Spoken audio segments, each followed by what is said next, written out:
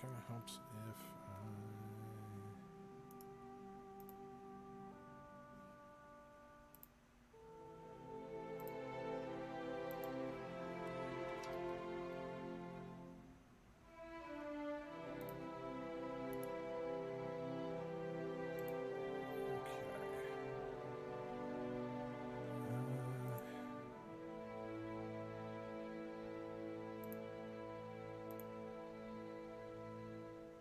okay, looks like we're actually live. Perfect. All right. So, let's see.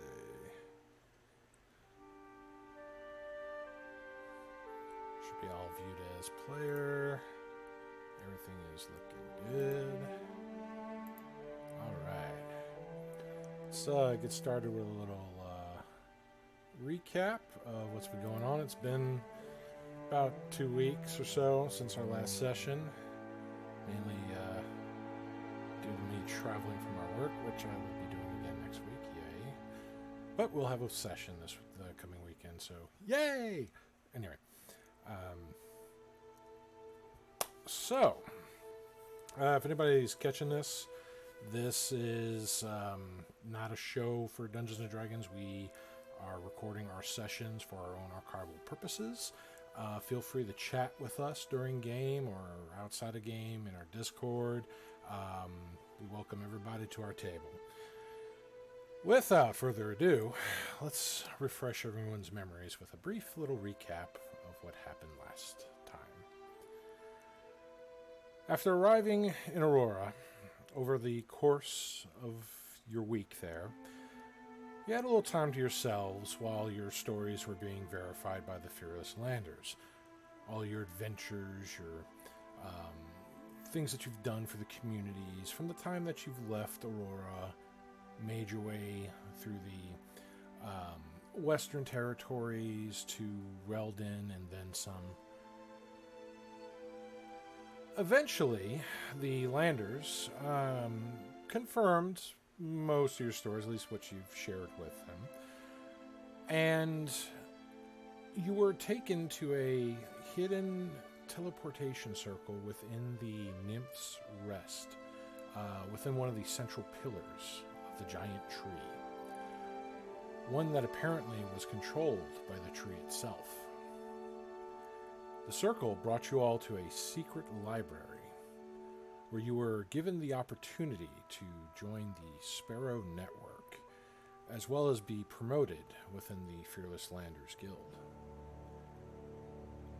Here, you met with Princess Kitsune, one of the only surviving persons to have met the Mad God in person and lived to tell the tale. Not only had she survived a one-on-one confrontation, but she was part of the adventuring party responsible for putting an end to the Mad God during the Second Nemesis Wars. She explained that Marie, a close friend, was severely wounded by unknown assassins in an attempt to lure her out in the open, as Princess Kitsune believed she was the real target of the assassins. Having fallen into this trap, she is now stuck and has to remain within the Nymph's Rest until they are dealt with. And she needs desperately to find help for Marie, who still suffers greatly since her attack. Kitsune told you that she needed to find a Janssen Golemmancer, who are the only ones knowledgeable enough to help Marie in her time of need. Later during the week, Barth met a rather strange elven boy named Pip.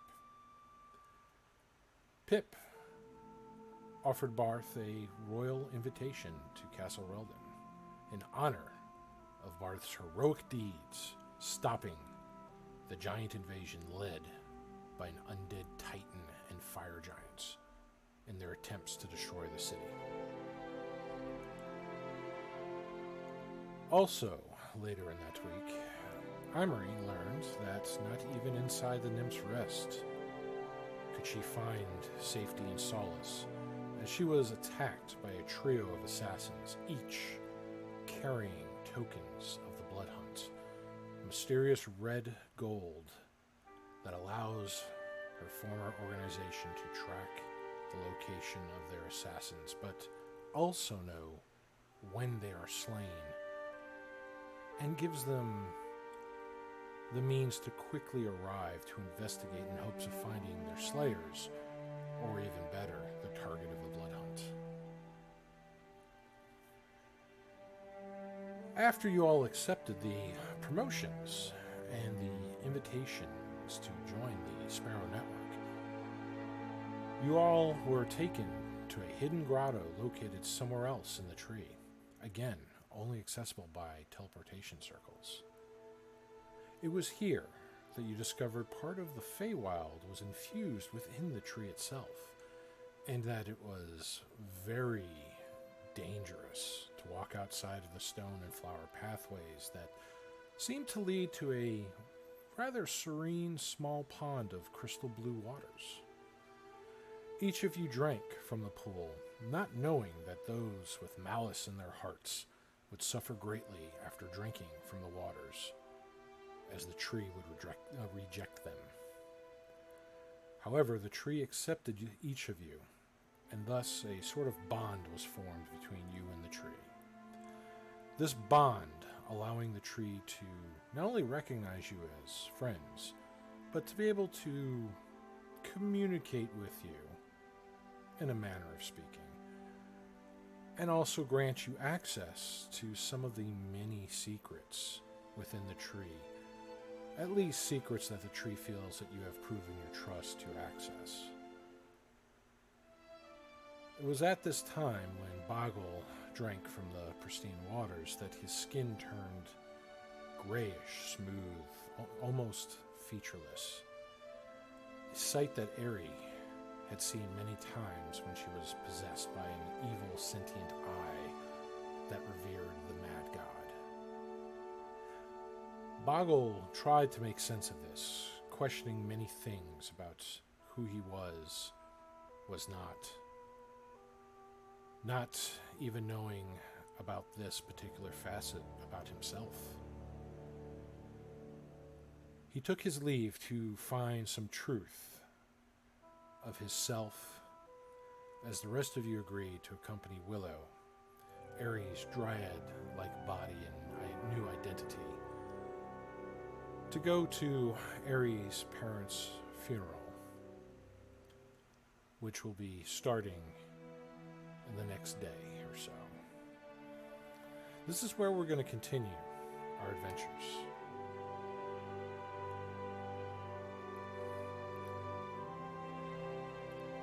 So, let's start off with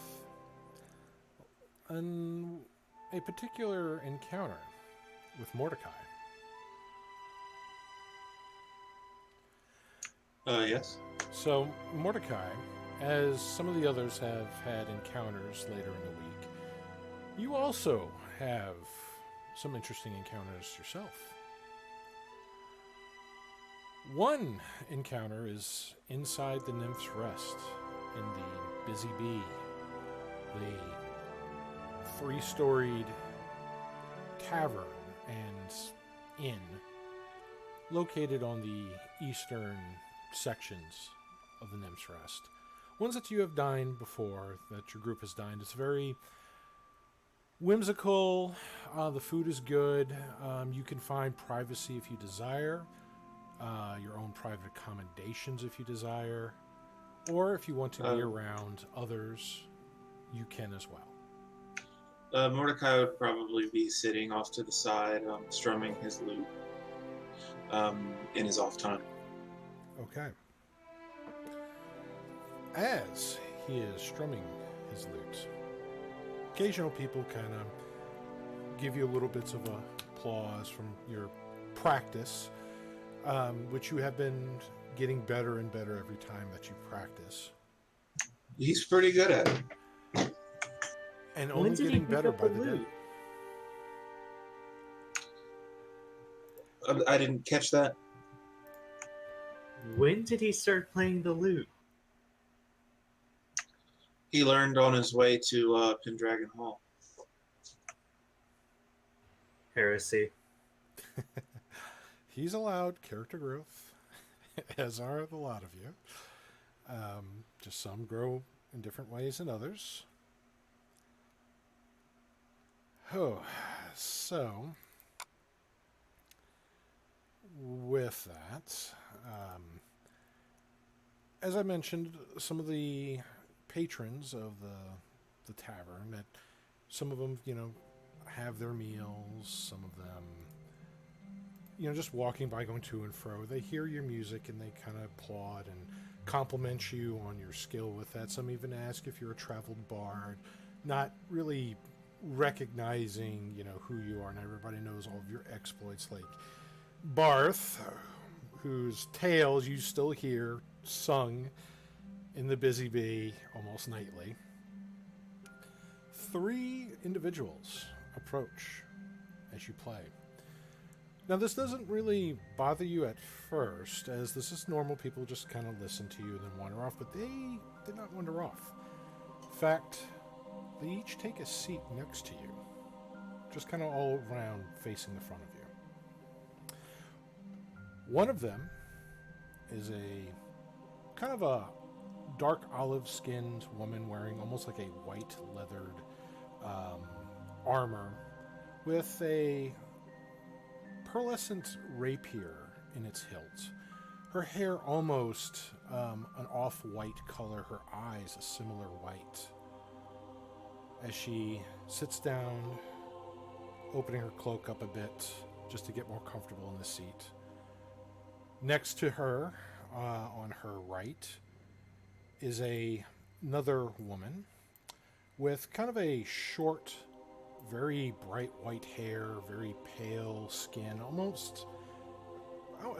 it's really a fair skin, but it is on the paler side.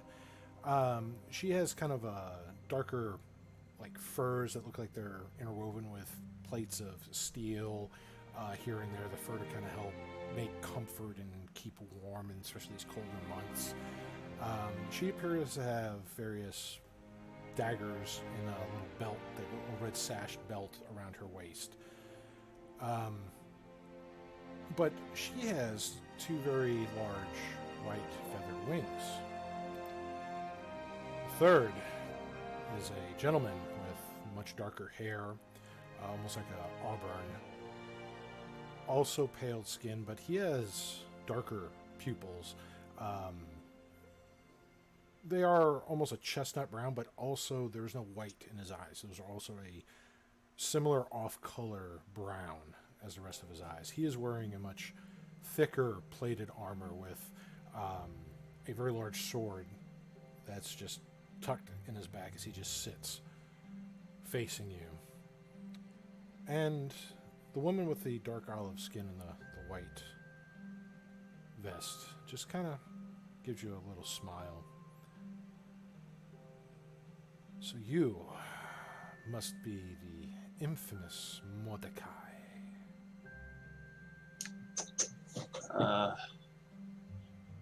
Well, if you had heard of me, I'm at a disadvantage. I have not heard of you. Oh, I'm sure you have heard of us. But we do not come here in seeking violence, Mordecai. You know our organization, the Infernal Scepter.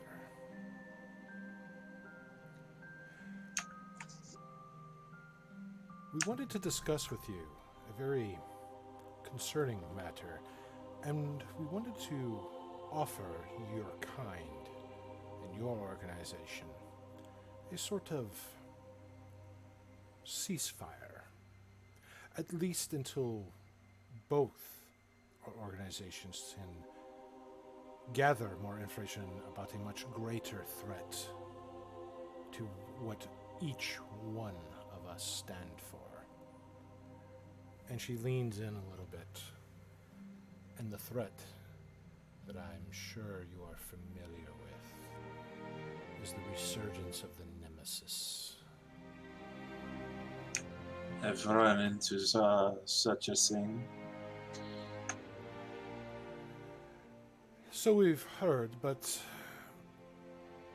the details are a bit spotty from, well, some of our eyes and ears. Say, if the Nemesis continue and do anything close to what they've done in the past, there won't be a world left for either of our kind. We can't allow that. However, talking to your organization is not as easy as it sounds.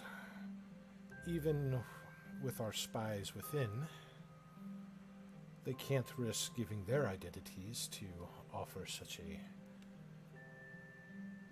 chance at a wartime peace, the ceasefire.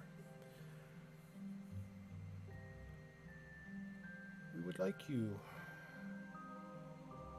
to discuss such a deal with the rest of your organization. Don't try to talk to your angelic guide. We have ways of blocking those communications. Again, we don't come seeking violence, and we know that you can summon quite a bit of your kind through those angelic guides. For someone coming to ask a favor, you're being awfully aggressive. Is this what the Infernal Torch considers diplomacy? Well, they have some rather interesting interpretations of diplomacy, and the variant applications and trainings therein, depending on the situation, but I understand how this can be uneasy, but you must understand, for us, coming to you in this manner is very dangerous to us, and we must be on our guard.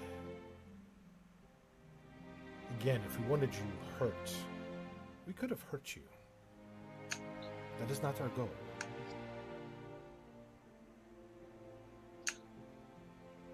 Oh, you think you can hurt me? Well,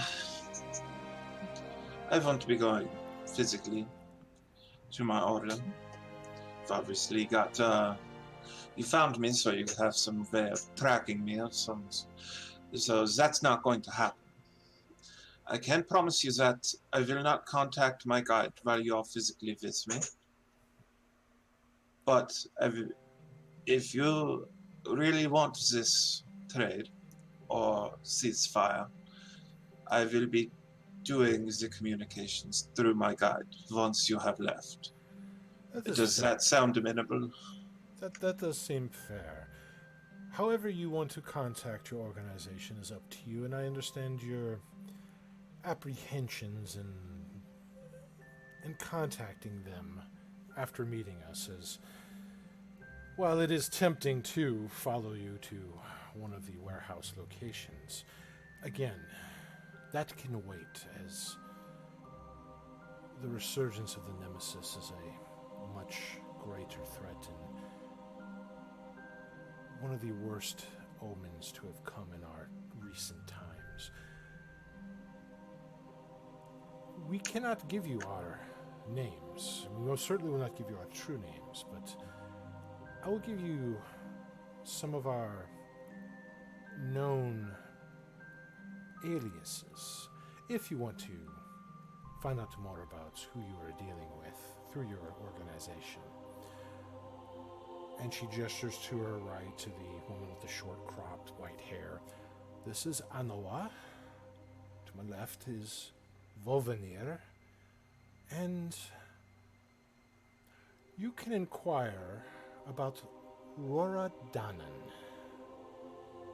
That should give them all the information they need on who and what we are. where are we to send responses to? I do not expect one of your locations, but someplace that can relay a message that is. Just have a letter, be it simple, encoded, riddled, doesn't matter. But have one waiting for Laura Danny. You can use the Nymph's Rest messaging service if you'd like. Someone will be there to pick it up and send information, as we will also have communication sent to you similarly from Rora Dannon. Very well. I will do that. In the meantime, what about I order everyone a drink, and I will be very interested in hearing the stories of why you have chosen to go to the Pharmacepta and forsake your guides, your holy bonds. Well, they will stay with the drink, but you realize during the drinking conversation that, again, while they're here, you're not able to talk to your angelic guide.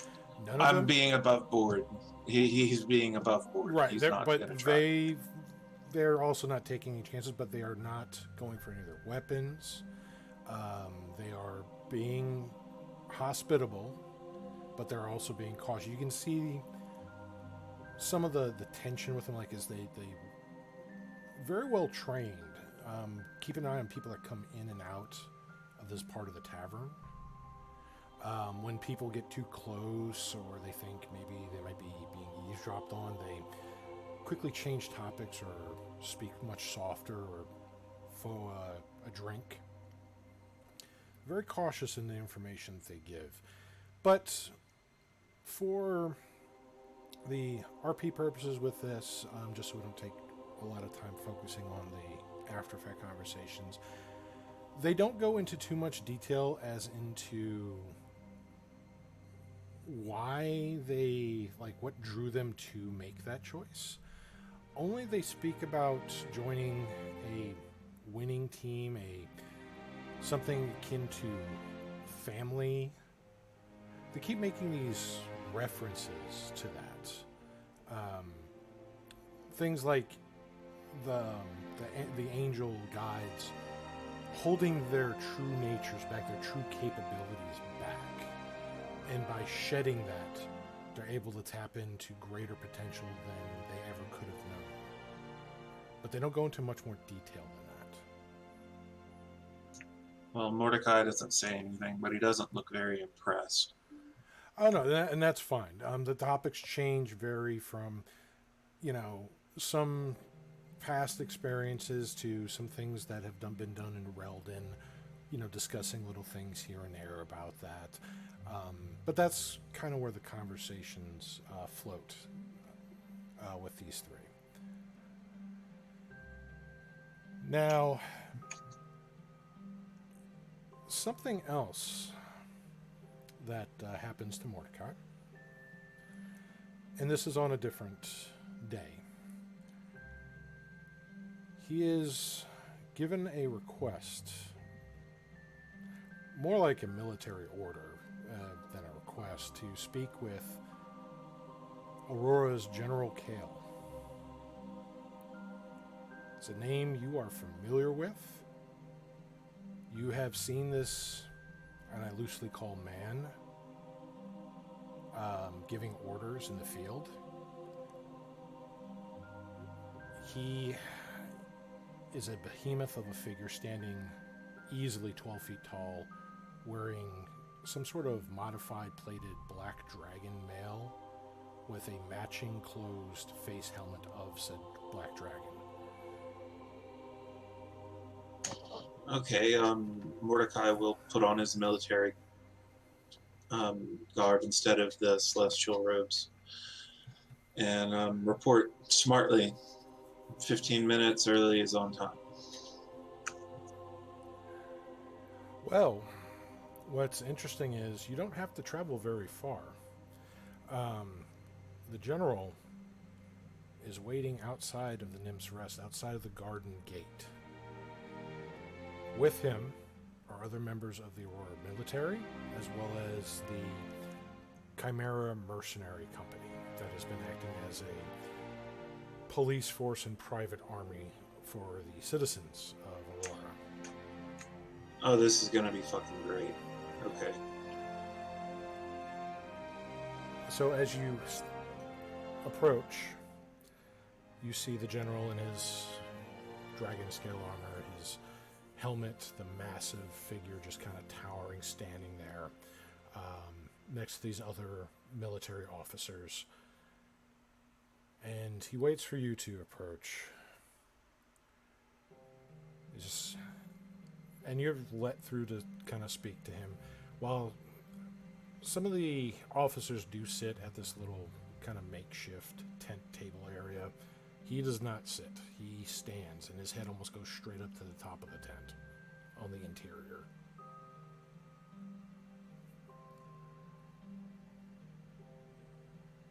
Mordecai.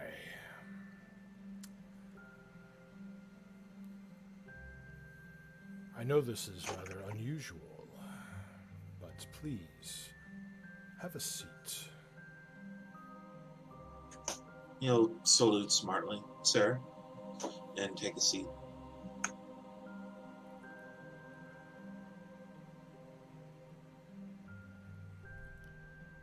Not sure if you're aware, but Aurora has been under siege, both by threats from the outside world, as well as threats from within. Traitors to Aurora, terrorists, those seeking to hurt innocent lives, as well as the military that helps keep it safe, without any concerns, without any limits to the pain and suffering that these people must endure. We have good reason to believe that someone that you've traveled with is either working with or even planning some of these attacks on our own brothers and sisters, the armed forces, as well as those that we are sworn to protect. And who would that be? The one known as Erica. She joined you in the Fearless Landers, which, from my accounting, she is no longer a standing member of. She's been spotted through various, dare we say, suspect encounters with some of our enemies. And she has been linked to a few attacks on some of our noble houses, our men in the field, as well as working with the Predator King's forces, and she has time to link herself with the cult of the Mad God, apparently. So, Mordecai, I'm not going to waste your time. And this is where he leans down by the table, just like hovering close to you. Where is Erica now? Prevent for these attacks on noble families and the military.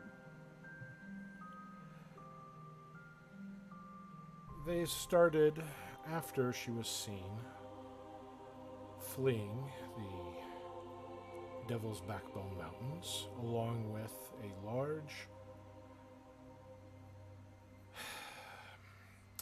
let's just say, well-armed force of the Predator King's armies, as well as some new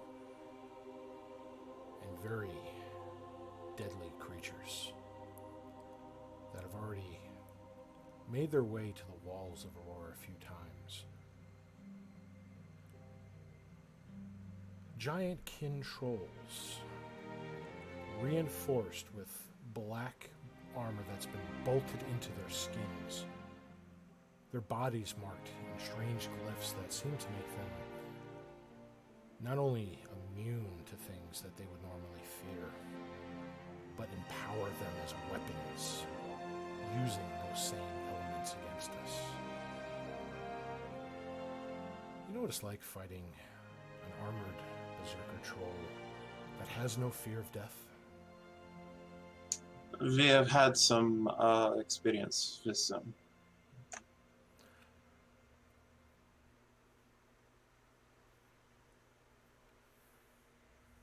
Then you know the threat that they pose. We have a good source that says that Erica is back in Aurora. And he points to the tree. That she is hiding somewhere in the Nymph's Rest. And since she was last seen with you in Reldin, and you travel together quite a bit, again I will ask, where is Erica? You haven't answered my questions. When was this? The attacks that happened how long ago?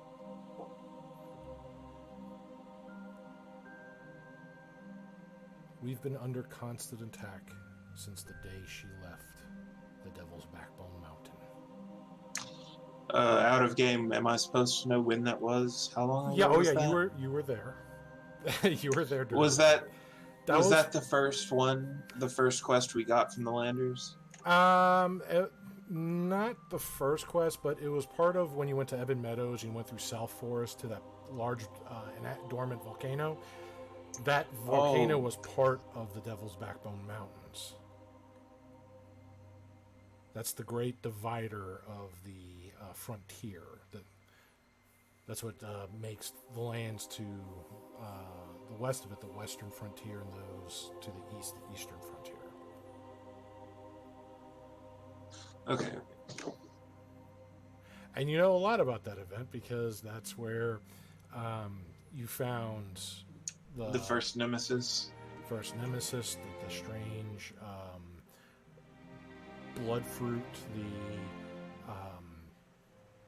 the Predator King's agent who attacked you. He was riding on the back of a displacer beast, one that you used a strange weapon to kill, to basically flay the skin from his body. Same way that Jelena Janssen died. The young little gnomish paladin that wanted nothing than to join the Iron Legion to help all those who needed help. Okay. Mordecai crosses his arms and just looks up at him.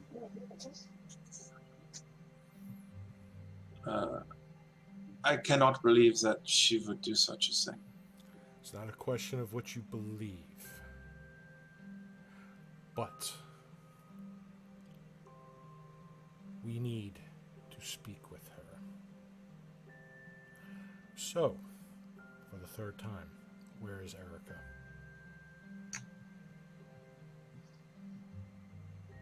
I don't know, somewhere. So you're telling me that you've had no contact with Erica? No, I did not say that. When was the last time you We've spoke been with fighting. Erica?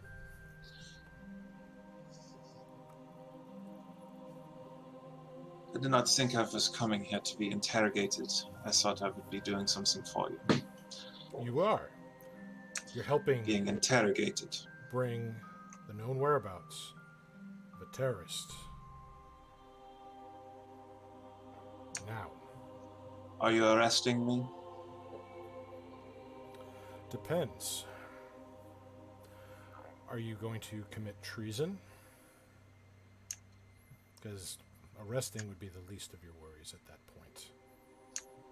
I fight for the good of the world. I destroy evil.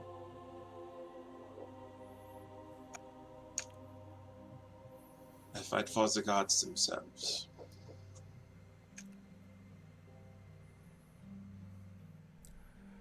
And he looks at his other commanding officers. These, again, these men of higher rank, you've known some of them you don't recognize, but General Kale speaks to them.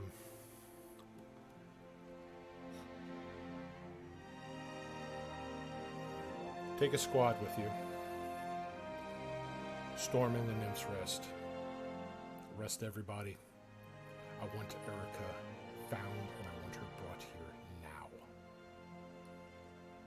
And some of the officers just kind of, they look at you, they look at the Nymph's Rest, and they look at the general. I give them the eye, the soldiers. I give them the stink eye.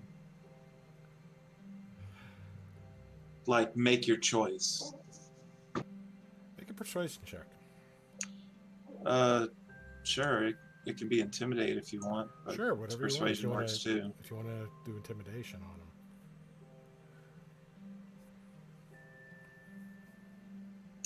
I'll go with persuasion. Where's my persuasion?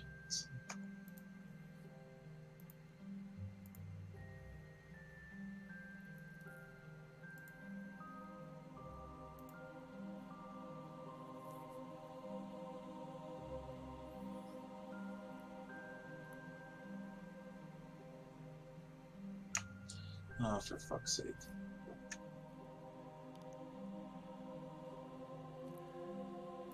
Well, the soldiers and the officers, given the orders by the general, and they kind of start looking at each other, and they look again back at the Nymph's Rest, and they look down at their hilted weapons and see, pull out their swords, their weapons. And they toss down their weapons onto the table. Some of the lower-ranking soldiers pronouncing very verbally, "This is bullshit."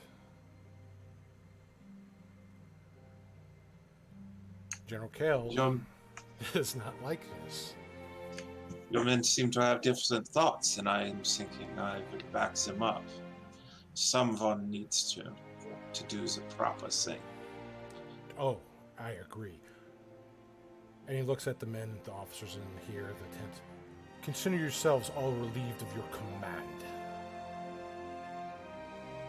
And he looks at some of the Chimera mercs.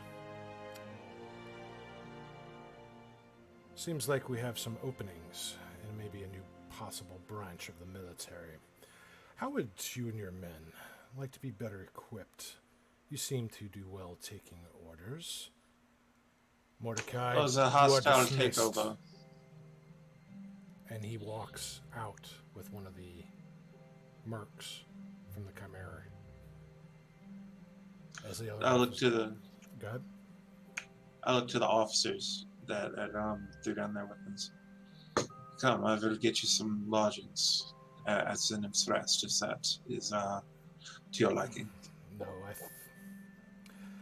as nice as that sounds, we would be considered deserters at that point. We are going to have to report to the military police and turn ourselves in until the general decides what to do from our actions here, besides just relieving our command. What are their races? Human, half-elf, some of them half-orc, dwarf. None of like the elves or any of the other more monstrous races like Minotaur, or Centaur, or Goliath are here.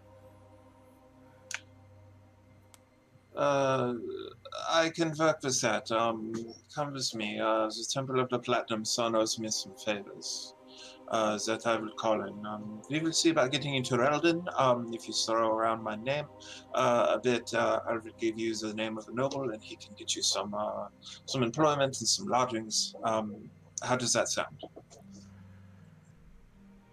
Again, I must refuse, as while we can flee, our families cannot. By us leaving, deserting, we put them in jeopardy. Then what can I do for you? Just name it. You have stood up for what's right. You should be rewarded, not this. Then make sure you keep fighting on the right side and find out what's really going on, as nothing about that glorious miracle has ever been evil, and I refuse to believe that such an evil being is in there plotting our demise. To you, your family, if they come to me, just I will do anything I can to help them. Or you, just I'm sorry it's come to this.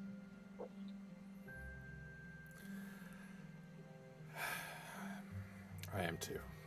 And they all just kind of walk, leaving their weapons in there, and they just make their way to the Aurora military encampments that are all throughout the exterior of the city, where they are going to basically turn themselves in and wait for further judgment. So something else that happens that each of you kind of run into is, after apparently a very quick violent encounter in the streets, violent encounter not between the Chimera or the military and the Aurora citizens, but mostly between Aurora citizens or persons traveling to and from Aurora, basically just visitors. There was a complication that turned violent. And during this, some people got hurt, badly hurt. After this violent outburst, there has been a new ordinance in the streets of Aurora. The ordinance is that all weapons must be peace-bound by Chimera directly. Failure to comply may result in civil forfeiture of said weapons, and they will be confiscated. Depending on the circumstance that your weapons are found unbound, you may also face jail time. Anyone walking around, quote-unquote, armored or otherwise militarized through weaponry or obvious harmful magics will also face similar civil forfeiture and possible jail time.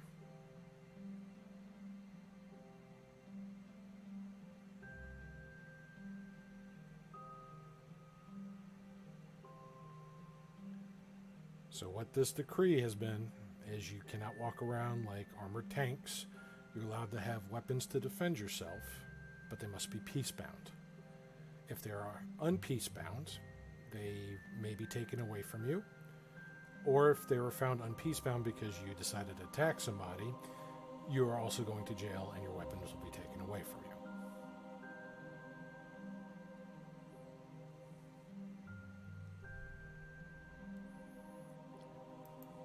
Well, I guess I'm not jingle, jingle, jingle on the street. I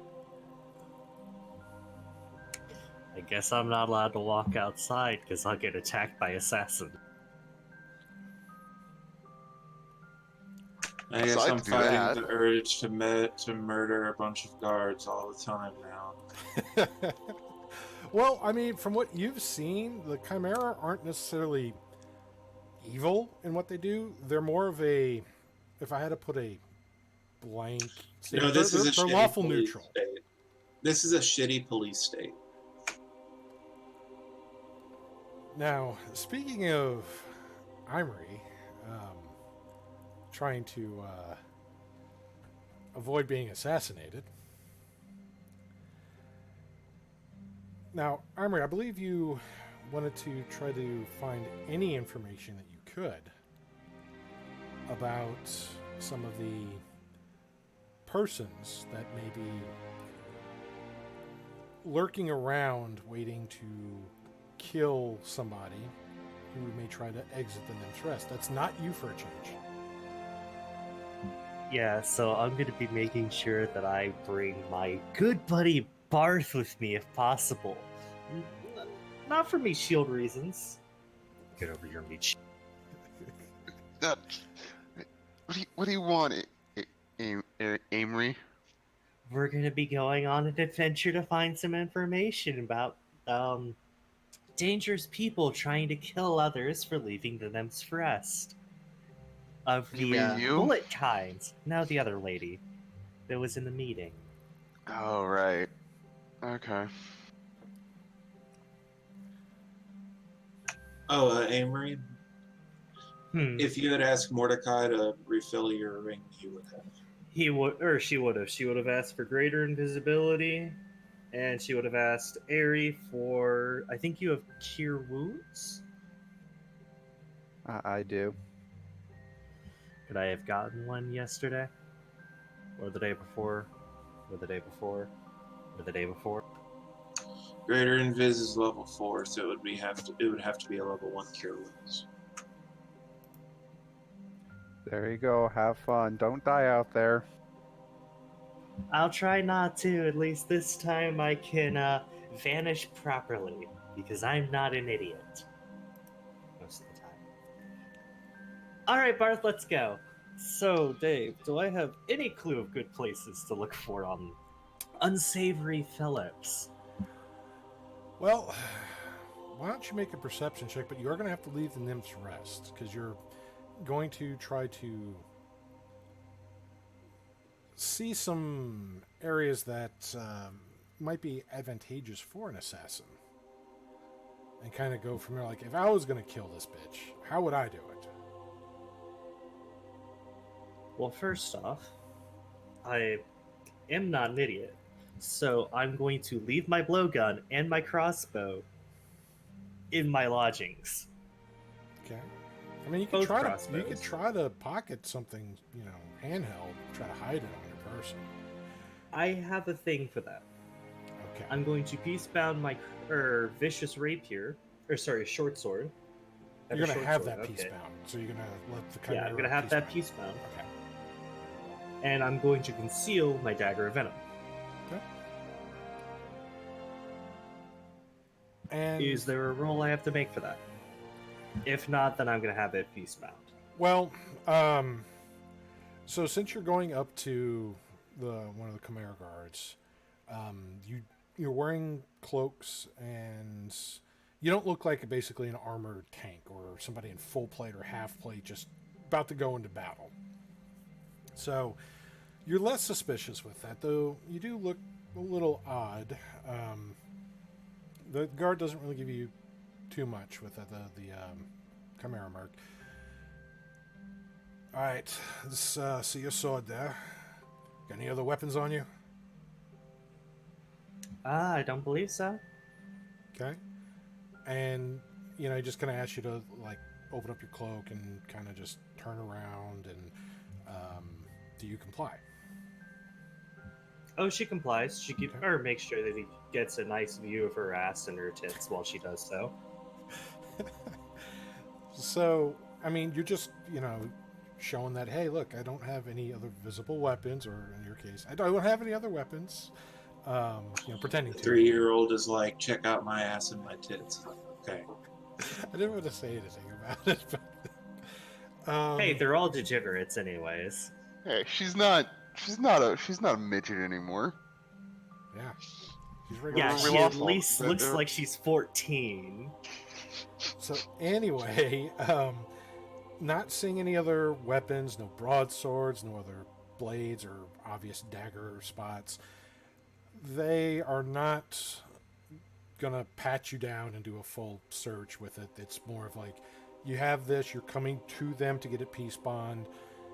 They're just gonna peace bond the sword and let you on your way. So you're being compliant as other people are who have visible weapons, trying to follow the rules. So they're just gonna let you go with that one peace bond weapon. They have no reason to believe that you're hiding anything else on your person. So, Barth, Yes. and you're traveling with Eimer. Yes. Okay. Do you have any? He's not wearing his armor, and he doesn't have any weapons on him. Okay. Just has the metal arm, which that they kind of look at like, okay. Now, what's interesting is one of the other guards, or the mercs, seems to be looking at you when you have the arm, and starts asking you a question about like every piece of magical gear you have on you. I mean, he just has the arm. He just has the arm and his cloak of displacement.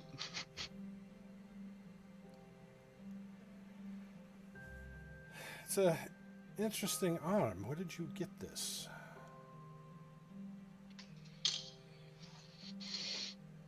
It's a long story.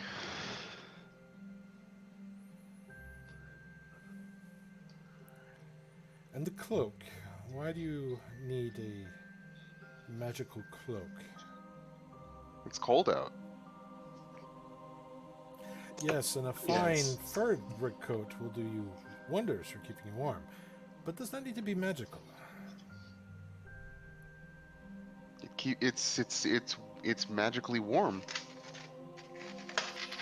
The one who obviously can see magical items is basically asking for a search of you because it's kind of suspicious, some of those responses. So they do kind of a little frisk, not a TSA level kind of frisk, or where both you and the person that's frisking you both feels dirty at the end of it. But they're just kind of like, they check your boots, they check your gloves, by your belts. They're feeling like by your collar, like, do you have anything kind of sewn in here that you can quickly pull out. Once they see that you do not have any other weapons there, all right, you can go, but I have a feeling you touched by magic. Be careful how you wield those energies. And they let you on your way.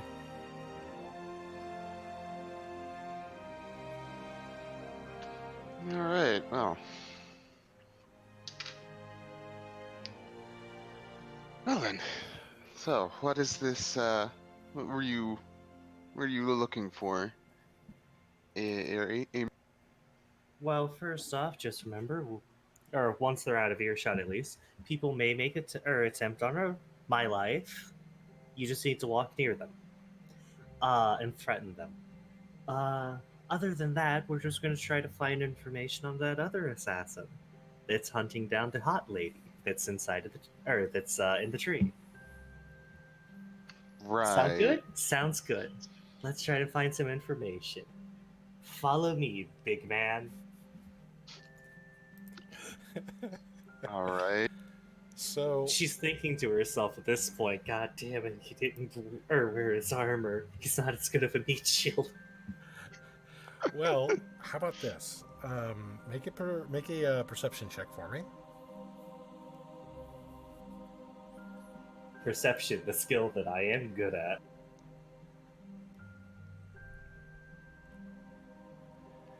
Okay, and I want you to also make a wisdom check. Just flat out wisdom. All right. I feel sad. So as you're looking around, there's a lot of areas around the sacred promenade that assassins of many different disciplines would have a field day of just setting up shop, waiting to spring an attack. Especially some of the things that you've seen where the weaponry that can be used for such an attack, distance is not a limiting factor, which makes this even more complicated. So you start looking by some of the buildings, saying like the easy routes up, the concealed routes to some of these buildings. Just kind of check them out, try to get better vantage points. And as you and Barth pass by an alley, you hear a very quick, faint scream of a woman's voice, followed by what sounds to be a spray of something wet.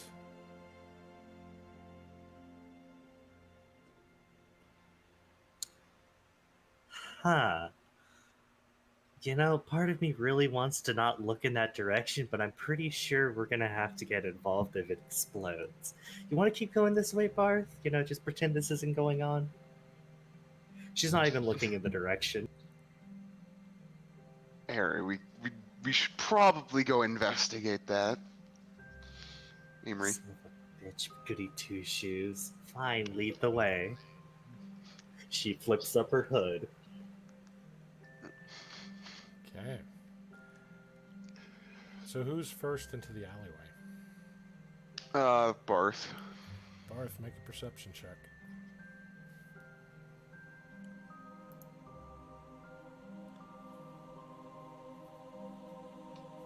Nine. Cool. Thanks, game. Well, you don't get a good look at what remains in the alley, but you do see this much at least. About a little more than halfway down the alley from where you're entering from. See the body of a woman. You see, however,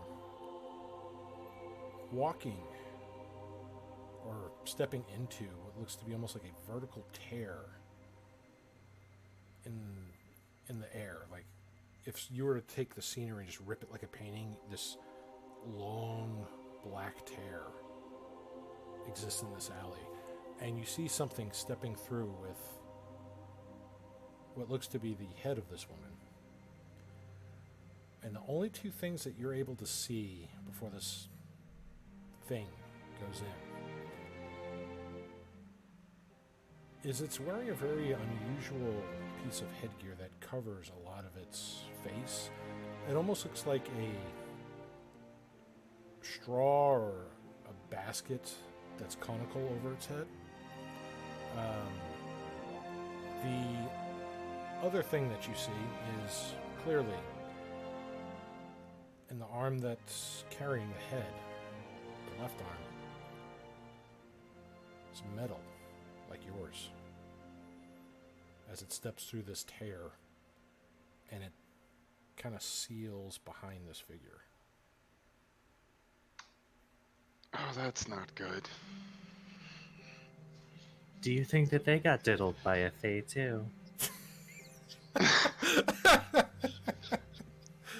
Well, when you put it that way. Nice listening, guys. I'm out. Oh, the diddling hasn't even begun yet.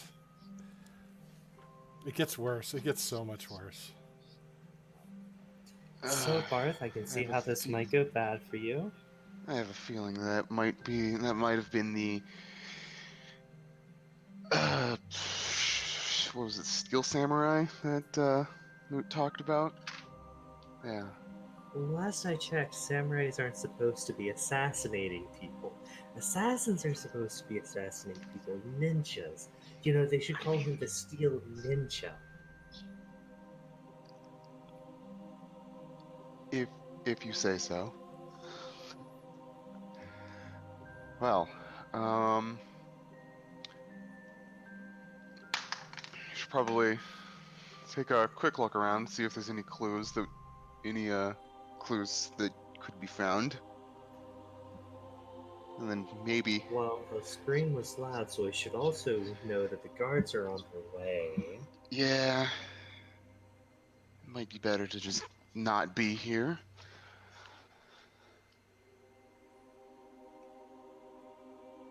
Let's I think Let's- we should start walking away. yeah, we should make a. We might even call the guards and tell them there's a corpse. Yeah, we should not be here. Lest we be, unless less already poor. walking away. Yeah, no, he's also leaving. Okay, so you both leave. She is going to tell a passing by guard that they heard a scream coming from this general direction, and they don't know what was going on.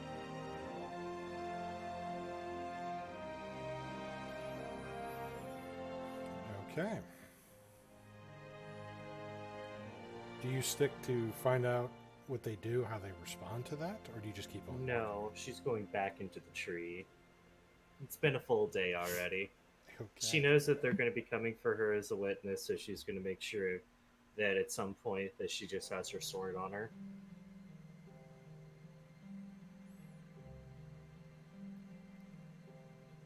All right. Well, they do come and talk to you. Some of the not the Chimera Company per se, but some of the military. As it seems that the tree is allowing the military in, but not the Chimera mercs. So one of them finds you and sits down to you. This kind of middle-aged gentleman's got a little bit of a 5 o'clock shadow on. Human, just kind of pulls his helmet off. And you, miss, you're the one that reported a scream earlier today. Is that's correct? Yeah, I was wandering around with my friend and I heard this scream and I was worried about it. What happened? Well, I don't think you have to worry about what you overheard too much, as the victim of that scream is, well, somebody who was reported seeing attacking bystanders within the Nymph's Rest not too long ago. Two of her compatriots were slain in the combat. It was right here on the second floor forge. But apparently, either someone they've worked for or maybe competition took them out.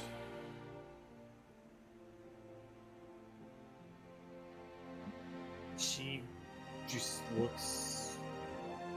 She puts on that expression, normal person hearing about someone dying. I don't know how to explain it. Gasp. Basically. Having a reasonable level of concern. Yeah, while in reality, the mental cogs are turning and she's going, wait, that bitch died but to that, our cloaks kit? No, wait, that's not a cloak. And her mind's just kind of doing mental gymnastics trying to figure out who this Steel Samurai is. And then wondering, will he turn to black in the next week? Oh no. Did I hear Steel Samurai? You're not aware of this. Yeah, sorry, you- No, I'm heard talking Metal out of Ninja. character. No, you heard Metal Ninja. You said Steel Samurai, and now I'm thinking about how Phoenix Wright just falls into the world of Kelowna. What adjacent multiverse theory is going on? Wow. All right. So, all right. Says the guard just kind of tells you basically, don't worry, this person was a criminal. another criminal, you know, killed this person. We don't think, you know, you're going to be a person of interest to them. Like, you just heard a scream, so, you know, don't worry. We'll find whoever did this, but, you know, you don't have to go about in fear about what you heard.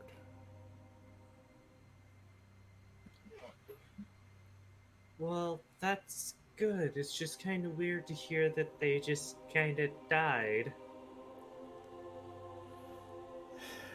It's criminal organizations. They tend to work within the shadows. But again, don't you worry. As long as you stay on the streets where those Chimera folk can see you, they'll protect you. Okay, well, thank you for the information and at least making sure that I know that I'm safe. Have a good day, mister. All right, and he gets up and just buys you a little pint of milk because, you know, thinks you're a young kid, and walks out of the inn. She then spikes it with brandy. There you go. That sounds disgusting. At least it's not like Pepsi and milk. So God, that would be terrifying. Holy shit. Yeah. Carbonated milk. Yep, it's not Yeah. very good. It's not very good. I will tell you this. Do not recommend. All right. So with that,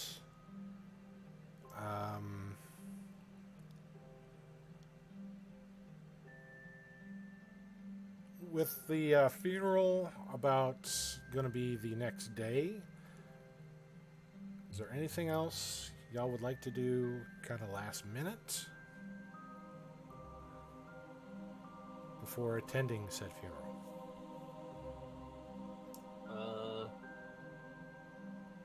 Do I have to go to the funeral?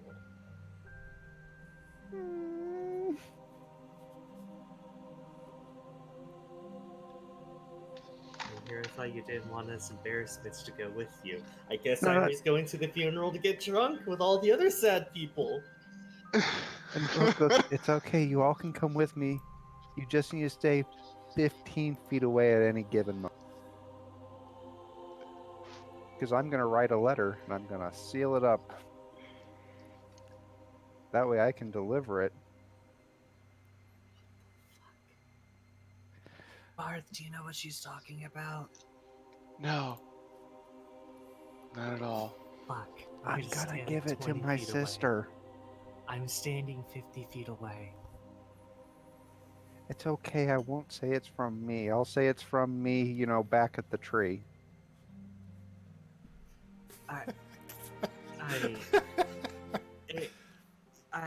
Well,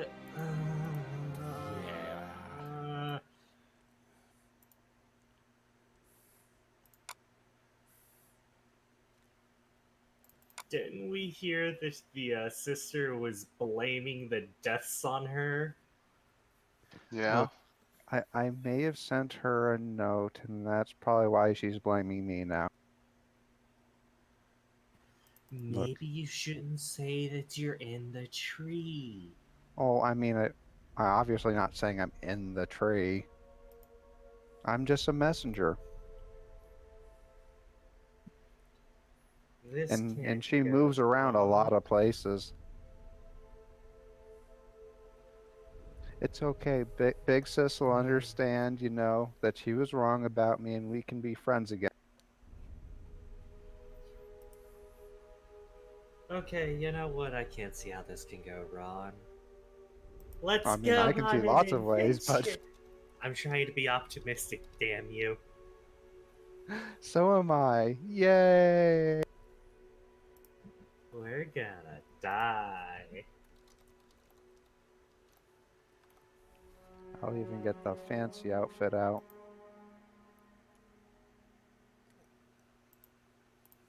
The fancy outfit. With all the fancy jewelry and everything. All right. Well then, let us All right, so I'm gonna bring most of you onto this new map. One of you are not going to be on the map yet. They already kind of know why. They just don't know when they're going to be introduced on the map yet. So, yeah, this is going to be... I apologize for any loading delays.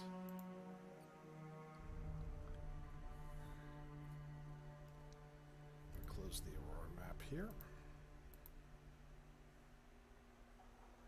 And That's a lot of NPCs. Holy shit. there's actually a lot more than you know, because right now, I can't put the other ones on here until I know where exactly your characters are going to be sitting. Oh no. Now, you are... This is way too many important people in one location. Now, it was not fun making all these people, by the way. So, there were people outside as well, kind of paying respects to, your family's funeral here, your parents' funeral.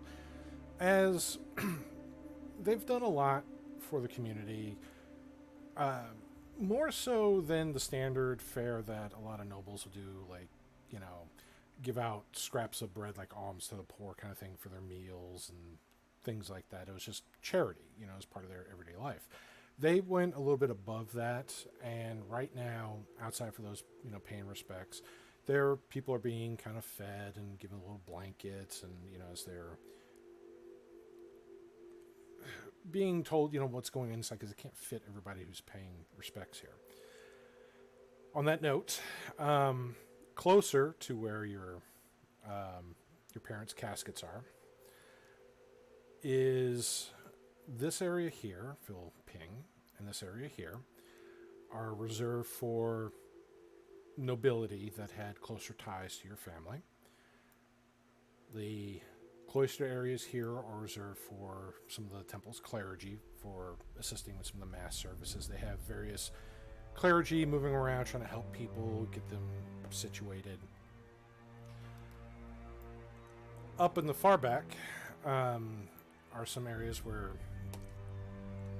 these look like people of great interest. Persons of interest is too lax of a term. They seem to be even more fancy than the nobles here. Not quite royalty, but they could be mistaken as. Throughout the temple, you have various brothers and sisters. The Temple of the Wonderbringer, by the way, going about. Robots. So, this section or this section here is where you can have a seat as you're kind of ushered in, being not looking like beggars, but people who are actually trying to show legitimate respect. You've come with respect, and you're allowed to be entered here and seated for the services.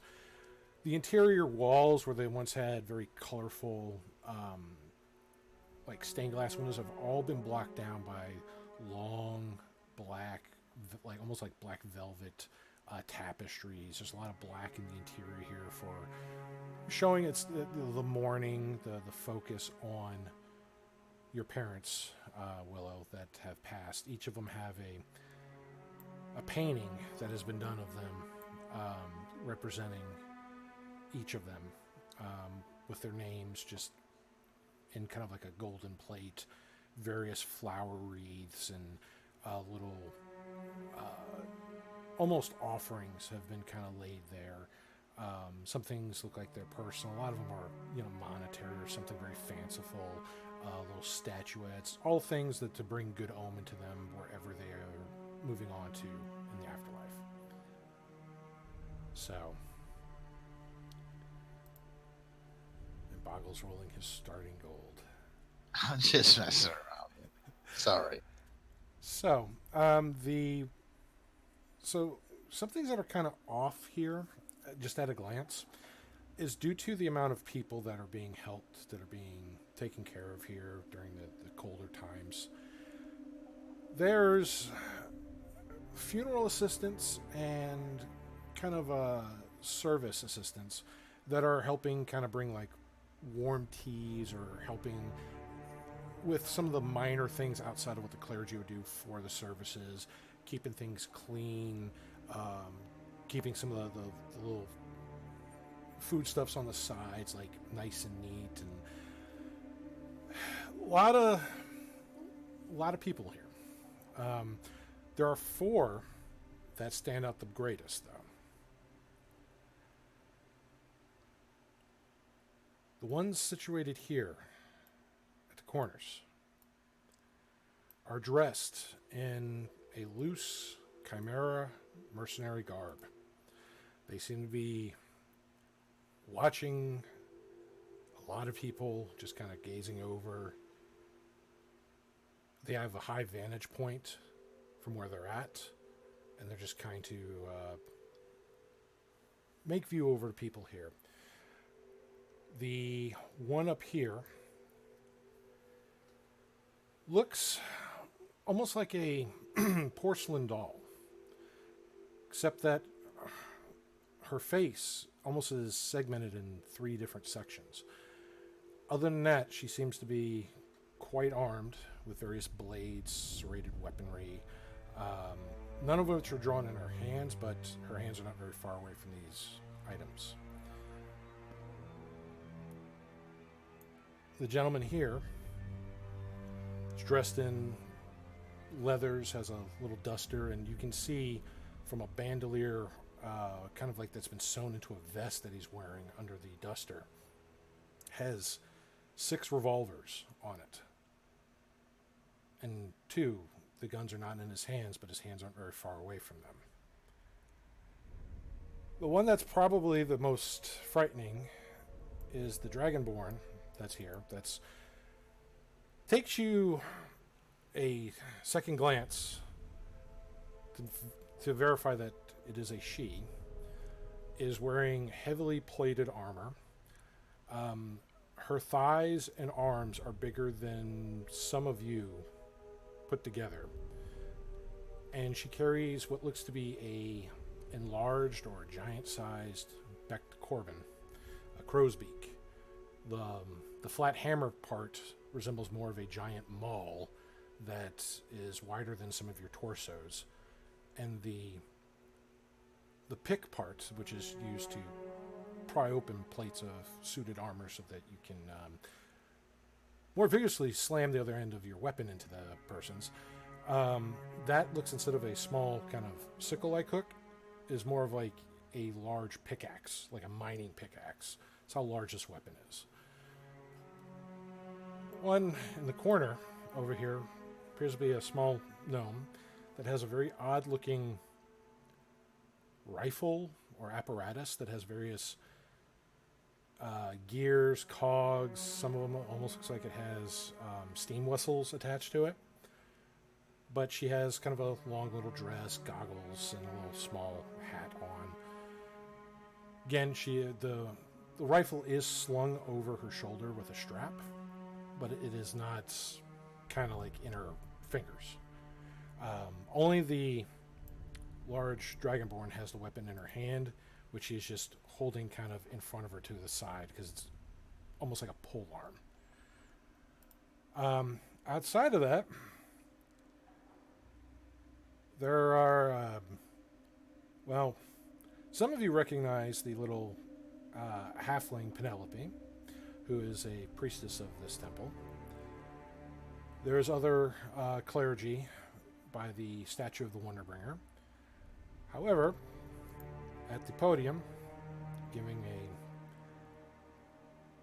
speech or a eulogy about her parents and family, somebody that Willow recognizes immediately. Her sister, Esmeralda. Now, Willow, you also recognize a few of the faces in the back seats. While they are not the heads of various concordant houses. They are members, high-ranking members of their concordant houses. Representatives here paying their respects to a prominent concordant house. Each of them seem to have been issued, including your sister, the Knights of Alora, who are known simply as the Golden Daughters. They're the militaristic, highly trained protectors of many government officials and persons of importance. So, with that said, seeing the makeup of this room, the various aristocrats and noble faces chattering in their private sections, sipping various warm teas, kind of get the chill out the air. Where do y'all sit? Again, you don't have to be together, but you don't have to be apart. You have 2 seconds to pick from. Please move your tokens to your desired seats.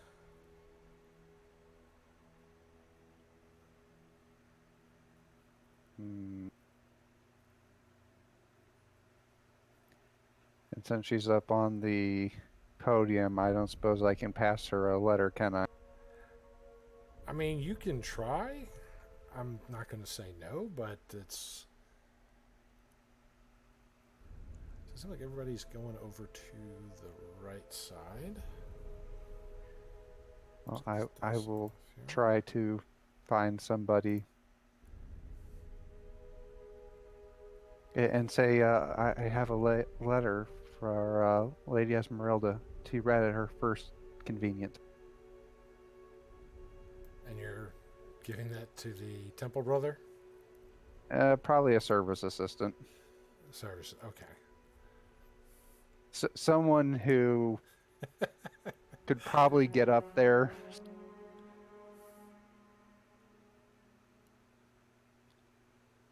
Alright, so you all are going to be over there.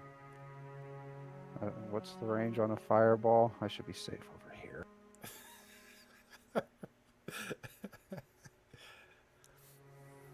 Is that how you're picking your seats? No, damn it. Also, Silica, I hear you talking, but you're not actually coming through.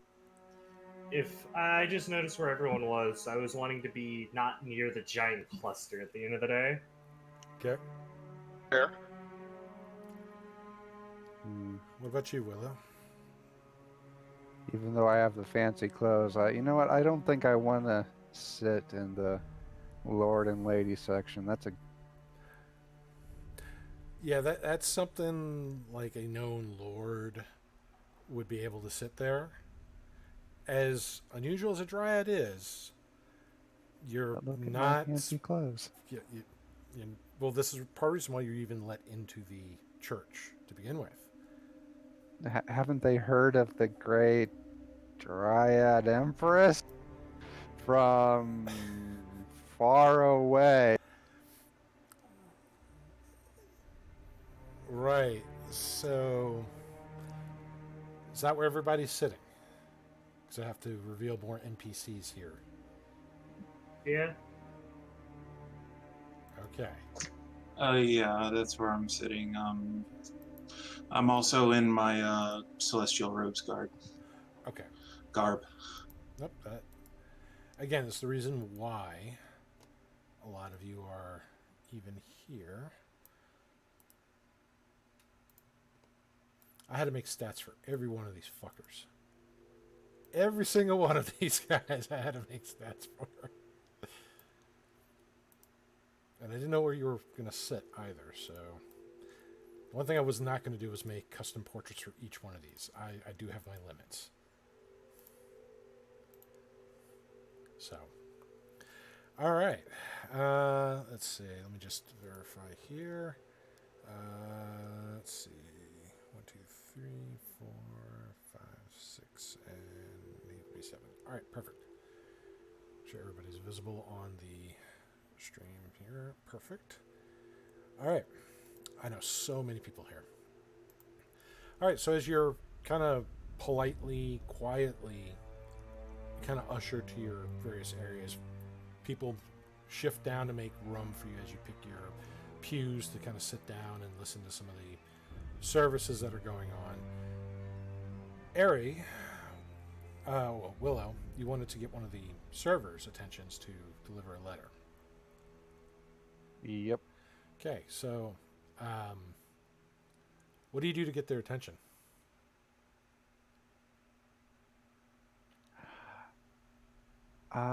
Well, I first, try to do a little polite wave, and then I start doing the wild waving, like, hey, hey. All right. It doesn't really phase your sister too much during her eulogy, which we're actually going to go into some of that. One of the assistants in the noble row kind of flags one of the assistants down in your area.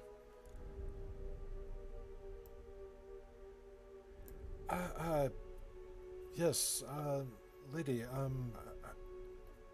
do you need something? Do you require assistance? Are you okay?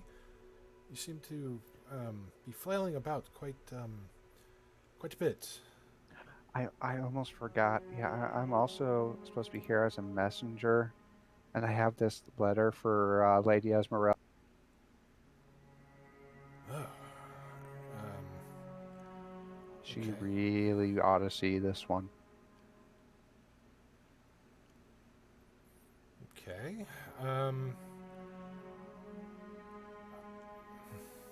Is it a family offering? Should we add it to the offering piles? Is it a well No. wish for the family? Yeah, you could say that. I don't know. It came from somebody who said it was from somebody, and they said she needed to read it as soon as possible. Something family related. I don't know. Okay. It's got the seal of her family, though, so it's probably important. Yes. We'll have it brought as soon as we can here. All this new help is too many new faces here, and not all of them very good servers. We'll get this out there. Maybe a few minutes though, but it'll be brought up. Oh, okay. Oh, and Aries gonna pull out a few silver pieces. Okay. Thank you for your help. Also, new servants. He's already walked Uh-oh. off, and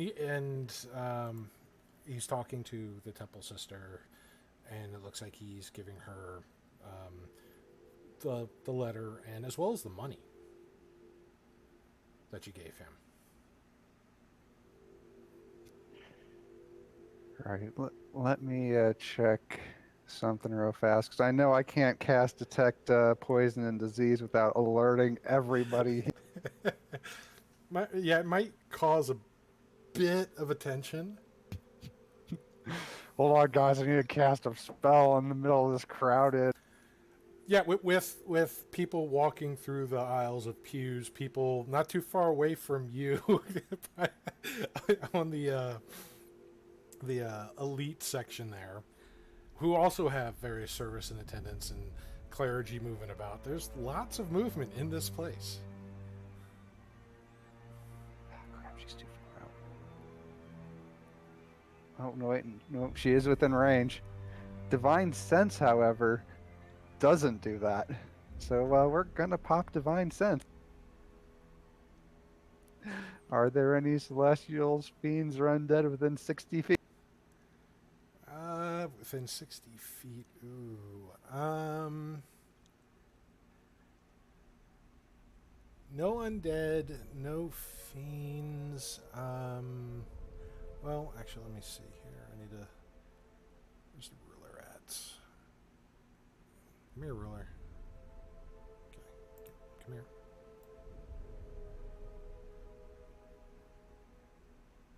Actually, you know what would work better? Nope. Switch. Go to.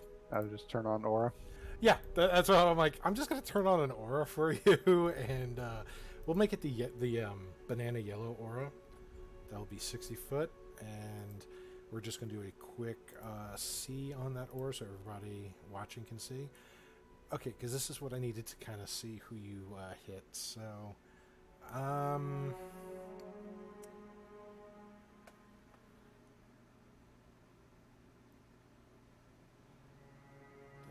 da.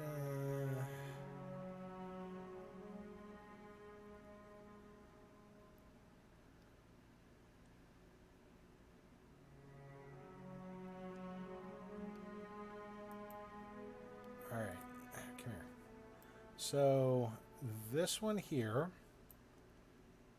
In fact, I'm going to try to mark it with something. Yeah, that'll work.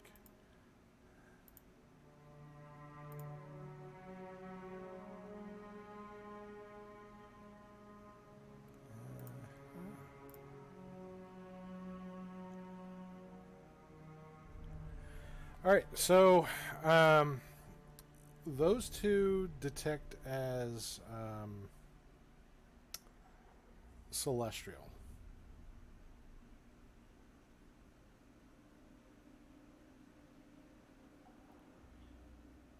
Do I recognize them? Make a intelligence check.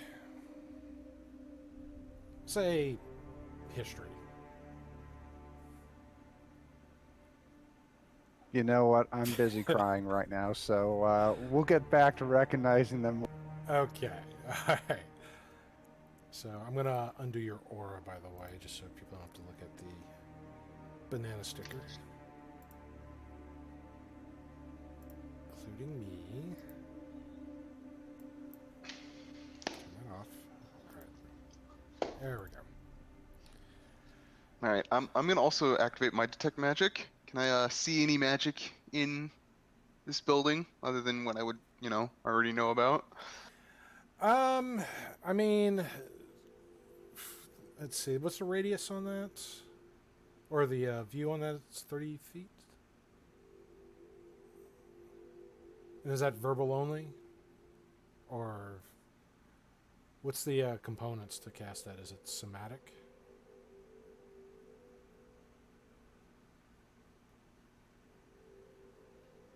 Or it requires hand gestures? Yeah, it does require hand gestures. So probably not. Never mind then. Okay. So, all right. All right, as Willow is kind of being teary-eyed, what is everybody else doing?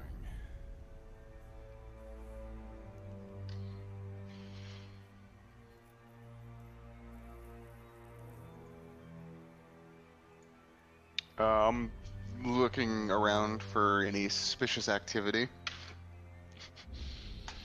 Define suspicious.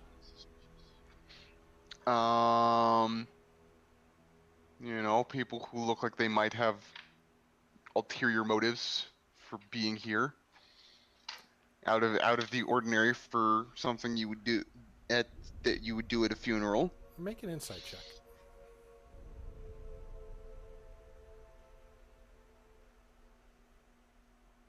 12.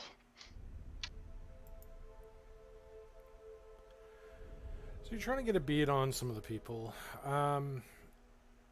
You do notice that, while you're not seeing anybody that looks like they're, shady, you do notice something slightly off kilter with some of the servants. Like, they seem, for such a high venue as this, something that would have a lot of importance, some of them seem to be a little bit klutzy, like bumping into tables or almost dropping decanters, catching it like at the last minute and like with this big kind of worried look on their face, and they quietly just kind of put it back on the table where they bumped it off, or if they spill something, they quickly clean it up.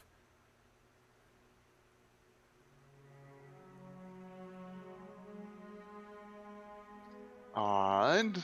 Hmm.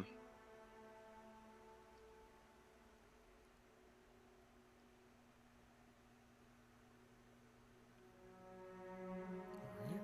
What about you, Elodia? Just people watch. Just yeah, same thing. Observing.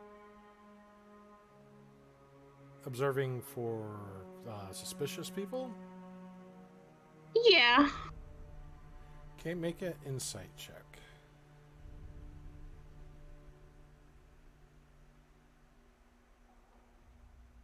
Everyone in the first 2 rows.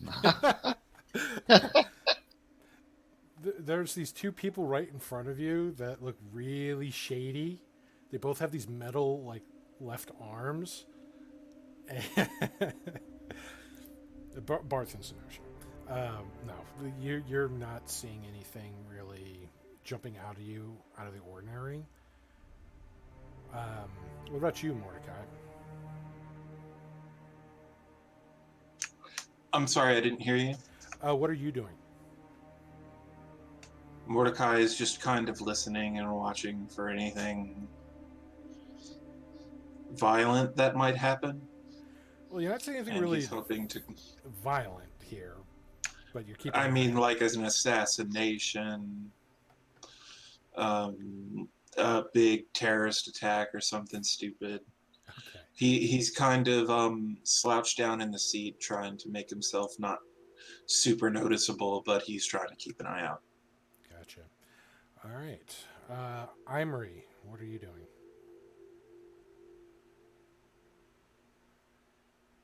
Let's see. I guess Ira will be keeping an eye out to make sure there's no assassin-like people nearby or harmful people. Not even because she cares about anyone here getting murdered. She just wants to make sure she's safe.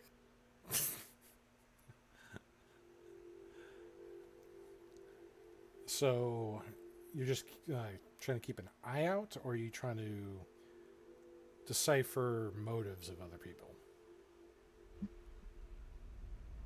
You know, she'll see if she can decipher motives of other people. Okay, make an insight check. She'd be that bored.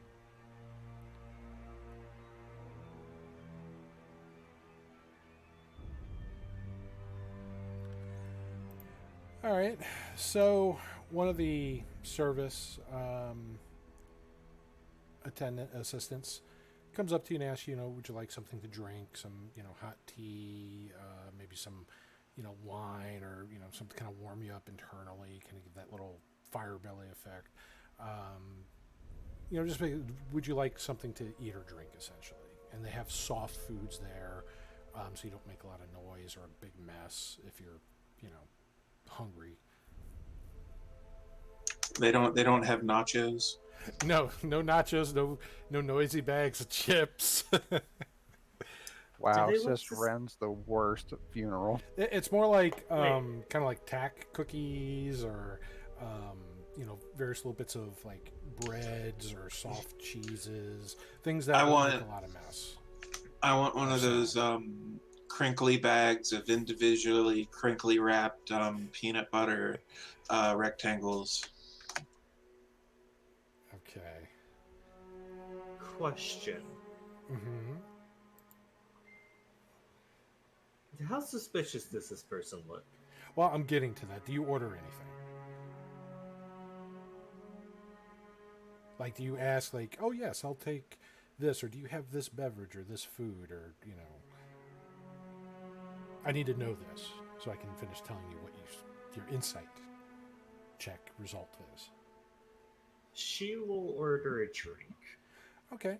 And the assistant goes by the little far end tables where they have other assistants kind of keeping little, like, pewter goblets there, and just, having the decanters ready to kind of pour. And you see her, like, pour, the little wine glass, and carefully with a little napkin, like a little white cloth, kind of cups it and brings it over to you, hands it to you, and it smells like, it smells good, and napkins are just kind of clean your mouth with, dab your mouth, your fingers, whatnot, if you got them dirty. Everybody has them kind of over their right shoulders, as they do, to kind of clean off their hands, kind of wipe it off on there. And as she's walking away, like She's not gonna let them walk away. but this is what you see. All This right. is what you're gonna say.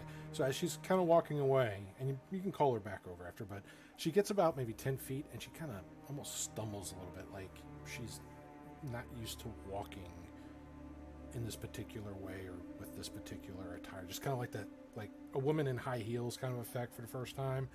She has that like momentary stumble. She kind of catches herself, and she pauses, and then just kind of looks around and just starts kind of going back off to the side.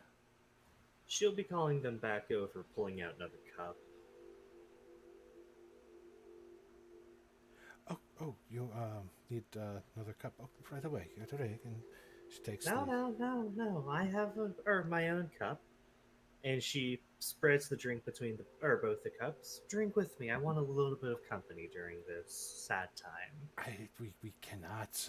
That is forbidden of the help to partake in those things. Only the morning guests are allowed to partake in those.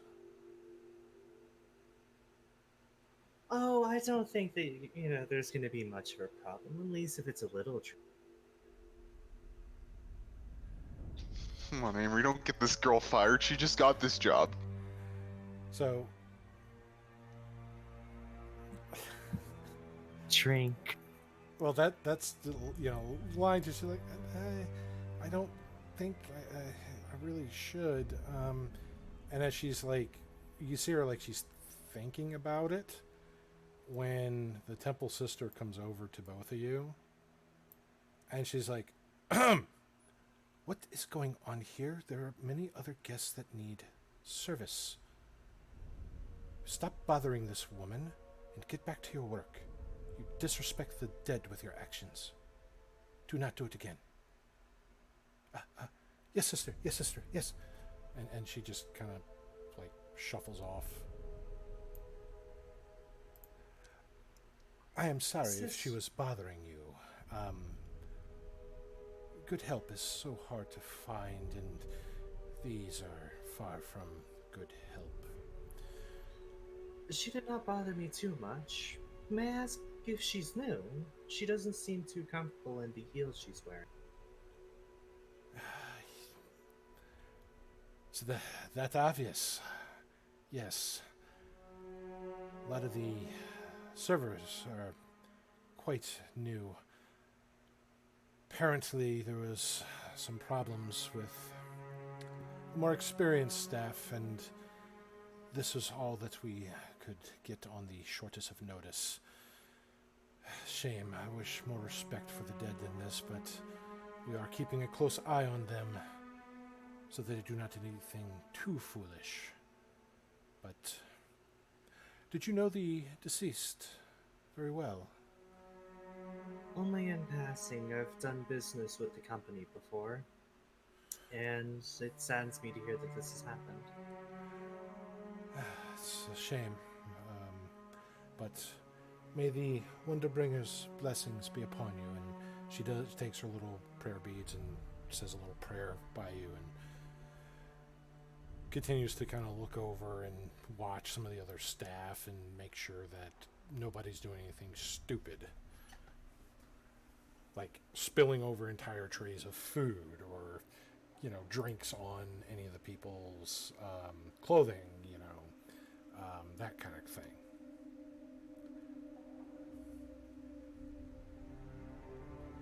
Well, Ivory's gonna keep note of the suspiciousness. All right, so I already know what Willa has done here. Give me one quick moment here. I need to pull something up here.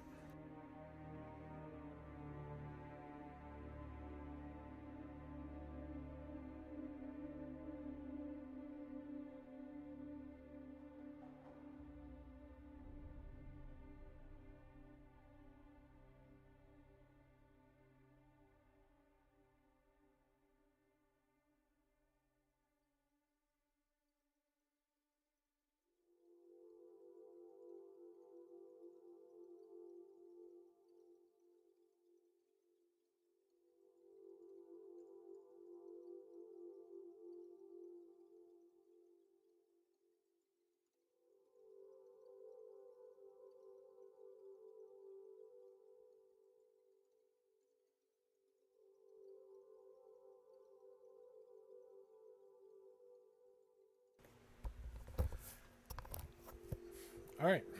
Now, the assistant who had the item, the letter, the money, who gave it off to the temple sister here, he is making his way back.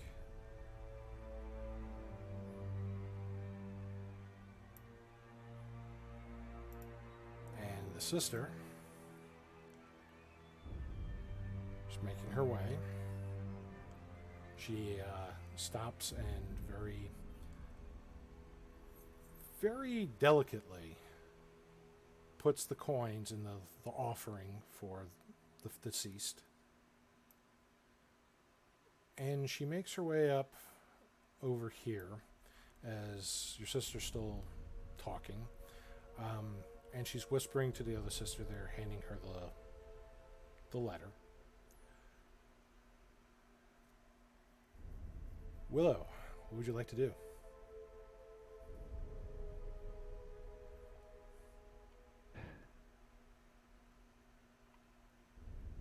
Well, nothing really suspicious has happened.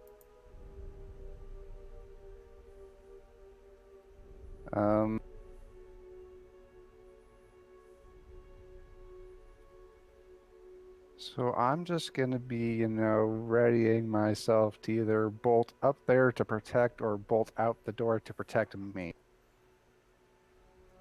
To protect yourself. Depending on how this all goes down. Okay. All right. So, basically, we're doing that for you then. All right. So be move for that. All right, Barth. What are you and Senosha doing? Senosha's previously has ordered some little bits of soft cheese, and is like, "Oh, these are so good."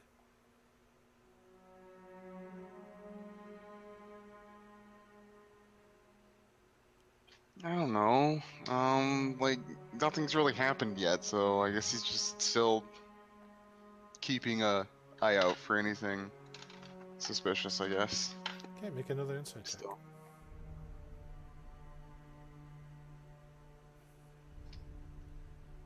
Oh boy, a 6 this time. Nope. As you're looking about, Senosha like puts this bit of really delicious cheese in your mouth. It's like, you gotta try it, and it tastes really good. I mean, it's the good stuff, but it's a little distracting too as you're trying to like turn your head and try to case some people out, and you just had your head turned towards her as she put a little piece of cheese in your mouth. So not helping much. That's adorable. On that note, Elodia, what are you doing? Same thing. Casing. All right, so make another insight check. Elodia is depressed. Bored, probably. She's just like, Humies and their strange rituals for death. Now you notice some of the servers and assistants just kind of off to the side, like they're kind of whispering to each other by one of the food carts.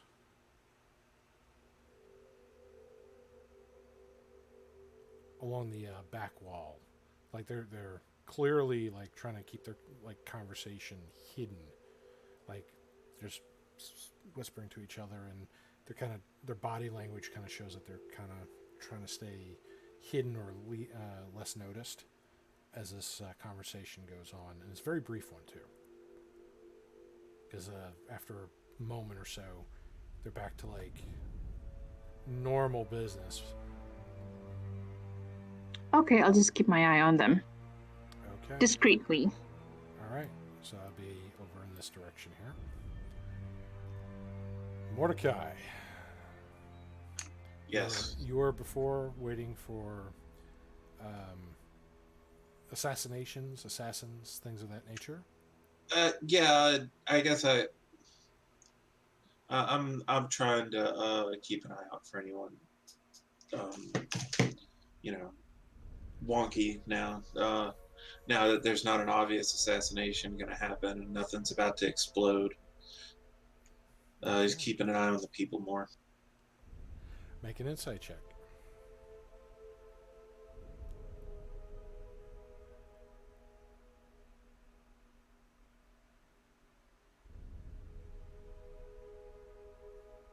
Nine.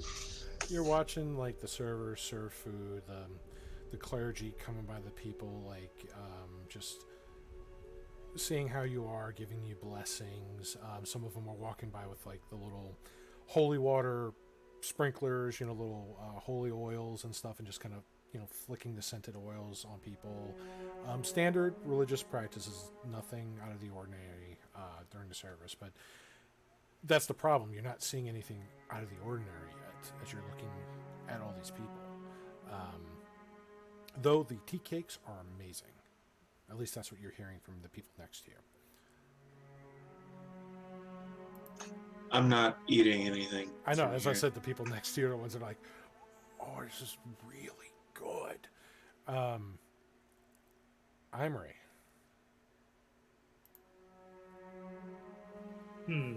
What's up? What is Imri doing? She'd be still keeping an eye around, but listening into the services and such. Okay. Eager. All right.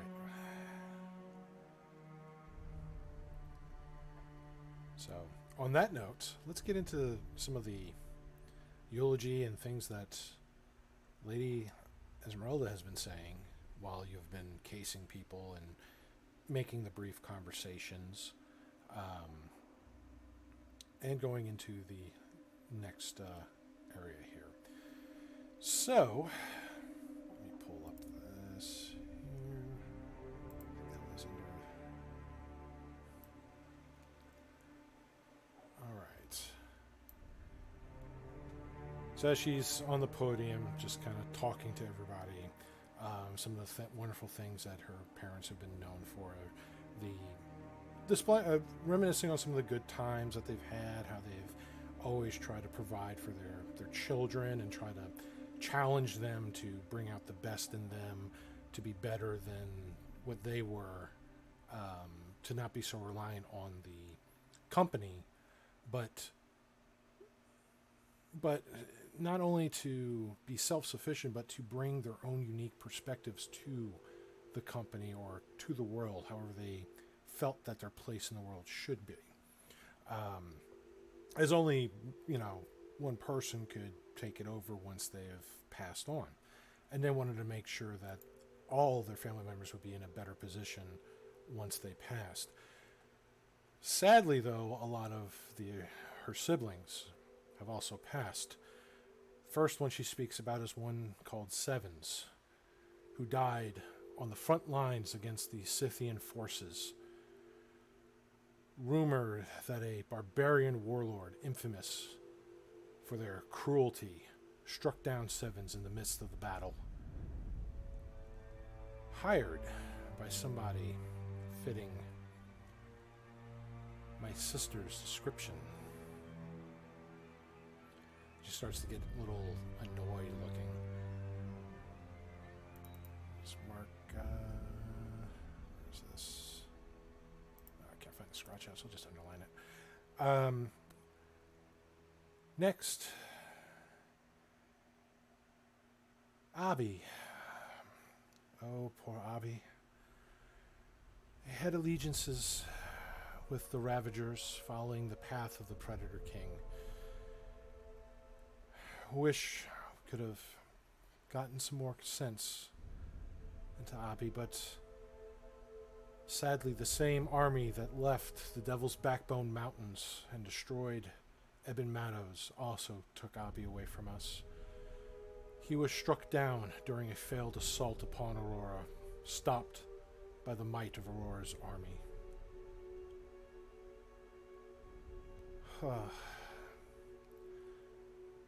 Then there was Mika. Mika fell not just victim to any assassin. No, Mika fell prey to a fiend summoned from an infernal cult of the mad god.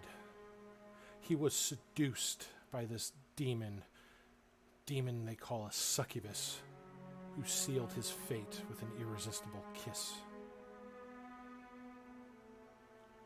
They knew mortals cannot withstand their beauty, and, well, my brother Mika was far too influenced by some of my other siblings' dealings with thieves, scoundrels, and people just looking for the easy route to power.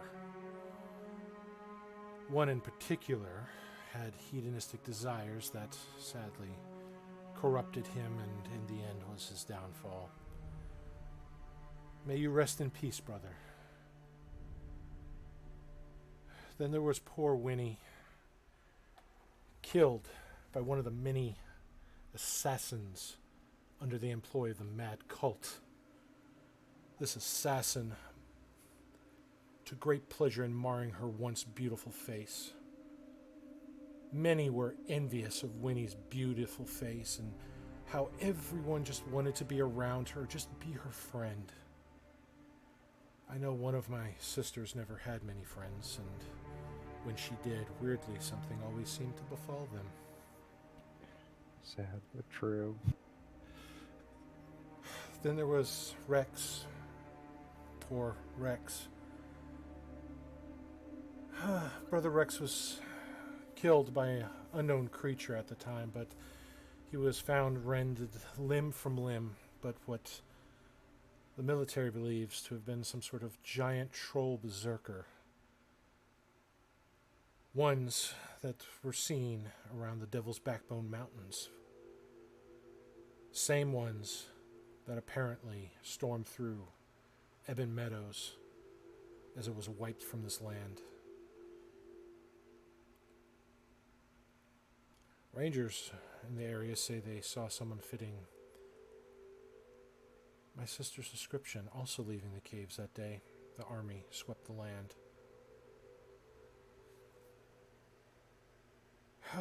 Poor Jude.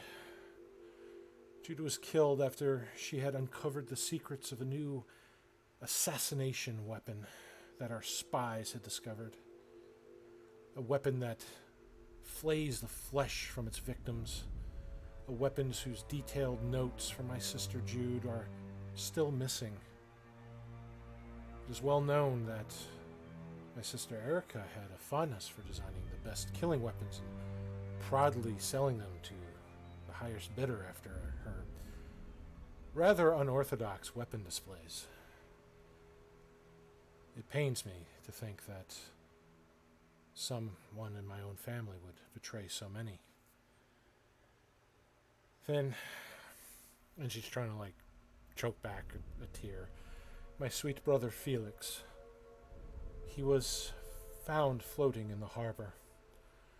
He was born with a birth defect that mutilated his left side entirely. He was barely able to walk, let alone swim. The city guard say they saw my sister Erica pushing his rolling chair along the boardwalk the evening before they found his body in the harbor. My sister Erica, or whoever killed him, probably watched him sink in the harbor as he fought for his life. He did not deserve that fate. And then there was my parents. They died worst of all. The guards said that my sister Erica brought them in the weapons area of our family warehouse.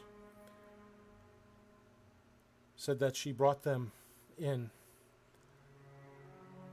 probably promising to show them something really special that she crafted. She was always enjoying making weapons like my sister Jude. The only thing Erica showed them on that fateful day, however, was the inside of a superheated forge that she had locked them in. By the time the family guard arrived, Erica was already gone, and my parents had long stopped screaming. And you see her eyes just kind of glow with an amber light, and her hands similarly so as she's gripping the podium really tightly. Damn her. Some say that she is in Aurora now, hiding in the Nymph's Rests somewhere. She stays there, plotting her next attack on me. The last of our great house, on our civilized way of life, her and that mad cult. And then she kind of looks over the procession, everybody out. Are you here, sweet sister? I hope you are listening wherever you are hiding. I am not afraid of you. I will not let you steal and sell our family's secrets and legacy to the highest bidder. I will not let you or your cults terrorize the land which our fathers, mothers, and the various generations fought so hard to keep, some giving up the ultimate sacrifice to do so. The Concordant will continue to rise above those who hide in the shadow. Our parents will not have died in vain. And as she says that, the one that has the letter taps your sister on the shoulder, getting her attention.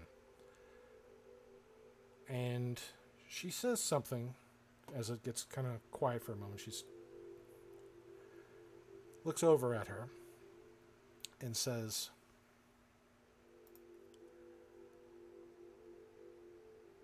Erica sends her regards. And it is at this moment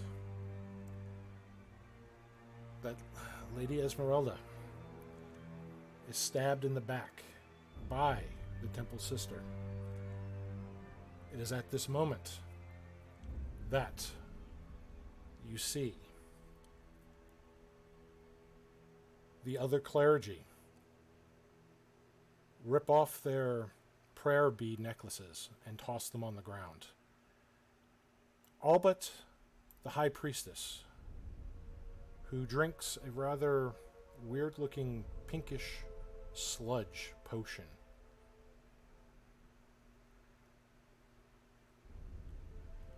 As the beads hit the floor, they each, a particular bead on the necklace explodes into a ring of flame as a fireball is released.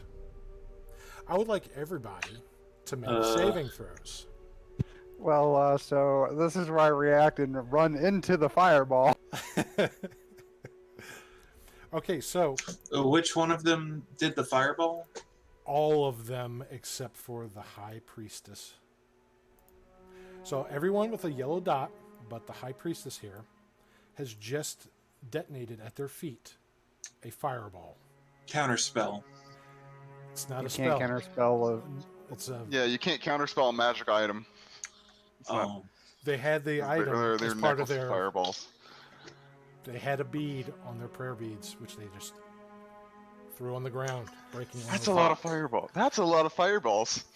It's a lot of chaos and potential death. Yes. However, now you said you were going to run into the fire, right? Yeah, because I held that reaction to Yes, and I was if kinda- something was to go. I was sad because when Mordecai changed his action, he could have done some extra things. So I was like, oh. But you get the run. So where would you like to take your move action? 5, 10. She's pole vaulting over stairs, 15, 20. Okay. Now, what's interesting is you know this about your sister Esmeralda is she has never feared fire for good reason. Which makes all the more interesting that somebody would choose a dagger to kill her, knowing this.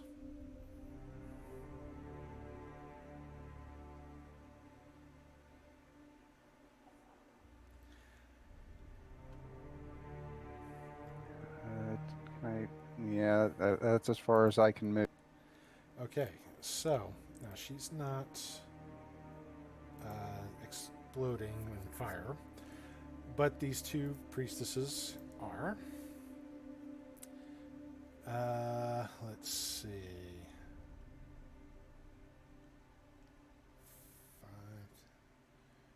Wait, no, I did miscalculate that. I would be Wow, right here. She is the only one, I think, in this place that is not hit by a fireball. 5, 10, 15. I don't know if it And- matters, but the High Priestess and Esmeralda, Striker, and the Lord do have +5 to their save. So they have +5. Okay. Well, Esmeralda doesn't really need one for that because she's not taking any fire damage. As that is a trait that you knew growing up, that she was never really harmed by fire and was fascinated by this. And even practice some things with fire. Let's see, 5, 10, 15. Today on the I regret not taking the Ring of Fire Resistance. Alright, so I was gonna mark them with something. So all these roaring explosions are going off. Only a few people who managed to escape the blast because they were just in the right positions to do so. One of them is actually her. Actually, that's the wrong thing. I want that. And all right.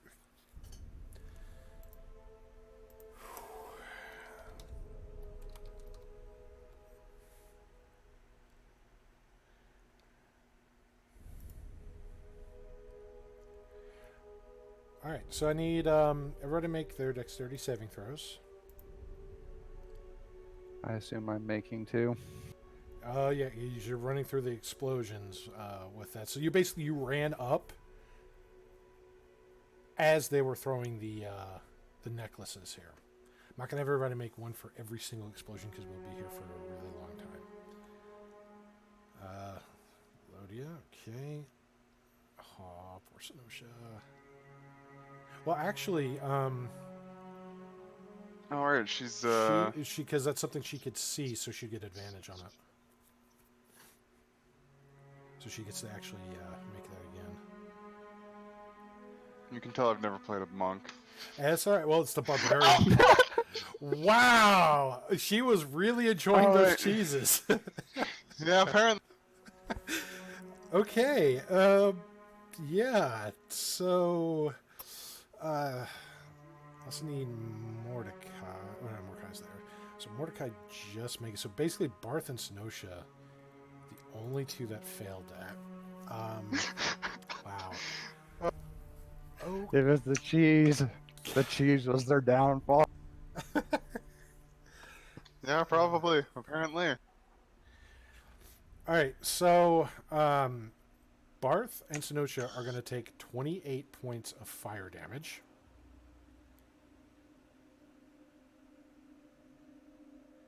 Those who have made the saves, which is everybody else, is only going to take half of that. So 14 points of damage. 28? Yeah, 28. I still have temporary hit points Oh. from forever ago. Are those gone? Those are long gone. I Yeah, have temporary. evasion. Temporary hit points are, temporary, so. Well, he was just saying one of the encounters with that. But this is because you guys have been going on for days and so forth. That, So, but yeah, there are no hit points with that. So on that note, let us.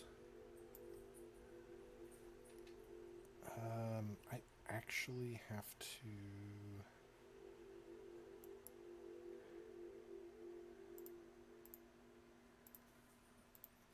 Because I still need the bodies here, which I don't think is going to let me do an X or something on it, is it?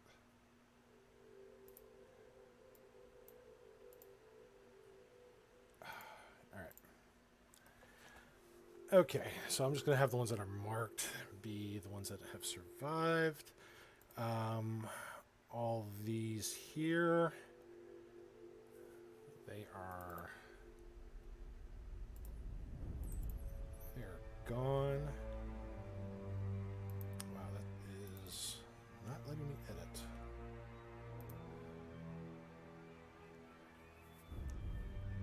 There's a lot of dead people here. However,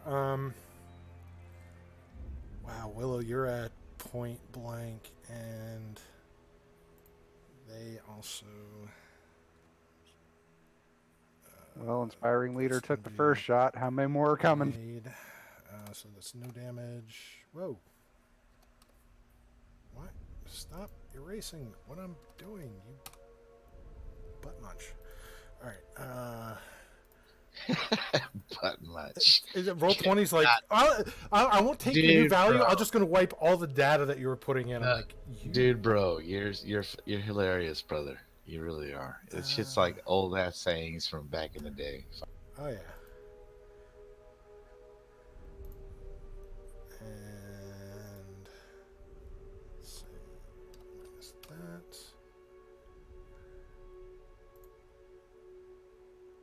And no damage on that because made the save. All right. I'll try to wipe out HP bars as I can, but I need the bodies on here. And let's see. Let me get her damage on here.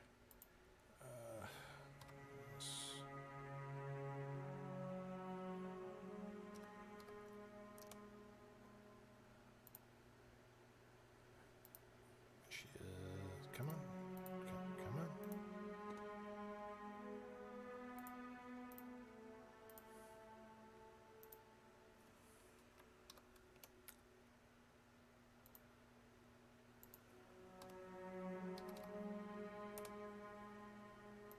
Almost done here.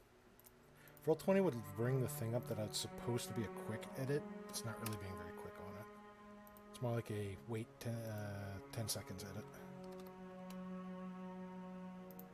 This should be the last one here.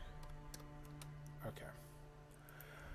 All right. Now, what's really interesting as all that happened and explosions everywhere, the bodies, the foodstuffs flying everywhere, people screaming, and then the screams just kind of stop. That one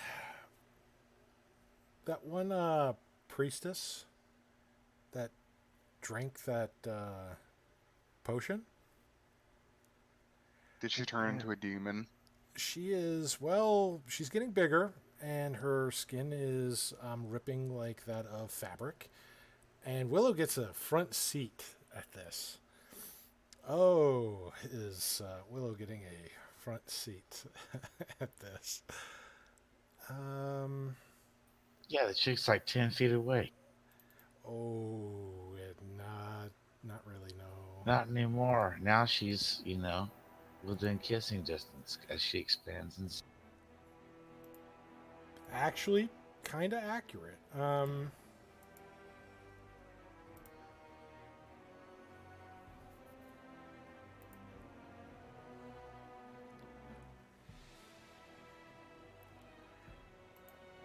All right, let's get this to front.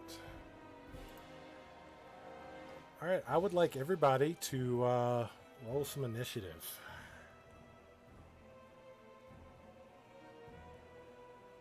Please, initiative order. I need to go early this time. That also includes you, Rick.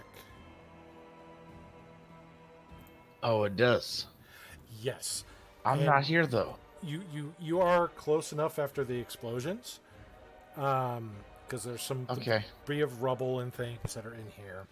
Okay. Due to so many fireballs going off all at once, it's just like the whole temple just shakes, and you are outside, and you know who is inside here, the Golden Daughters. Yeah, my homegirls. Is there any way to use inspiration for initiative? No, you don't use it. Actually, I think technically you could, couldn't you, Dave? Yeah, initiative is technically a skill check because Yes, actually, based off of remarkable, remarkable athlete affects initiative. That's a specific guidance- rule, though. guidance actually does apply to initiative That's though, specific. because it is. I mean, it's Specific whatever beats you want. general. It's fine. General Seven. is a no. Okay. Oh, I know why you're not on here, because you are... You know what? I'm going to get your token here. There. Put you on the token. And add a turn. So, you're still outside. You're not in the temple yet. Awesome. But you're not far from the door either. Cool. They wouldn't let you in the temple, but, it's one of those, you hate to see the Golden Daughters go, but you love to watch them leave. Indeed. And this would be brownie points if I can save any of them. So it'd be...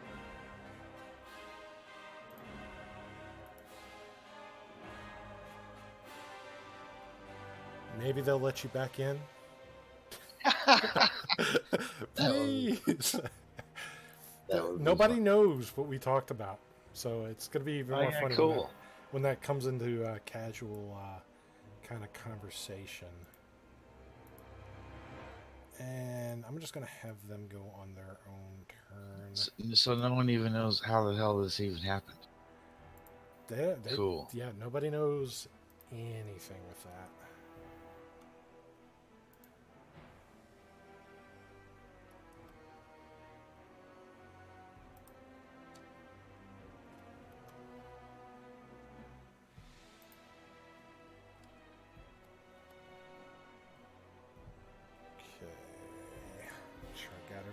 Here. Oh, you know what I need? The ones that survived. It's only a handful, but, it's important.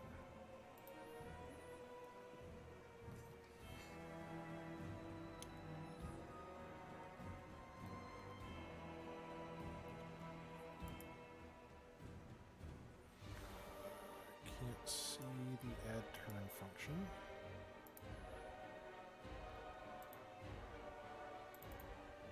God, there we go. Wow. Okay. Let's get this in descending order here. So the rest of you see after the explosions, the smoke, you see the fire, you feel the heat everywhere. The merc guards that were here are just kind of like, some of them are picking themselves up, others are just have tumbled out of the way of the fiery explosions. Not unlike things that you've seen Imri do in the past. You're used to seeing very nimble people do crazy crap like that. But a lot of the priests are just kind of burnt. A lot of charcoal bodies. What's interesting is that you can see on some of the priests' bodies, at least the skin that's not completely charcoal black, you see on some of the skin that they've have similar markings to what you remember Aerie used to have on her body.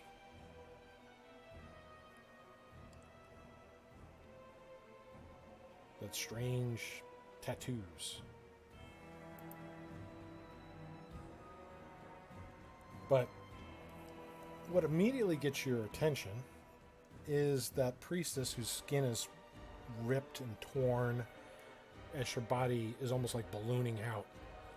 And then you see this pinkish, reddish abomination just come forth, just rows of tentacle-like arms, a slug-like lower form that has these moving little vessels, the little wave things that you'll see like slugs and the animals kind of move with. And it is just looking towards Willow, Stryker, and Esmeralda. Just kind of looking down.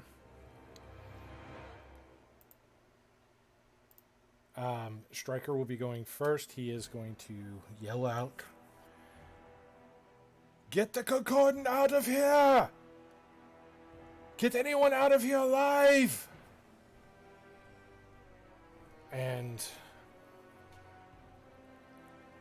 he is going to take a shot at this thing.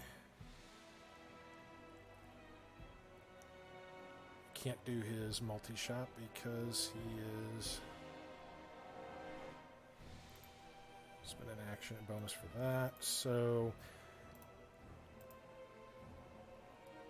he does hit this creature.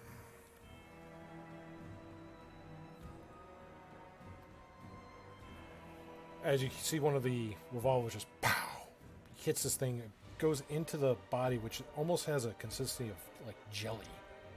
And you hear the sloshing. Willow, you can see as this projectile enters this thing, it's sizzling as it's going into this thing.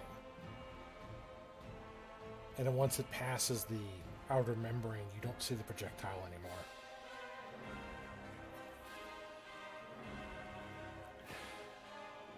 Oh, well, it just ate your bullet, sir. Get the wounded out of here! We'll hold it off! Lodia. Are our weapons still peace bonded? Yes.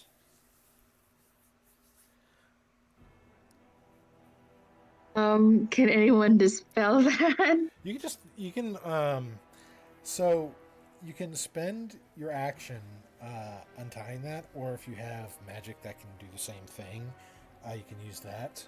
Or if you want to be able to try to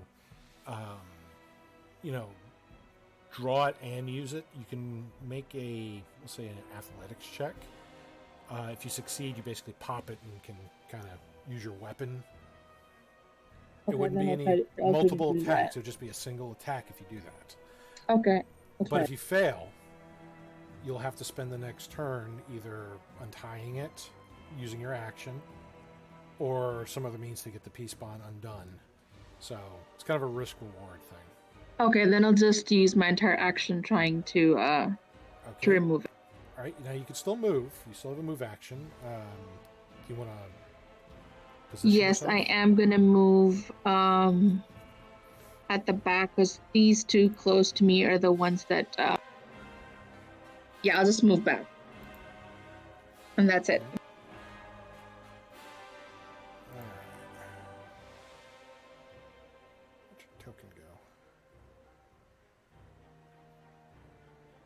Oh my god, I can't find Elodie. Oh, here she is. All right. All right. And it's time for the big boy. So, Bring it, Mr. Tentacle Face. I got tentacles too. it grabs one of the daughters. And this is where you start to see some weird shit. The tentacle grabs almost the net fucking 20. Restrains her. And you see it wrap around her mouth and face. And it is going to do this. Can she make the resistance? No. So you see something get forced down her gullet as a tentacle wrapped around her. He's still holding her. And I'll just put that on here for now. But wait. There's more. Let's see. I need to go to the top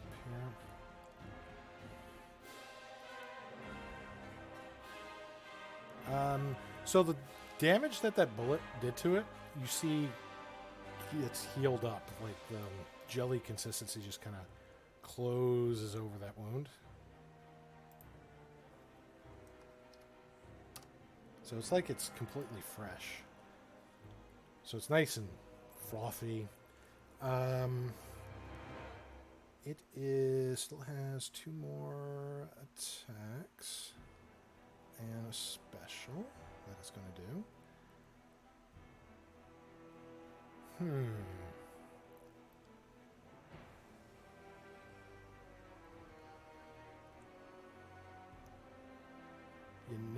Actually, ooh. Something else you see that happened. I forgot about that. I gotta mark this here. When she got hit here, you see, like, as the tentacle like strikes her and wraps around her, her metallic armor is literally starting to melt.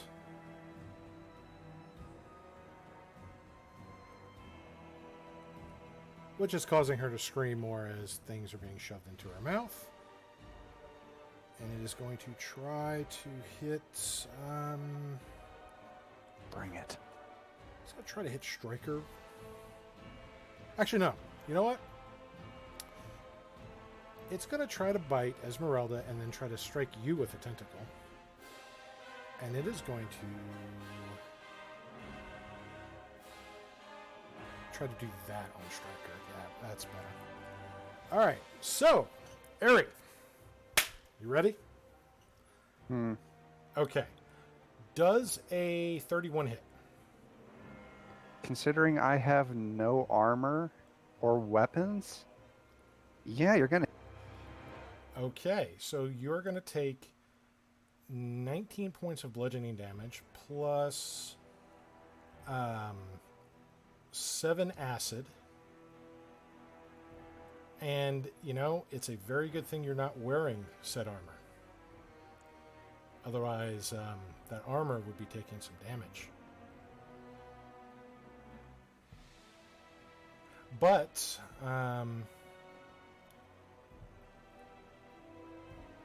you are, let's see, because of your size, you are considered grappled and restrained until the grapple ends. So both you and the Golden Daughter are grappled and restrained. And it is going to try to bite your sister. That is... Yeah, that's going to hit. It's going to be... Oh! 17 piercing. And she's going to make a con save, but she's also going to be... That's going to drop her. Well, you know, she at least gets a +5 to the con save. That actually helped her because she would have been taking 42 points of poison damage on a failed save.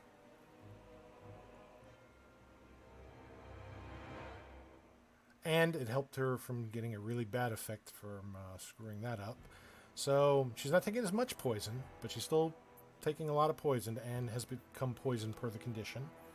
But she is also unconscious. So 17 piercing plus 21 poison. I like these damages. It needs to make a will save as I'm reacting. All right. DC 16. Let's see.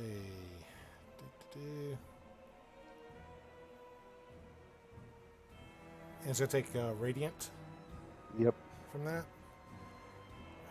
You know, it's just going to use its legendary resistance to just make it. Well, it takes half of, what was it? Fuck, I just lost the numbers. Half of however much she took in Radiant. Okay. Yeah, 17 and 21, so... 38, so 19 Radiant.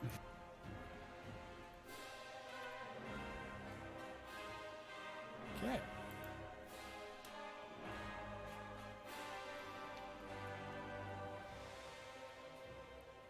All right, and what else does Ari do? Or Willow do? Oh, it's not my Actually, no, turn. I'm sorry. Yeah, because you use your... it's actually going to do, since it did that last bite attack on her, and she is at 0 right now and poisoned. And prone and all that other fun stuff. It is, you see this thing kind of cock its head in towards Striker's direction. And Striker's got to make a saving throw. Did you see him grab his head? Does he get a bonus? He does. Everybody who is not Ooh, that thing gets a okay. bonus.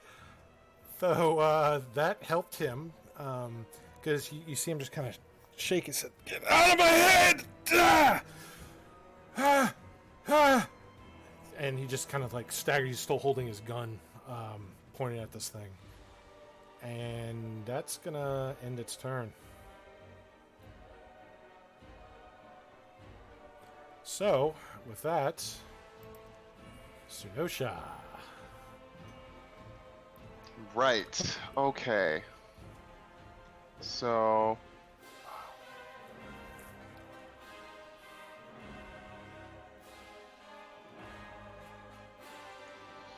Alright. Sunosha is going to use her bonus action to rage.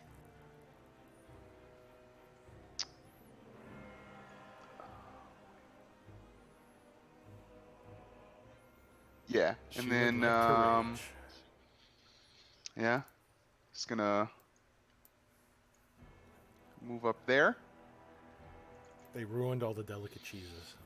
Yeah, they did. She's not very happy about that. Is there any way she can toss Esmeralda to me?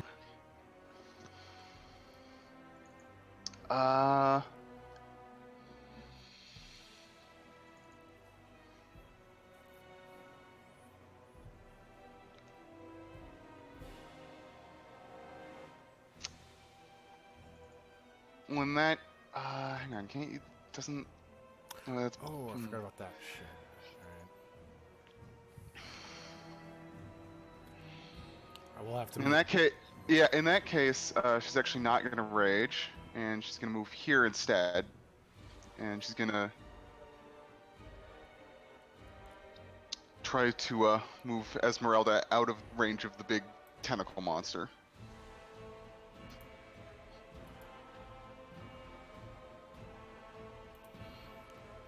Alright, so she's picking her up. She's got all the athletics.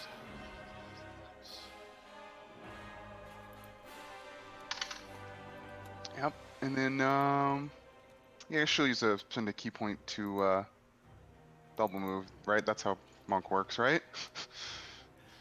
One of the ways, yes. Got key point. Yeah.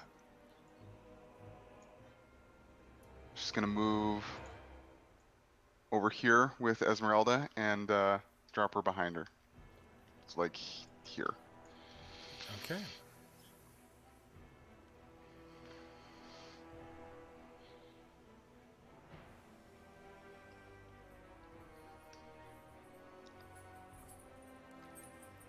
All right. And then that's it. It's gonna be Senosha, and it's gonna be Senosha's turn.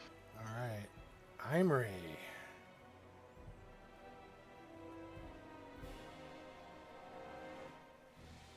Well, this is going to be fun. She's going to move up and take her turn to unpeacebound her crossbow. Okay.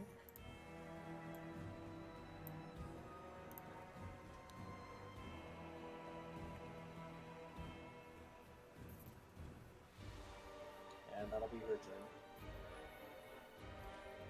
All right. So, some interesting things happen.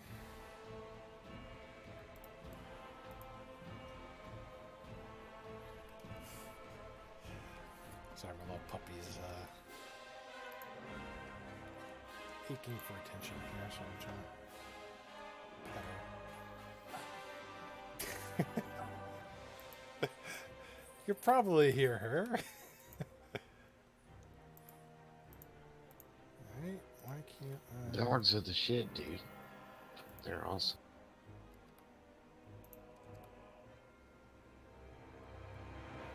All right. Well, so dropping from that golden daughter are these worm-like creatures. They're about a foot or so in length. One of them is just going to drop in there. One of them is going to drop on the body of Penelope. And this is where you see something interesting happen. Since it's in that same space.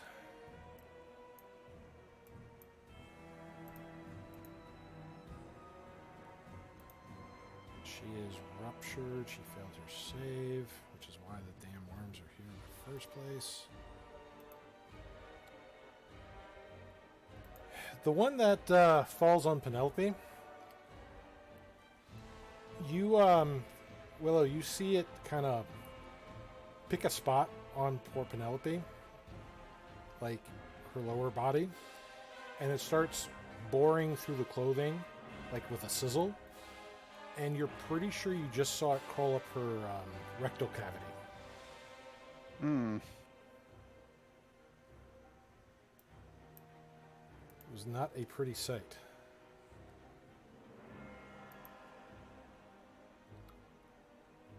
You just see the body kind of Yeah, I lurch and think I wriggle. want to opt out of this game, dude. You got like ass worms and shit. I'm not down with that, but okay. It's all right. It's all right. Wait until it's fully Minhere's turn. So they're grabbing bodies. This one's. Come on, Lady Caitlin. We must get out of here.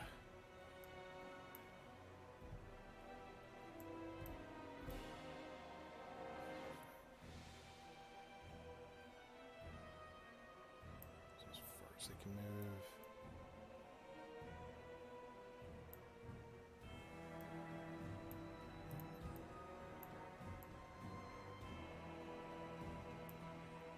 And since she's awake, stop selecting that. Damn it. There we go.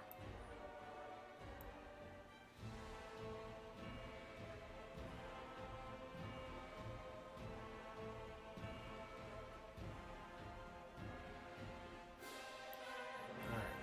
So they can actually double move because they don't have to carry anybody. And that is their turn here. And death save.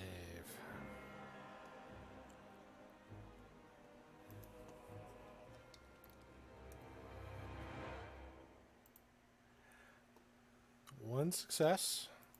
Not a critical success, but it is still a success. Put that on the green dot here. And that ends her turn. Mordecai. Shit, okay.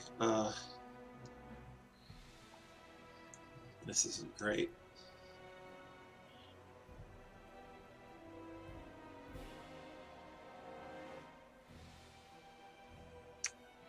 Okay, let me check.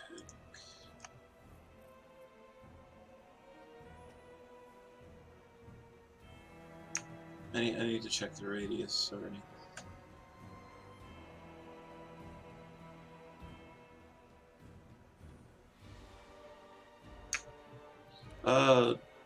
Everyone in yellow was one of the ones that threw a bomb, right? Yes.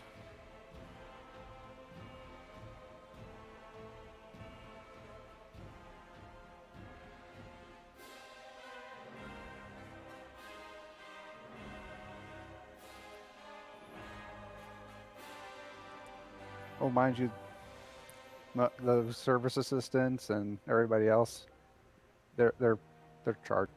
Yeah. Only the people that have this like little potion symbol on them, other than the 4 golden daughters that are at the edges, and yourselves, Oh, are the only ones that are everyone is conscious. dead.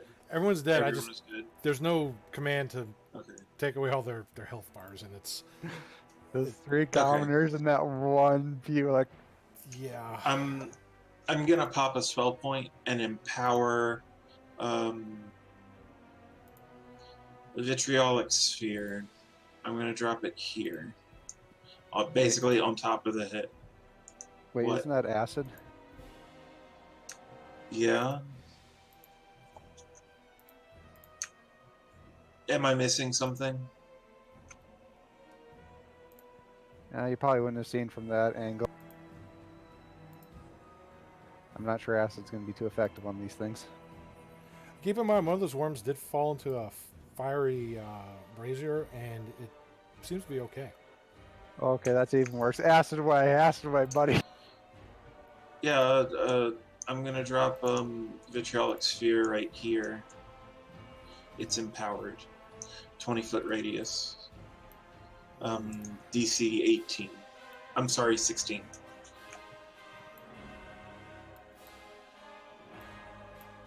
Okay.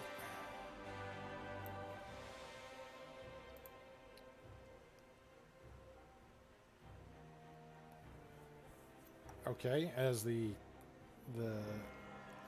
acidic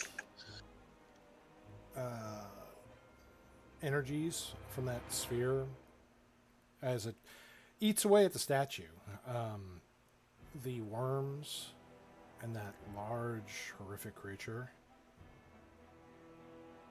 they seem to be not bothered by it. Just Great. splashing on them, making them more moist. It would have been really good damage too. It would have been 29 damage.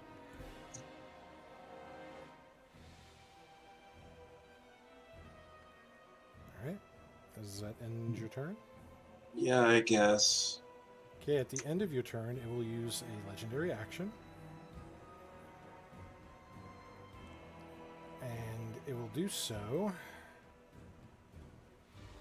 on Willow. And the action it's going to do is it's going to bite Willow. Yeah, I'm thinking just don't even bring me into the game, dude. I'm What? All right, how much is it hitting I'm for? messing. Because Oh, God. it has advantage on biting me. They're anti-trolls. They're immune to fire and acid. Well, its lowest hit was a 29. And it is going to deal with the bite now. A couple things here. It's going to deal 14 points of piercing. But you need to make a Constitution saving throw. Because the poison is what's going to hurt. Now you get a bonus on that.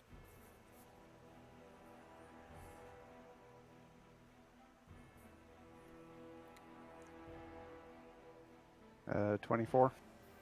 That's a very respectable 24, savings. that is a success. So you are only going to be taking, for half, there'll be 32, so 16 points of poison damage.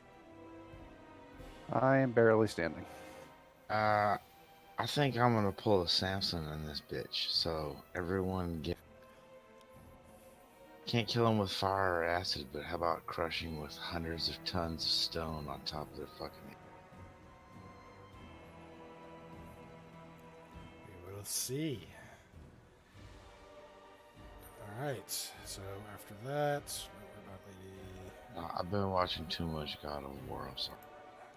I apologize. Don't apologize. But it's Menhir's turn. So Menhir, you're hearing all the commotion. You hear the screams, the explosions. You know something terrible has happened inside this temple. How do you do it, sir? Run up in there. What the fuck's going on up in the... This is bullshit. Damn it, them girls, I gotta save them. So boom, come running in here, bam. And then what's the deal? Who are the people with? Okay, so I was like right outside the doors. Pretty much. You were as close to the doors as you could be without getting in the temple because they did not let you in the temple. I got you, but now they do. Well, there's nobody All to the stop you from commotion and going shit. into the temple Okay, anymore. good. All right. Well, the problem is I don't have no peace bonded shit, and I'm fully armored, so there's an explanation for that as well.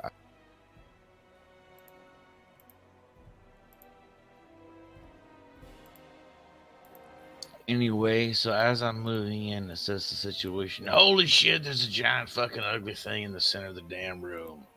Sons And of there's an two Eldritch Horror bitches. next to Willow. Damn.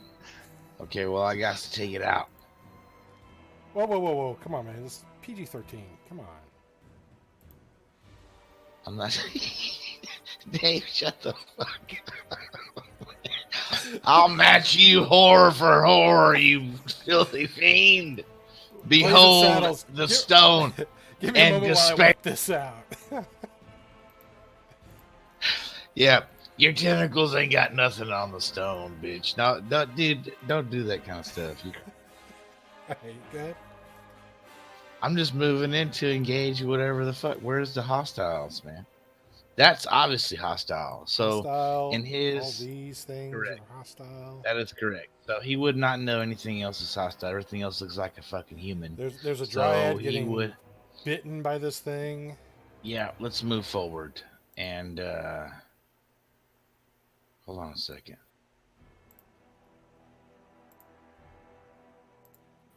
Yeah.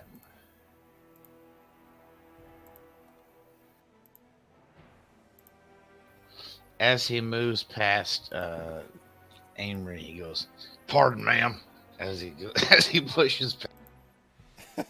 It's a little child. It's like a 14-year-old girl. Yeah, pardon. I mean, yeah, dude, polite, man. Respect. So I need more alcohol. that's how he always is. Pardon, ma'am. It's a female. He had to push past her, so he's going to excuse himself. All right. And that is a double move with 30 feet movement. So yeah, he's just looking around, assessing the situation, going, "What the fuck is that big ass thing in the middle of the freaking room?" And y'all know, most of y'all know what Miner looks like anyway. So I mean, you can describe him for people who don't. all right, he's a giant motherfucker. He's like 6'11", 321 pounds. He's muscled as fuck. He's got black hair. His eyes have no whites. They are solid silver. He's carrying a big ass adamantine maul, and he has adamantine plate armor on, and that's pretty much his appearance. Deep tan skin. He's pretty dark, and yeah, that's him. All right. I think only two people didn't know Minir.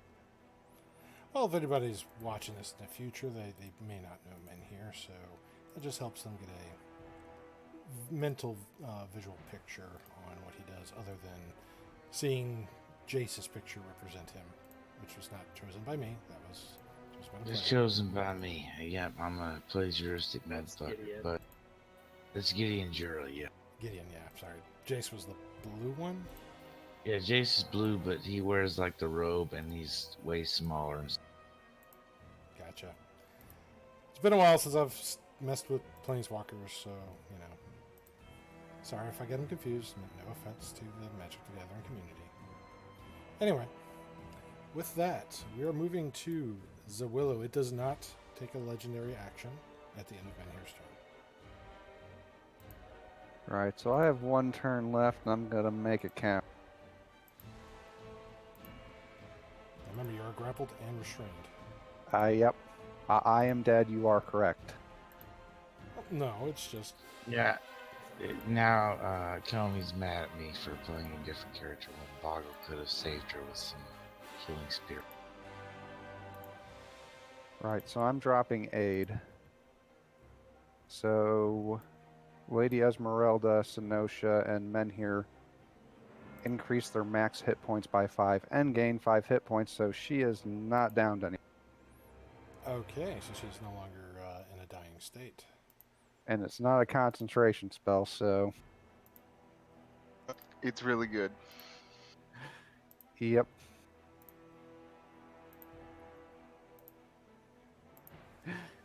And Willow's gonna shout, you know, "Sis, it's not me. I'm not the one doing this. Get out of here." And do I have a bonus action I can pop? I don't think I do.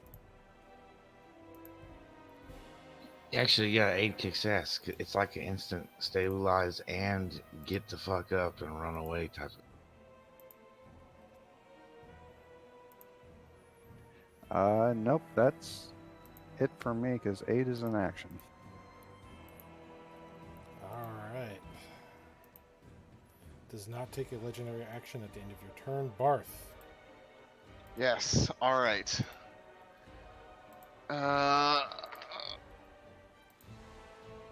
One second.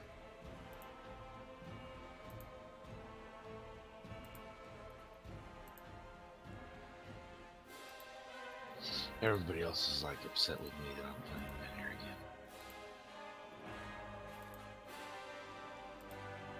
I don't know who you think is upset. You're All right.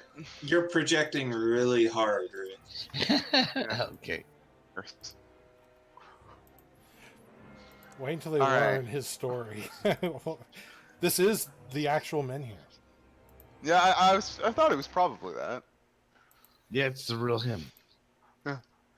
From All right. Well. crap, whatever Mercer's world was. I can't From remember. Tal'Dorei. Tal'Dorei, Yeah, yes. it's the actual Menhir.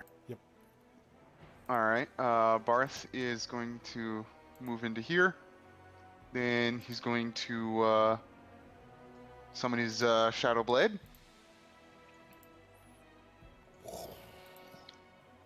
And then he's going to, as his bonus, as his action, he's going to shoot Eldritch Blasts at the big tentacle monster. Alright, that is force damage. It decided to uncheck the attack roll thing again, so it's a 23. Does a 23 hit? Lo and behold, a 23 does hit the big ass thing. All right, and then the other one is an 8. Does an 18 also hit it? It does, believe it or not. All right, so 17 force damage. Yeah, dude, just fuck it up, bro. You got the skills to pay the bills in this fight. That's why you can't see it. Hang on. Matter of fact, you're too fucking close. But anyway, you don't want to get killed, but you're gonna be able to damage the son of a bitch, unlike everybody else in the fucking room. That's all I'm saying. Good job there, Skinny. That's what man was Wow. blowing chunks off of it. Well done. All right, that's gonna be Berth's turn. Okay. So, with the doors now open for Menhir.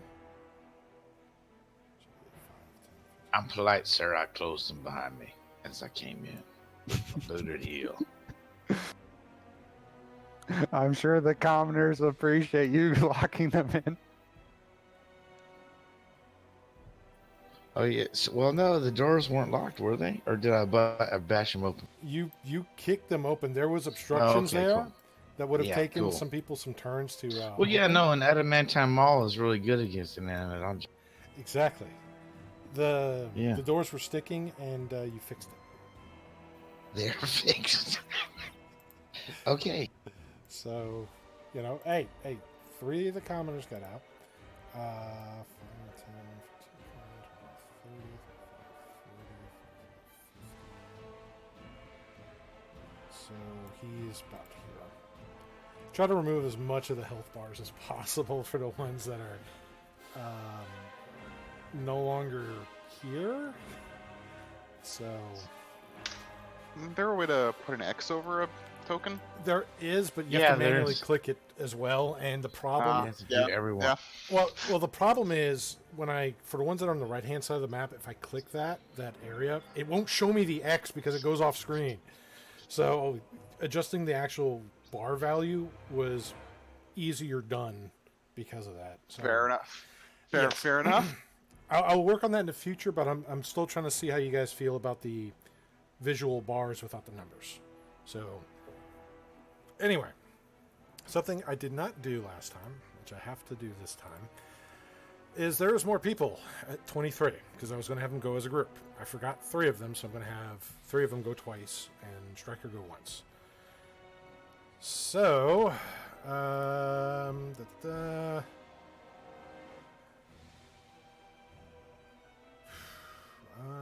What the hell, man? So half these fuckers are traitors?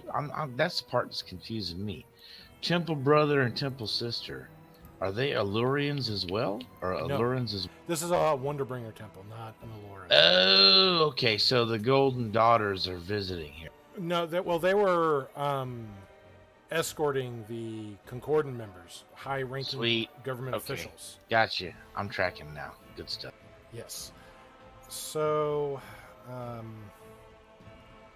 right. It's gonna throw 2 daggers. Meanwhile, out. he sees the corpse of a Golden Daughter on the dais and a scream No. of anguish. Well, no, comes it's out. worse. It's worse. She's got She's got 1-foot worms coming out of everywhere, No. and those are the worms that are wiggling Horrible. around. So, Dude, what was that? What was that fucking show with the ass worms that bit the dude's fingers off and shit? I That came don't- up out of the toilet. ghouls. You're horrible, Dreamcatcher? dude. That's That is the correct. Stephen King That movie. is- Yeah. That's right. Yeah, those freaking ass worms, dude. I hate you. Anyway, I'm gonna treat you as an ally for sneak attack. 2 daggers attacking. Let's see, hit. Yeah, and these poor hired service assistants are all fucking murdered and shit. There's like burnt bodies everywhere. This would be a There's horror burnt scene. tapestries too. There's like the church is on fire inside. Pews I mean, are on we fire. I mean, we are basically in the midst of a terrorist attack. Yeah, that's Yes. pretty much Which what's I happening. kind of called. I think everybody did. Everyone called it. Thank you, Captain Obvious. Alright, where is this thing here? I gotta check.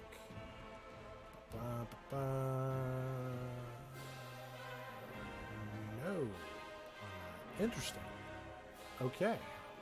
That's gonna go back to this, so that's makes a save. So it's only gonna take 20. No. 13 points. No. That's the wrong number. Hang on. 11 points of poison damage. And it is going to take another 20 from sneak attack. And you see the weapon go into it and start to sizzle and just slowly dissolve into nothing. So, it's that minus.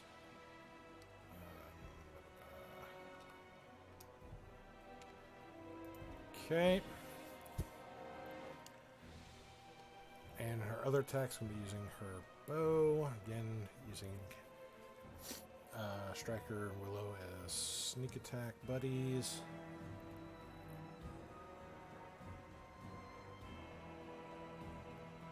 That is going to be 7. That's 21 from sneak attack and 12 poison.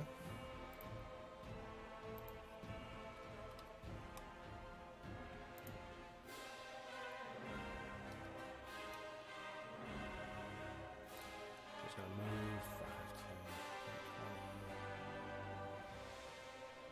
over here. And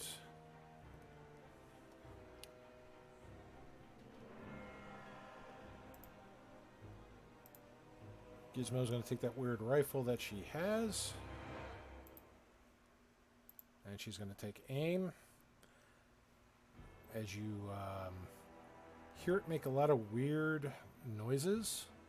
Almost like a loud gears turning, a loud steam whistle blows off. And then you see what looks to be a 10-inch railroad spike launch out of it at the big creature. And miss. Damn it. So just kind of, you see it go, and then hits the wall, going in several inches across the cathedral. And she starts swearing in Gnome.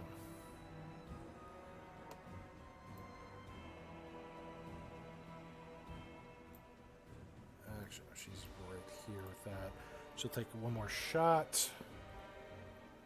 Here, reload it. Whistle goes off. Can you roll higher than a freaking 3? Aha! Alright. An AC of 20. That is going to be... Come on. Calculate the thing. Thank you. That is going to be 19 points of damage. As a spike goes in and through this thing. You see it hit the stairs behind and it's just dissolving the spike. Let's see. And she is going to go right here.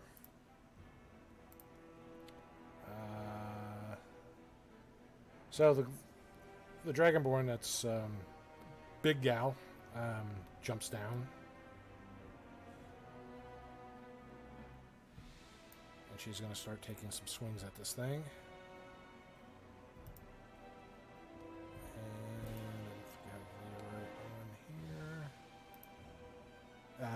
That's it.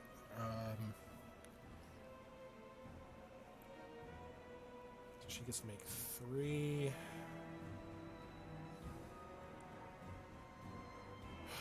Damn it. Alright, doesn't hit. Second and third are going to hit. No crit, sadly. That's going to be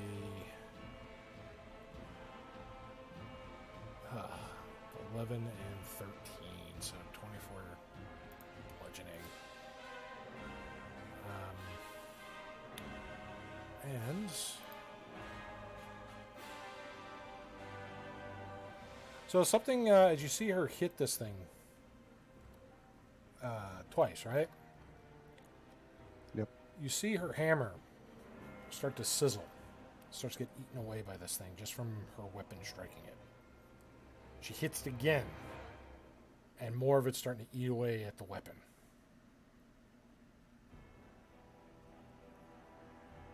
And she's kind of looking at it in kind of shock, like, what the hell?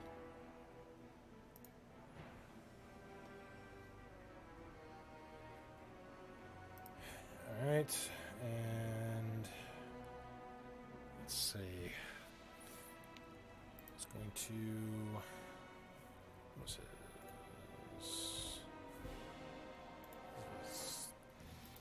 right?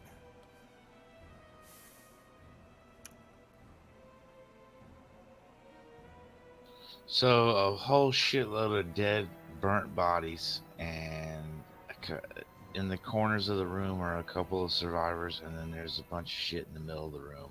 Yes. That's alive, and that's pretty much... More or less. So he is going to take a step back. Still in this thing's threatened radius.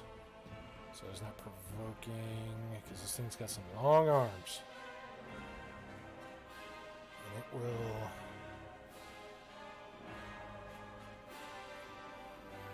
Alright. He's going to channel spell into one of his guns.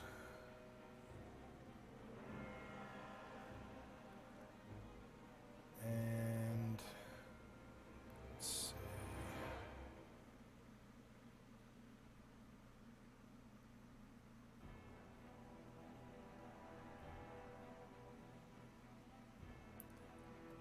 He is going to, since nobody's there on the left side, he's going to use a Cone of Cold.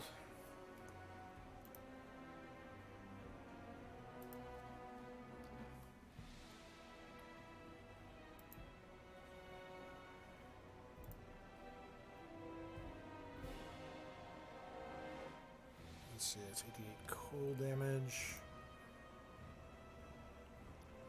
So, the cold does not seem to be having much effect on this creature. It seems to be doing something, but not as impressive as you would think for the magic that is being shot at it.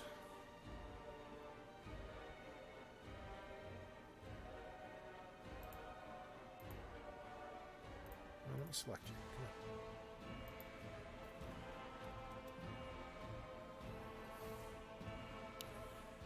on. All right, and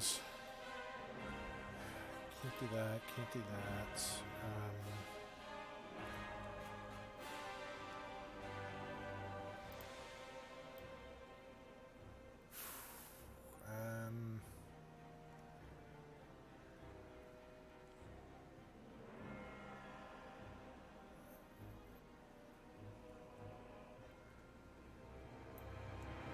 Where is it?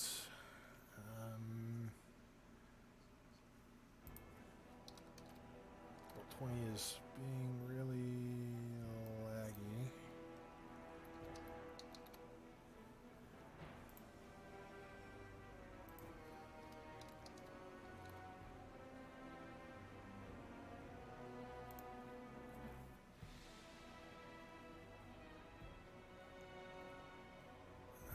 It's not showing me the one I want. Damn it.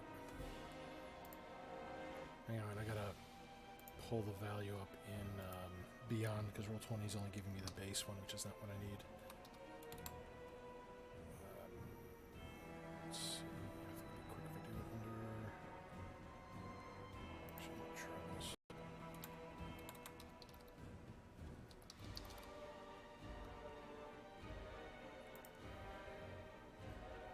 There we go. That's what I need. All right. So, Willow.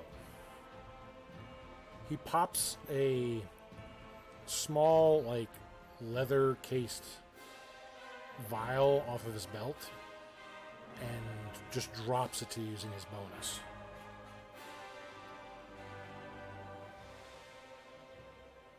So it's on the floor? It's on the floor. He can't quite hand it to you because he'd have to go down. It would cost him an action to do that, and he already used it. But it's on the floor. I will tell you, it is the 8d4 plus 8 variety healing potion, the superior.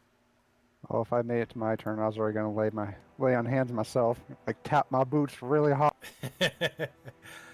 Okay, well. Cool, there's a potion on the floor. Minner takes note for later. I'm just... Sweet, free drink. Yeah, free drink, loot. Elodia. Oh, it's Pepsi. We can't drink this. It's poison. Dump it out.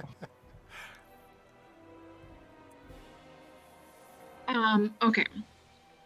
So I'm gonna move over here, and I can shoot this guy from here, right? Or are there any? Girl, you got sharpshooter, and you can shoot everything in this fucking temple. That's what I'm saying. Okay. I don't know. The stone is pretty big. It might be blocking her view here. So Bullshit. Shoot everything in the temple. Are you saying the stone is smaller than we thought? No, it's below waist level, though. That's all. Hunter's mark, and then shooting. Under. Hunter's marking. All right. Let's see if it'll actually let me select the creature. Perfect. And we'll use the skull icon. 19 does it hit? Or... Does indeed hit.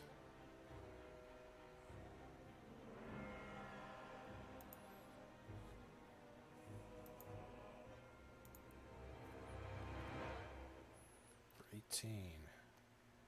All right. Do you do anything? And that's it. That's it. All right. The hunter's mark. Sorry. I got the hunter's mark on there. It's the skull. Oh, extra damage. Yes. Okay. So, a couple things happen now. So first, let's go by this thing, all the stuff that y'all been doing to it. The bits of jelly that have been falling off. It's now starting to slurp back into it, almost like the T-1000. The wounds are starting to close up, and it is looking a bit healthier.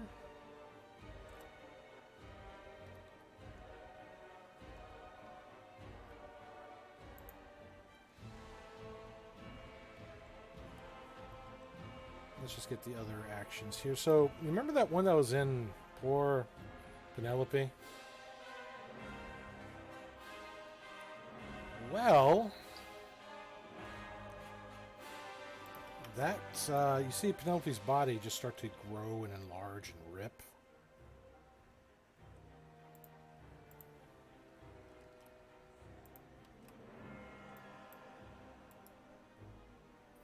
Dude, this is like disgusting and horrifying. But wait, there's more. The little worm things start to also just kind of mutate and grow into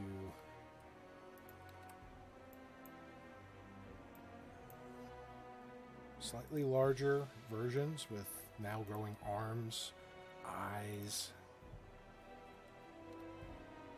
Why can't I delete you? Go away.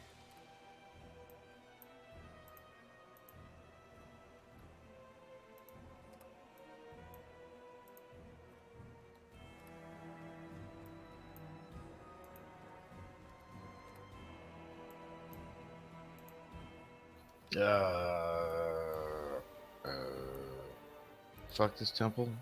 Let it burn to the ground. So, yeah, this is unpleasant. So their turns were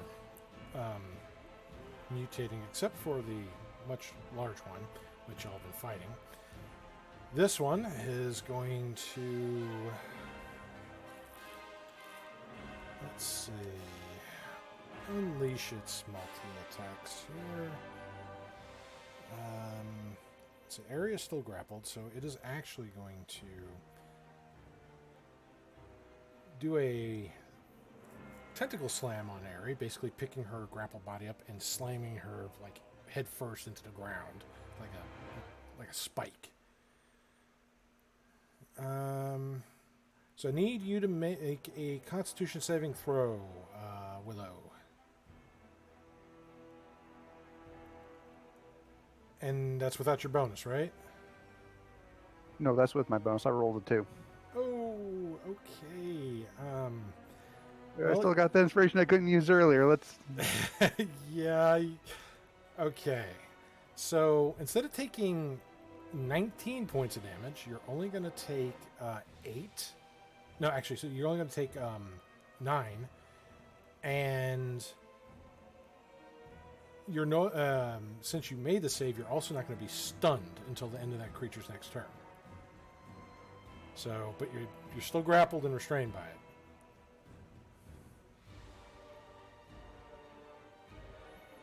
Well, I'm very, very, very barely standing. All right, so let's see here. It is going to. Who are the two strongest looking ones here? Menhir or the Dragonborn?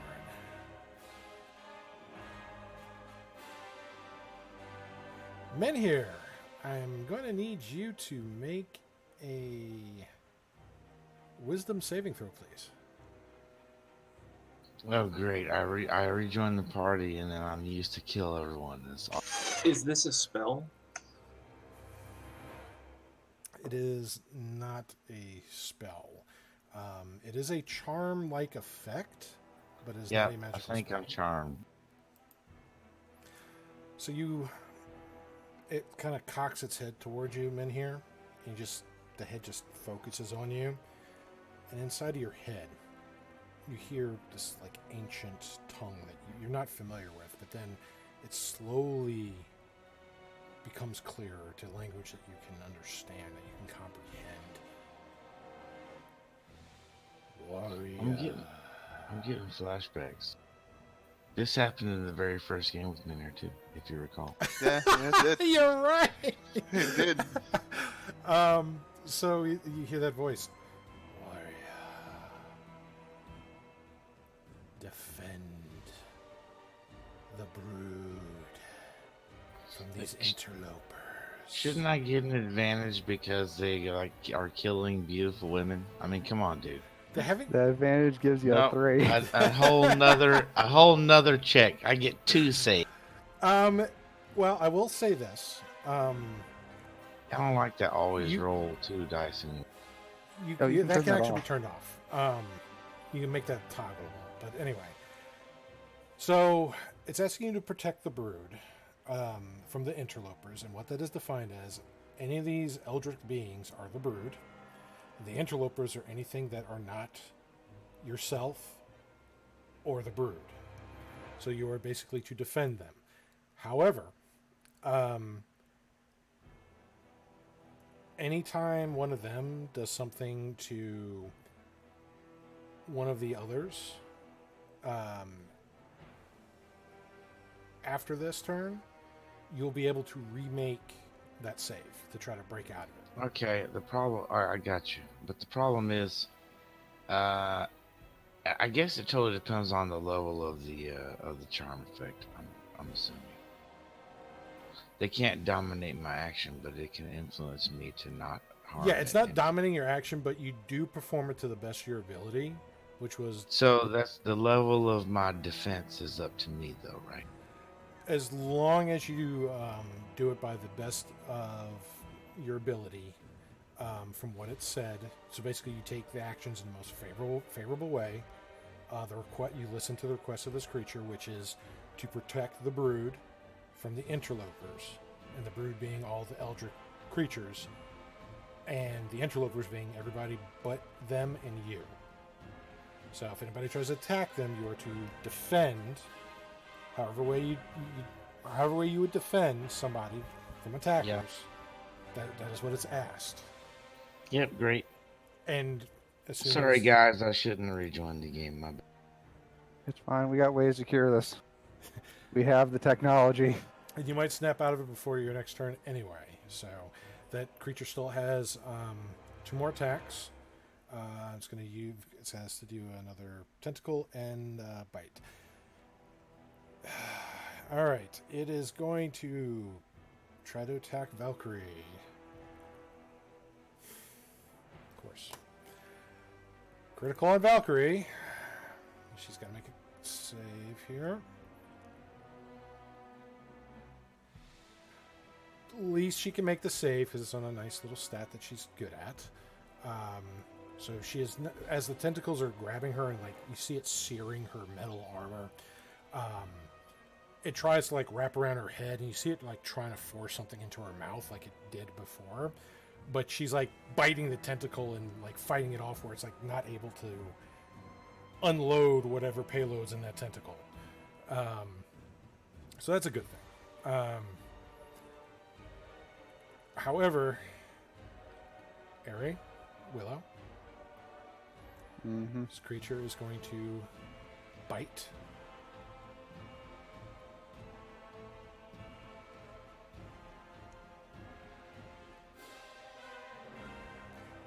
That was almost Sonosha level rolls for the hits. The lowest being AC of 19. It has to double 1. I have an AC of 12 right now. All right. So that is going to be 12 piercing, and I need you to make a Constitution saving throw for poison. Well, I'm unconscious,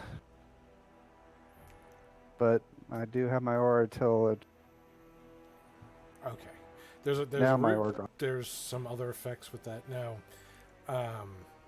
So what's good is you're not considered poisoned, but you do take some poison damage.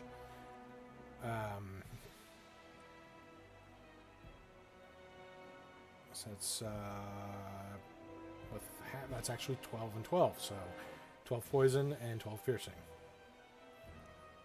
Depending on how bad you miss that saving throw, some really, really bad things can happen to you. So that's why I need to know the roll.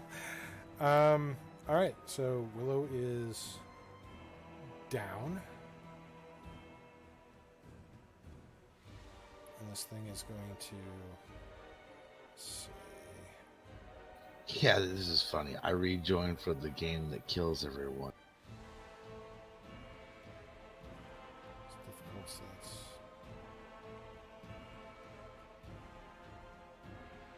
She's going to stop here. That's going to end its turn. Senosha.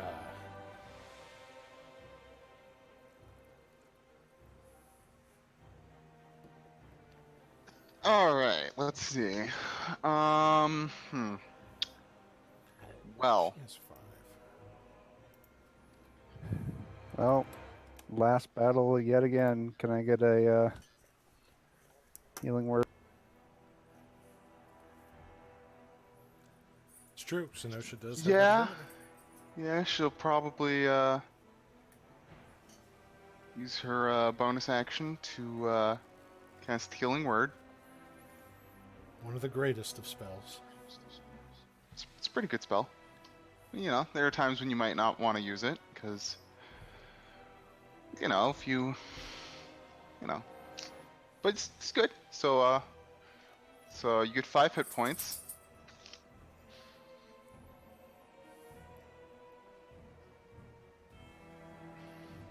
Let's see. Then I think she's going to pick up. She's conscious now. Right. But, I mean, it may not be a bad idea considering these things are growing, getting bigger and beefier.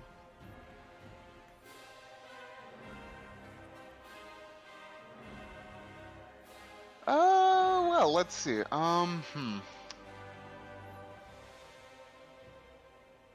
Whenever shit like this happens, I can't help but think, where are the capable people to handle these type of crises? Most of them are dead. The ones that are still left alive have basically told the Golden Daughters to get the Concordant members out of here, and they even told you guys to help get the other people out and get you out yourselves, but the rest of you have stayed.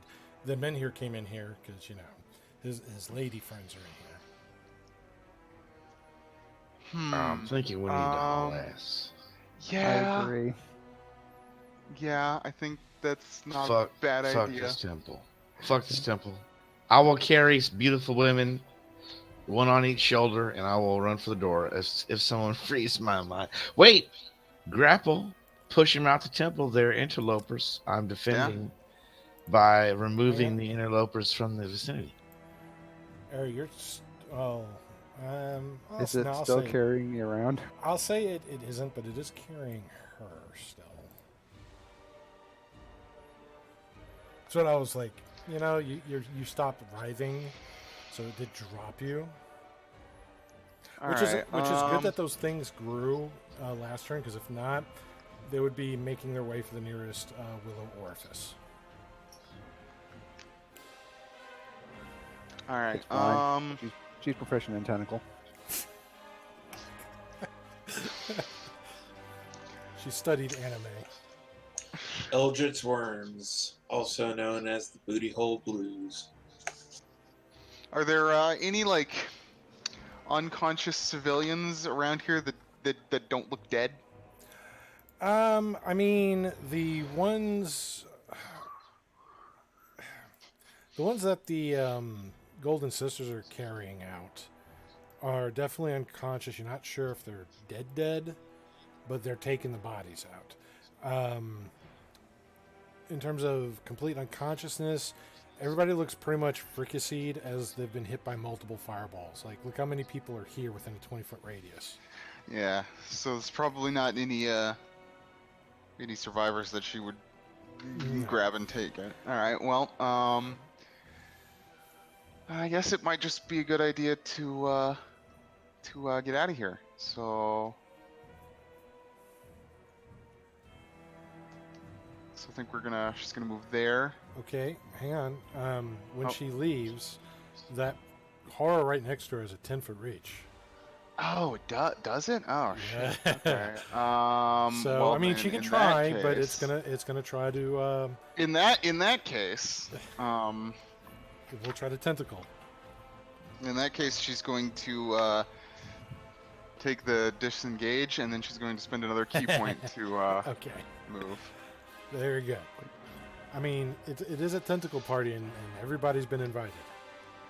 Wait. You're a drunken monk. Kick it in the balls and keep on going. Oh, right. She can do that, right.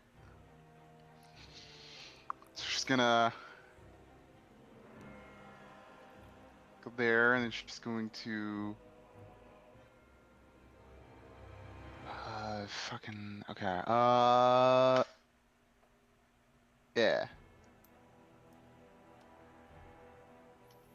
Then just gonna make an attack, Okay. and then she's gonna keep going. Okay, so you do hit with that, but there's a couple of things that happen when you hit with that. Yeah. She does get to move out the way and completely go. However, as she's hitting with that, her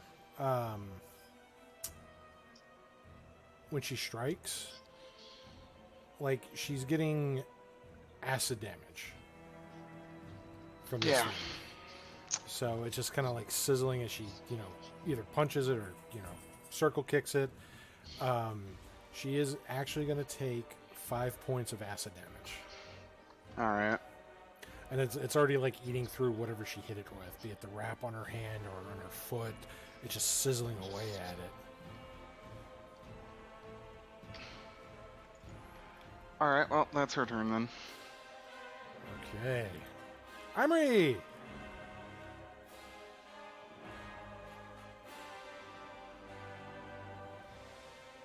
Well, there's currently someone that looks like they're near unconscious, Well, and well, this person's not Imri- hostile, so...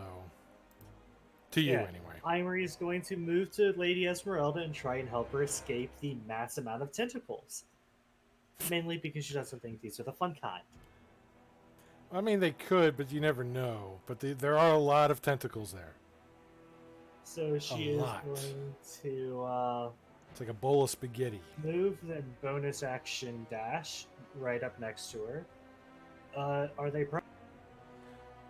She is prone. She has not had a chance to stand up yet. Huh. There's a bunch of Eldritch Horrors around. Imri can easily survive at least one turn. Can I use my action to help her up?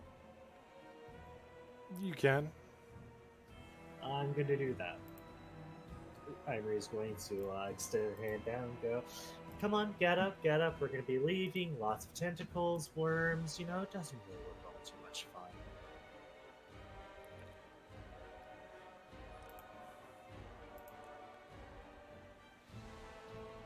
Alright. So, since you're helping her up and you pretty much have a clear sight, I want you to make a medicine check. The one thing Imri is perfectly well versed.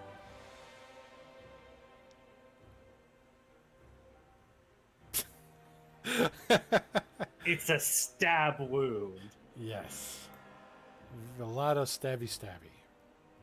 Definitely a puncture wound. Alright. If that's the case, is it very obvious she's not conscious? Well, no, she's conscious. It's just, I wanted to see if you could pick up any other information about her wounds. Since she was prone, you had a clear shot of her back where she got stabbed.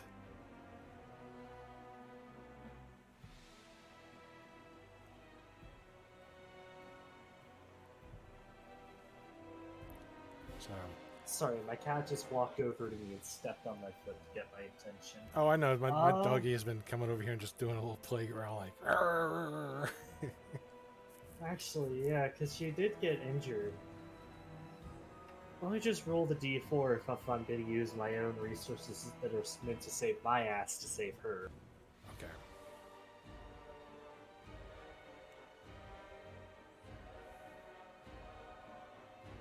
Well, that's a bad decision for Imri, so Cure Wounds! I would regret that. Wait, didn't you use your action to get her up to her feet? Was she even able to take or help to get onto her feet? Or Yeah, no? she was conscious. She was just. Okay. She got healed, but she hasn't been able to move yet. She was just like. That's fine then never mind. Yeah. This is gonna be fun. It'll be different. I still have like 25 feet of movement from my bonus action, so she could still fend for herself a little bit. Grab her, drag her. Can I? You could certainly try. I'm gonna try to drag her along for my rest of my movement.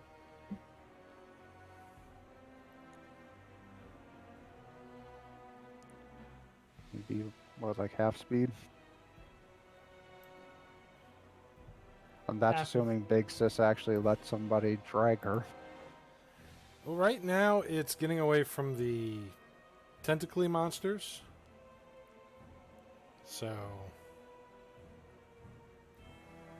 which is kind of important. Yeah, it's very important. I mean, she Ivory's doesn't know making about sure the to, butthole boring that they do, but if she did, she would probably be even more enthusiastic about leaving here. Yeah, Ivory's making sure to enjoy every moment of it, of making sure she's holding their hand, like the filthy degenerate she is, and that'll be. Okay.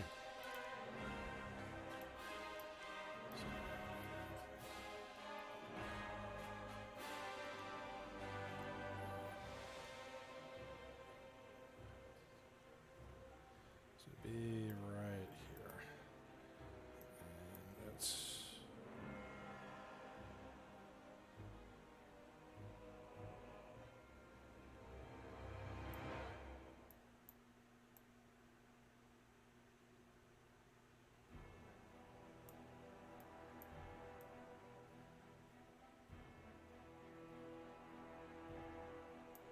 Okay. So they're still trekking along. Mordecai. All right. Mordecai points his staff towards him in here, and casts Dispel Magic.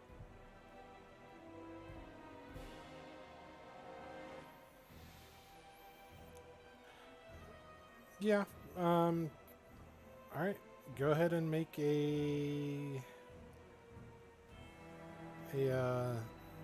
another Wisdom saving throw.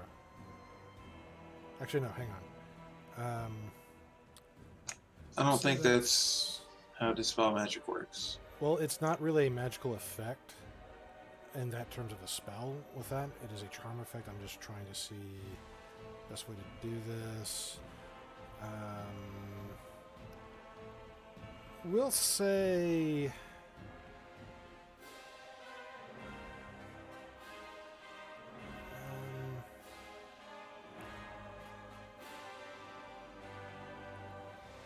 we'll say, can you make a spell check for this? Spellcasting a check for this. What, D20 plus my... What? Caster It's stat 10. plus. Yeah, it's just your spellcasting ability. So D20 plus your spellcasting abilities bonus. Okay, so not my proficiency bonus as well.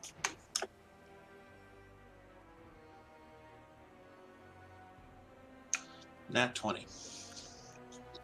Menhir, the voice inside of your head. Protect the brood. Defend against the interlopers. It suddenly stops, and when it does, it feels almost like a dagger in your skull that's been twisting around has finally been removed, and you just feel that ache in the back of your head.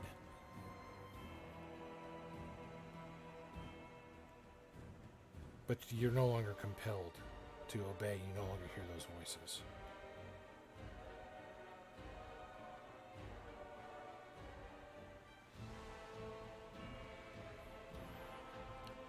All right, what else does Mordecai do? It's moving.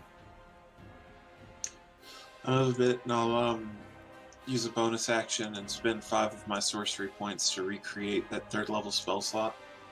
Okay. Now I'm gonna have to go in 10 minutes. I gotcha. Anthony can control Mordecai. We're about ready to do a disengage from this fight, so I will drag him out. No Mordecai last dance. Mordecai will not want to leave the fight. Actually, wait, no. You know what she's going to do? Because she is far enough away from harm.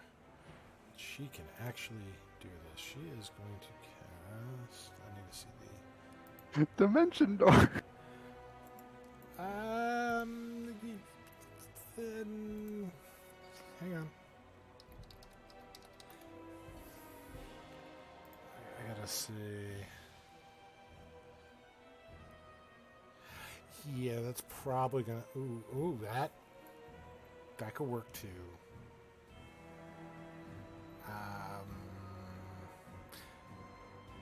Yeah, I think that one's gonna be the... Because the other one's a little too showy. Not the time to show off. Didn't even get to my turn yet. Almost. We're trying to get to your turn. You got your faculties. No, I mean, I ran to the store and came back, and it still wasn't much. That's... I dispel magic to you. Yeah, thank you, brother. Thank you, brother. Whether you know it or not, appreciate it. Okay. I'm gonna go ahead and run since it's just 10 minutes. I had fun, guys. See you, man. All right. What? Anthony, you have control of Mordecai. Welcome. So Later, I'm still man. That holding sucked. Lady Esmeralda's hand, right? Oh no. Yeah. Let me see. Okay,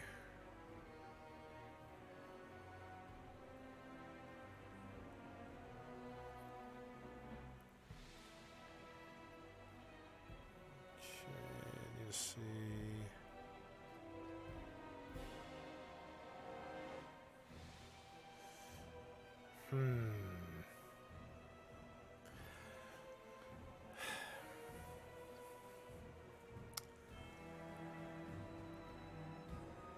So she's going to ask, do you want to stay here or do you want to leave now?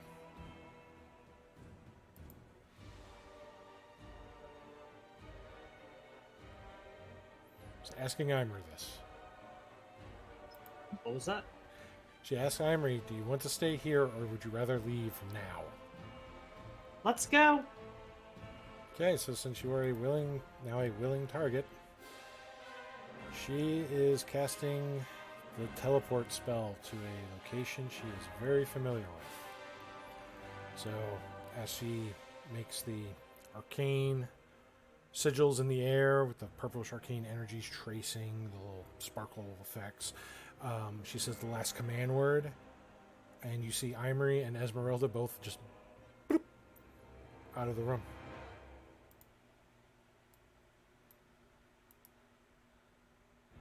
Just going to put you on a different layer here since you're token. Can you still see the map?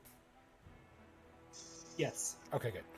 I was worried that if I put you on a different layer that it would block out the map. So,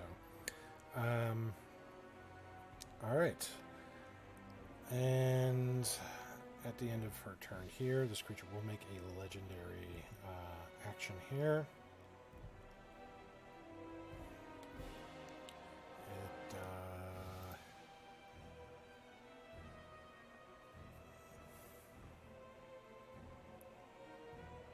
Is going to attempt to tentacle the Harlequin,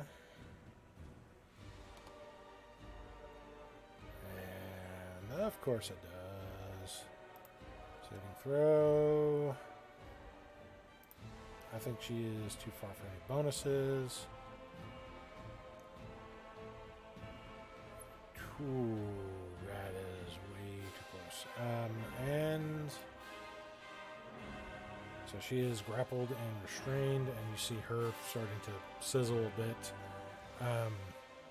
And that's a little more painful looking on her because she appears to be some sort of clockwork person. So she is nothing but moving, living metal and tubes and fluids. And why is the damage not applying? Okay. All right. That was Legend of Legendary, so we are at the Willow. Right. Well, my objective here has been accomplished. And I was told to run. So you know what I'm going to do? Charge bravely into battle and fight to the death. I mean, that is what Willow might do. She has made worse decisions before. Right, so, she is going to step back a bit before I cast this. That's 15 feet.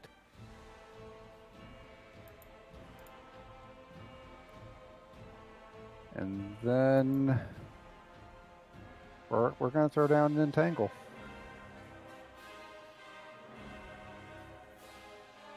Of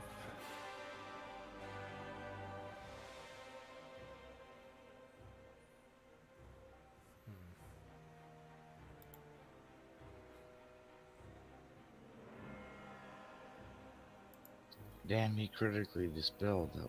He like dispelled some residual shit. That's a damn good dispel magic roll.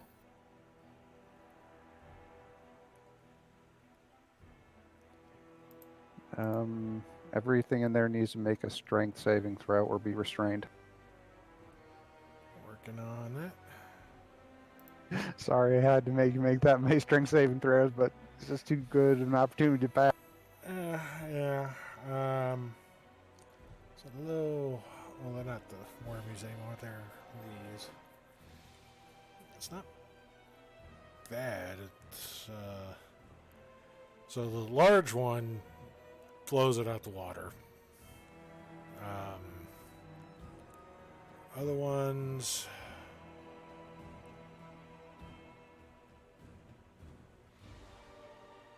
They make a DC 17. Let's see, 15, 18, 18,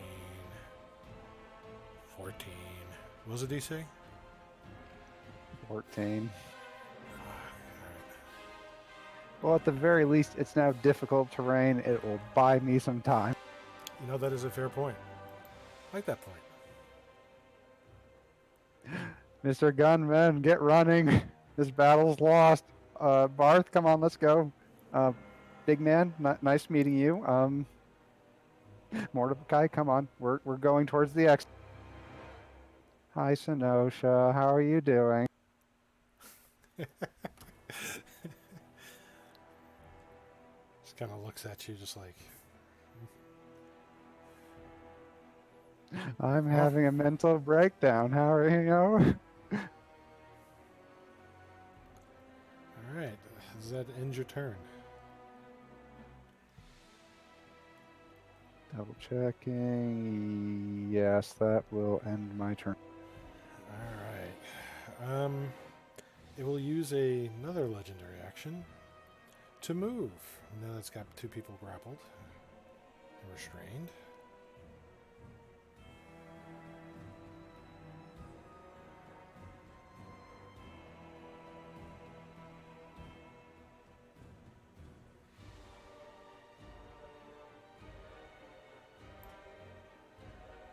Alright.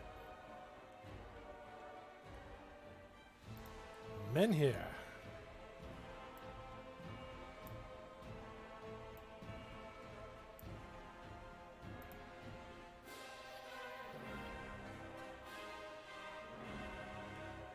Well, back to the temple doors.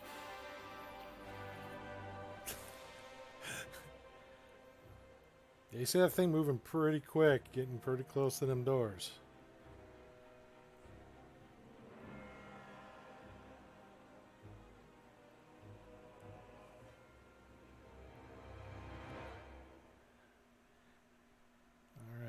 So you double move to that. Are you ending a turn? Hold on a second.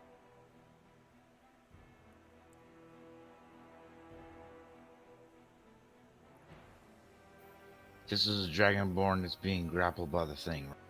Yes. Very Okay. muscular female dragonborn. All right, that's one move to get there. I grapple her, and I will contest a grapple roll to pull her out of the.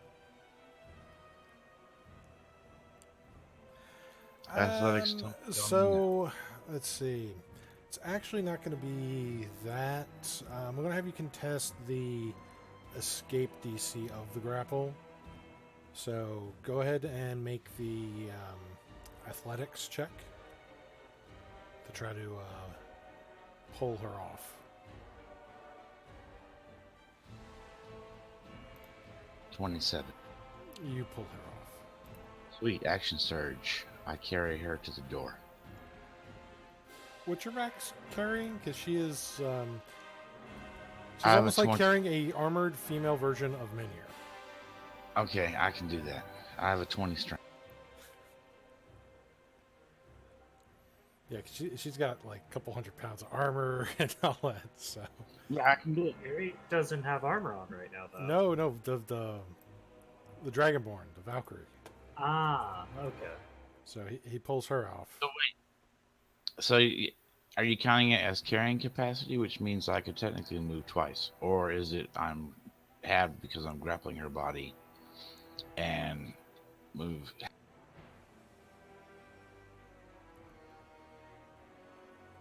Basically, he rips her free and then Right. helps her to. Helps her get out. So, all right. Well, I mean, you're carrying her out. So, giant Dragonborn in hand. It's like Kevin That's my Costner turn. in The Bodyguard, just carrying her out. All right, Barth. Yes. All right. Is the There's the other, the clockwork person that's also being grappled by the Yes, she is also Eldritch being tentacle grappled. monster, right? Yeah. That is correct. All right. We're gonna go there. Then I'm going to pop my action surge for another action to move up here. Then I'm going to contest the grapple as well. All right, go ahead and roll an athletics check. Which I know you have a bonus on. 20. You successfully pry her free. All right.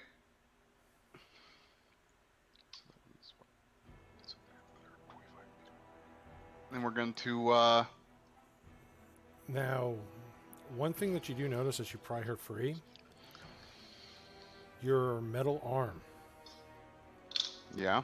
is actually being affected by this thing's acidic nature. That's some powerful. That's some.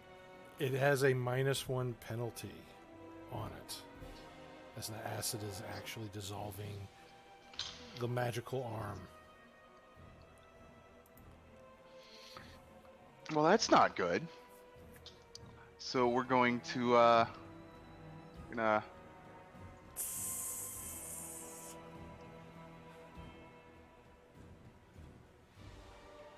we're gonna move down here, and that's gonna be Bart's turn. Okay. Let's see. That was Bart's turn. This guy is beating feet like Menhir was doing so. So they are out and they are no longer on the turn tracker.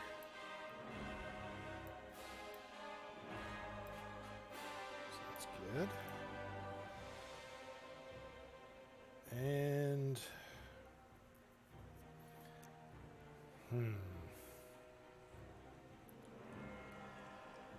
all right. Let's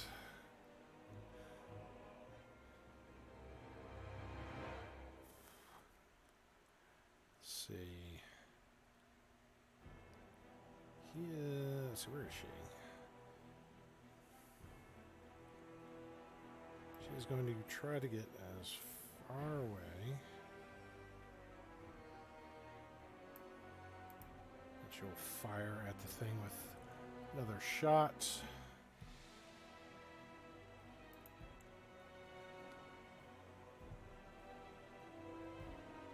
All right, so finally a roll that wasn't under 10. In fact, this was a lot away from 10. This from under 10. This is what we like to call a natural 20 critical hit, and that is going to be. Let's see, why is it not doubling that? Come on.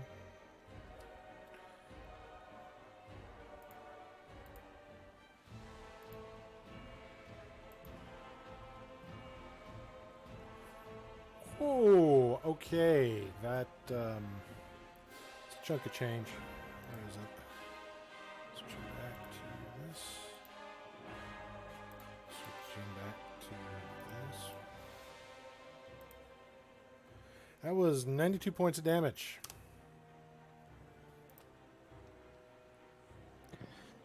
Respectable.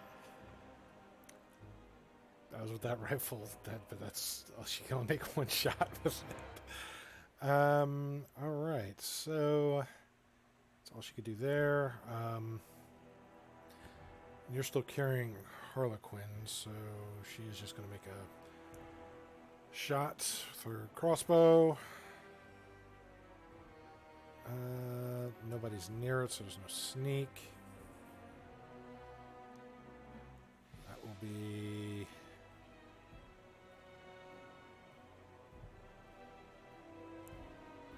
Points.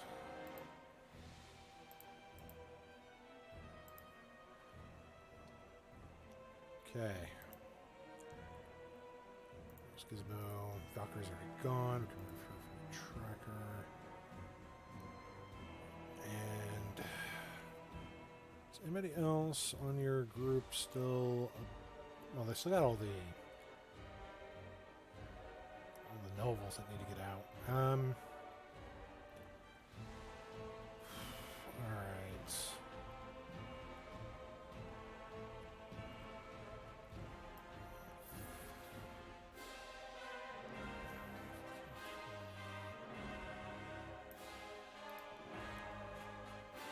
Alright, he's going to do some targeting shots. See if he can cripple or slow this thing down.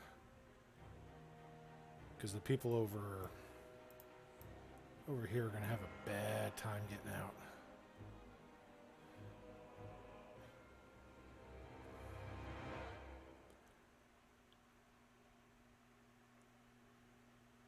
Alright.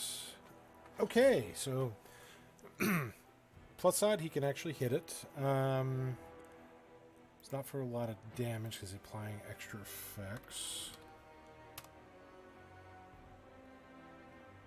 But it is slowed. And it is all of the regular movement counts as difficult terrain until it can shake off the effect, which it can do at the end of its next turn if it makes a save. So we're going to put that on there for that. Alright. Lodia. So we're all leaving, right? So I'm just gonna double move to get out. I'm gonna double move to get out. Okay. Alright.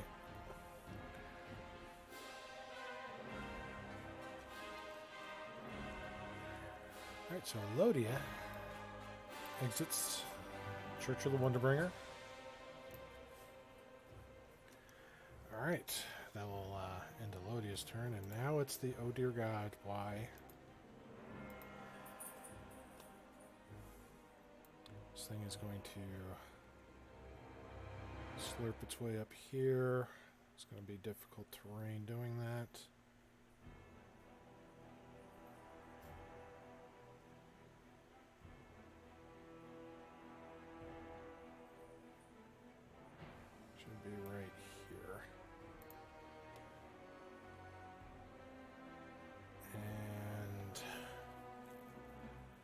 these little bastards.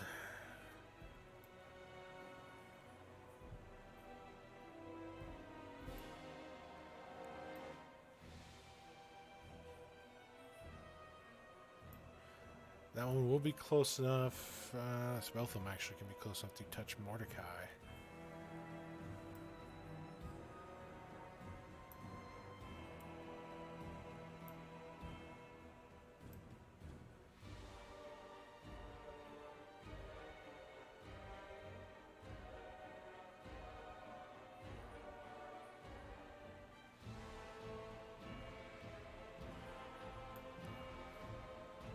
This one should be down here, but he can't attack, so he has to double move to get there.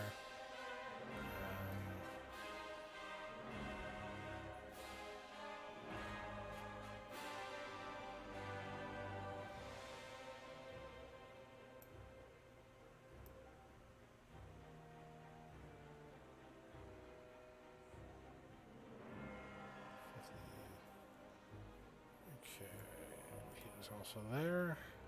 Actually, wait. He'll be over here this way. Alright, so all those little bastards are moving here, and two of them are going to attack Mordecai.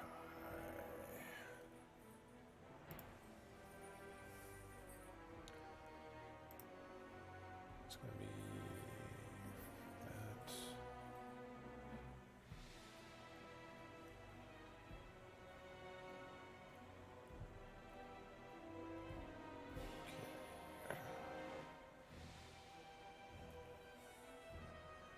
Oh, okay, so he has a chance.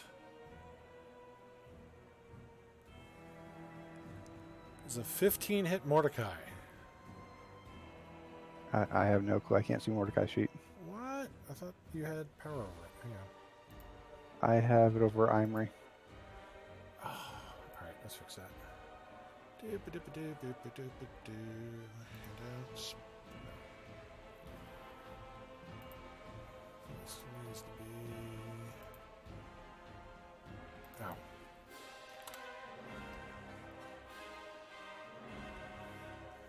Player, character sheets. Mordecai.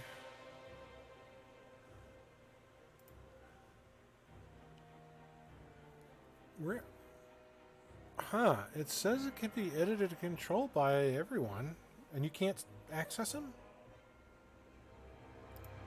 Nope. Let me just refresh, see if I can see.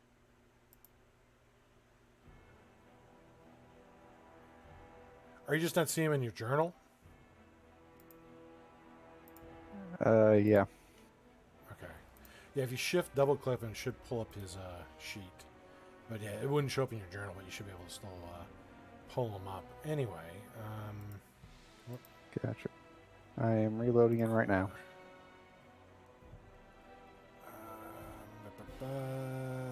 Looks like that's going to be a yes. Looks like he's got a 12 AC. Does he have shield? Let's see. No, he doesn't. Alright. Well, as the slimy tentacle is going to attack him here. On the plus side, he's not going to get grappled with it.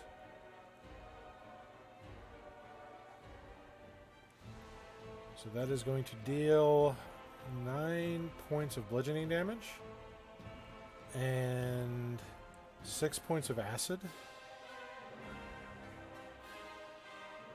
And he doesn't have any metallic armor, so he's fine there. However, it does have a bite attack.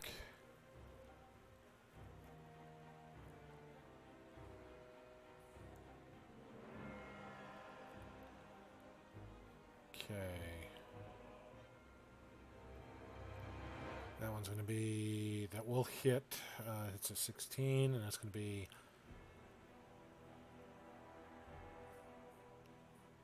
6 points of piercing, and I need him to make a Constitution saving throw. He's good. 32. Well, no. Wow. Okay, then he only takes 6 points of poison damage.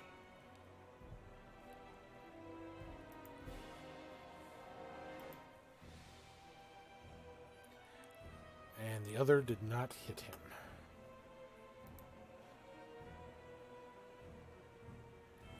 Alright, that ends their moves. Most of them had a double move, so Senosha.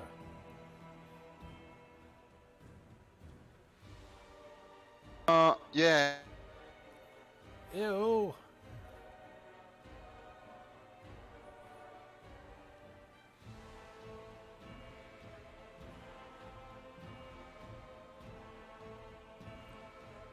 This is What was Hey, going you- on? You were breaking it out. yeah. Apparently, I think we're gonna be getting out of here.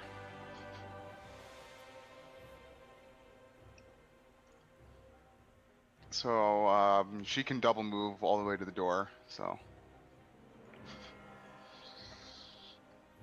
Okay, so she is out.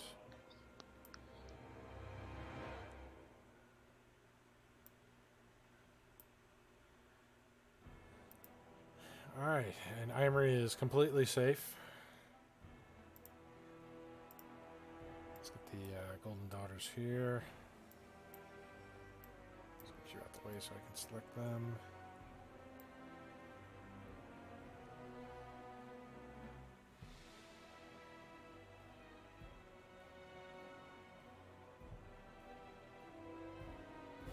So they are right over here.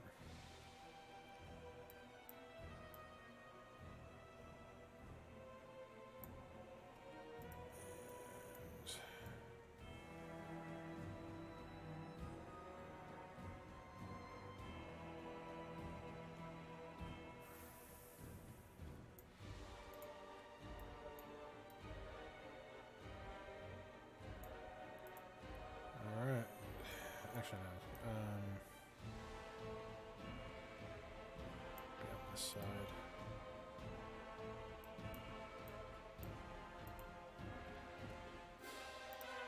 Alright. Mordecai. Well, I know what Mordecai would do here.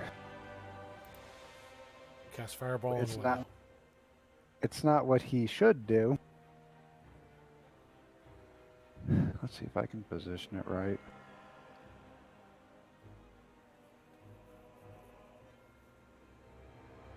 Yeah, that would get 4 of them. It barely clips the squares.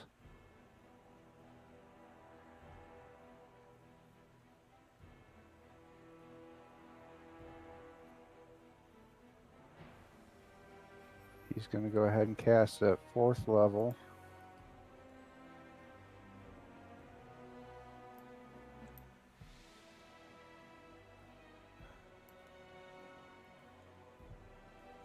He is going to blast 3 of the horrors, the 3 of the little guys and 1 of the big one.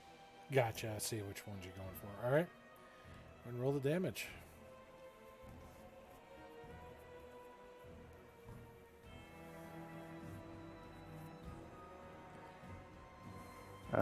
He would empower it. I just need to figure out how exactly. No, he burned up his resources, gained that spell slot back.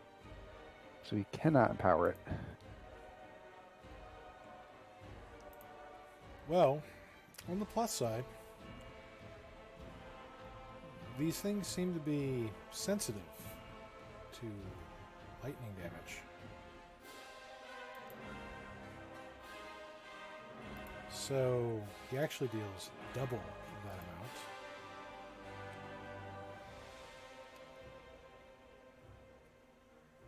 I will take 58 points of lightning damage right now.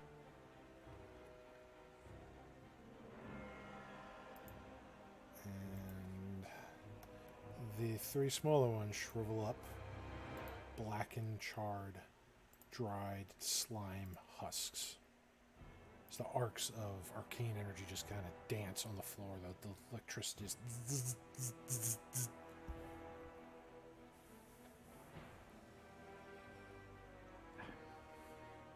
I can't do his accent, sadly.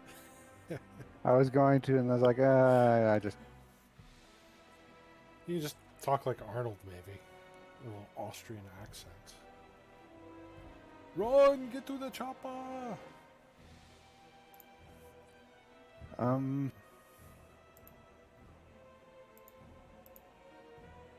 He's going to go ahead and move to. And that will provoke off one.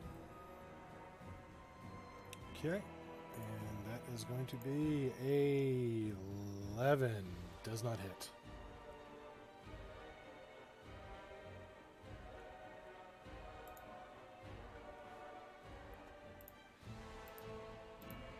Okay. Next turn, he can make it to the door.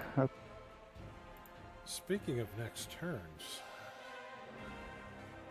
Willow.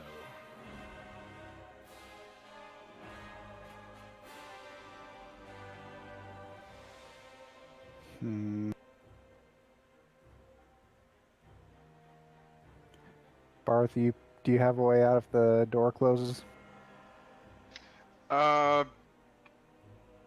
Misty Step can go through solid objects, right? I believe it's a Or do I square have to that have you line have of to sight? see on there. Ah. Let me just Are there verify. windows? They're covered by the tapestries. Either way, you can Misty Step, disengage, and get out the door. Yeah. I'm just verifying because yeah, that you can see. Are there windows? There are, but they're covered by burning black tapestries right now. So the tapestries are on fire, right? Yes. Which means I can see past them. No, it means they're giving off a lot more light and heat than normal. They haven't burnt away all the tapestry yet for it to fall down. It's still been under a minute. Why do they have all of the windows covered by tapestries? That doesn't make sense. Who puts a window in and they're like? I mean, Make it sad. Yeah, but why would you cut? But do you mean drapes? Because drapes and tapestries are different. Because No. tapestries are meant to be decorative art, not block out light. I mean, they okay, whatever. I'm being unnecessarily pedantic. It's fine. They needed something thicker and longer to cover the stained glass windows of the Wonderbringers Cathedral. Oh, I can deal with it. I can like tear them down and then teleport out the window. It'll be fine. That is a possibility. You could try to do that. Hopefully not cover yourself in flaming tapestry before you Misty Step. Yeah, hopefully. But that is an option. But speaking of options right now, Willow. I'll lay on hands myself 30. Oh God. Okay. Because now we're going to battle. And by battle, I mean... Hit things really hard. Because he looks very slow and sluggish. Mr. Eldritch Horror. Which one? The big one. You saw him with a legendary action move 50 feet.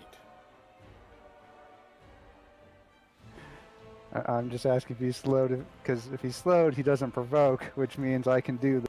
Well, yeah, now he's much slower movement after he had some effects applied to him. So, yes, he looks like he's moving very slowly and moving very...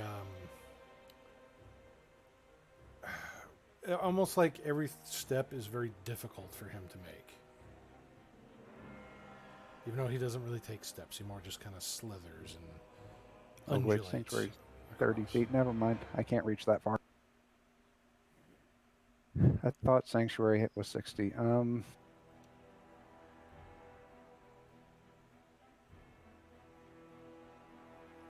Well, then I am going to not move there. I'm going to Sanctuary the closest. Yeah, I'll Sanctuary the closest daughter.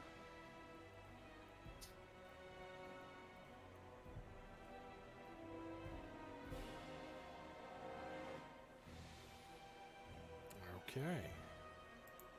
Casting Sanctuary No move on there. her. That way, maybe I have cover. Let's see. as a sanctuary token there. All right, so yeah, you cast your divine energies to encapsulate this golden daughter in this pillar of pinkish purplish pillar of light. Just wow, wow, wow. And that will end my turn. All right, Minhir has already escaped. And she's been given with the little daughter. Barth. Yes. All right. Well, he's gonna go here, and he's gonna take the. Actually, no. Wait, defensive action wouldn't affect anything. Cause, All right. Well, we're going to slash at the big monster with his sword. Okay.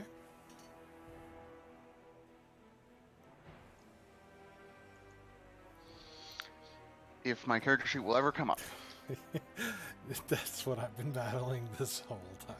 There it is. Okay. And some of the dice rolls don't show up for me either, which is fun.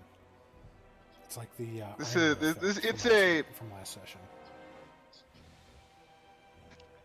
Is this a large or a huge creature? Oh, this thing is most certainly huge. Yeah, I figured. So we're gonna strike at it with the Shadow Blade. Does a 14 hit? 14 does not hit. All right, and then for my extra attack, 25 is gonna hit. 25 So will that's indeed hit. 12 damage. An 18 has hit this thing. Yeah, so that's 12 psychic damage. And that's gonna be Barth's turn. Barth, no, run! Don't worry, he'll be fine. He's got Sentinel. I'm keeping it penned. That's the idea. Anyway.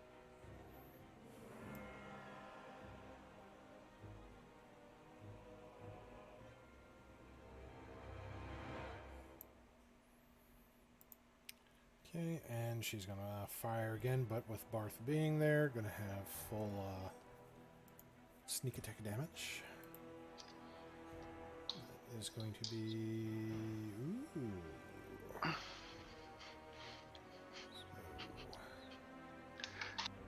let's see, that's 21 plus. That's not bad combination damage there. That's 50 points.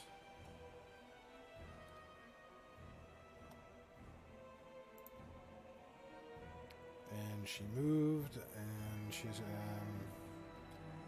gonna risk it. Bonus action to move. Actually, you know what? No, she's not gonna risk it. Alright. Gizmo.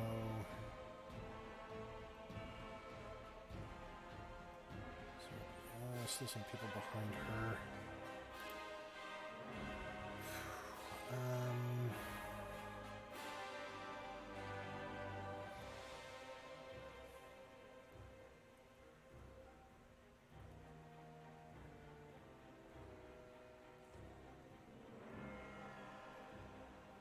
She is going to cast Fly on herself.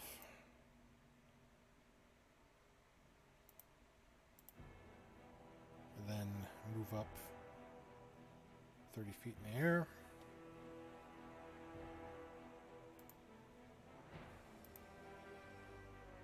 And Striker.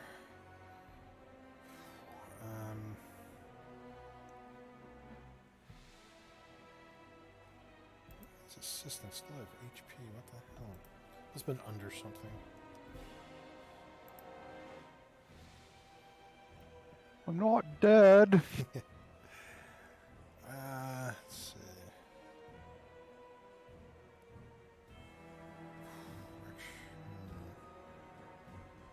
Yeah, he's gonna go here. 5.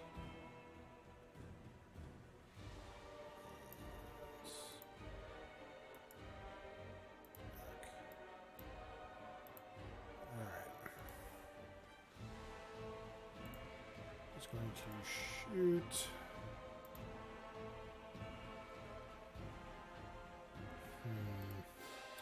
So I want to power it.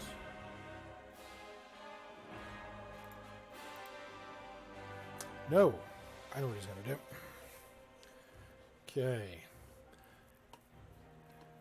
His going to use his attack, bonus attack, to full discharge on the revolvers.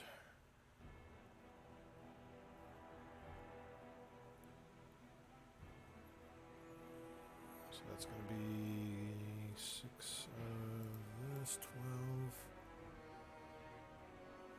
12. God, so many d20. So many d20.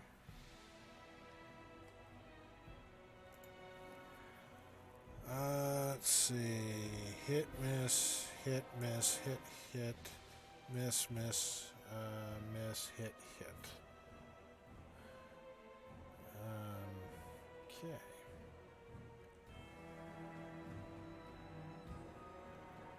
Then, 6. He is going to action surge, and he is going to fire from 2 other revolvers. Another full load into this thing.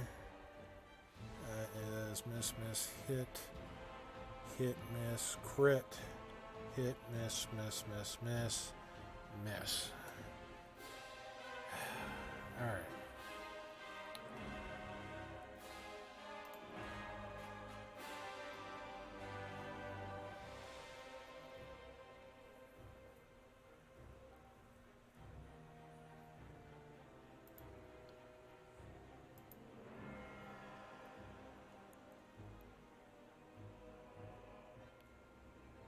Wow, that is going to be 103 points of bludgeoning damage from the rounds, just rapidly, and grabbing 2 guns, doing the same thing, just emptying the chambers. So he's got 2 empty guns in his hands and 2 guns fully loaded on his vest. Oh, that did not do what I wanted it to do.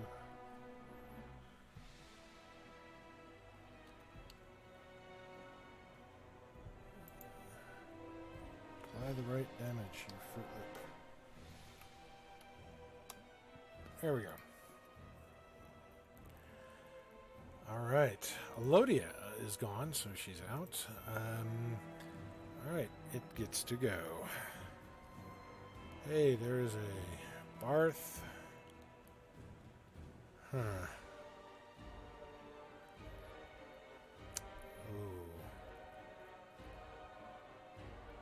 Ooh. Can it do this? Yes, it can. Alright.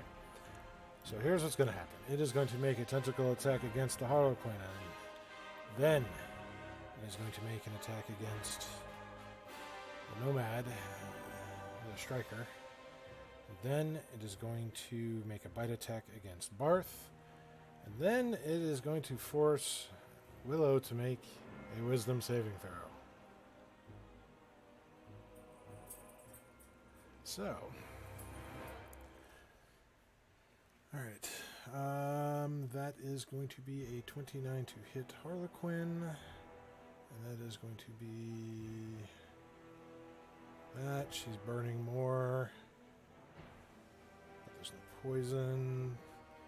It's just 25 points.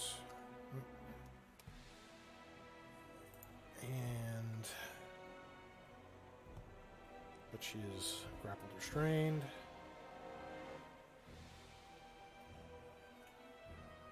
Striker's also hit. That is going to be 28 points of damage, including the acid burn. And the bite. Barth. Yes, it has disadvantage. Because I'm still wearing my Cloak of Displacement. Okay. So, let's see here.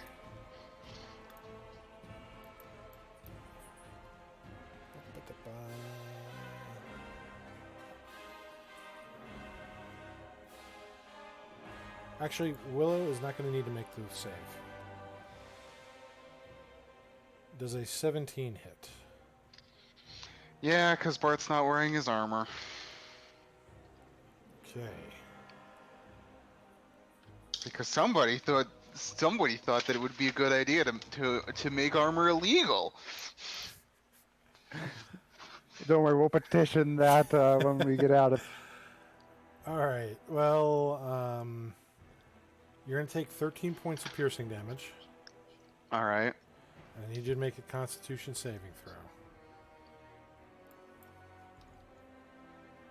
All right. I'm going to use my inspiration on that. 18. 18 is a success. So that means you're going to be taking 16 points of poison damage. That's So halved. 15 physical, 15 piercing, and 16 poison. Yeah, because it was 32, but you had half. Okay. I am not having a fun time right now with my 4 HP. He's seen better days.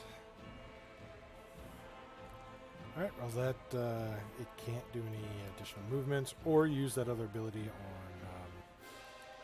Willow. So Sinosha is out, so she's off to here.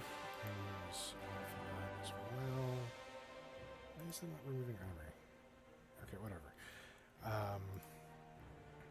Golden Daughters. Alright. As this one runs by me, I'm going to ask her to drop her sword. I need a weapon. Okay.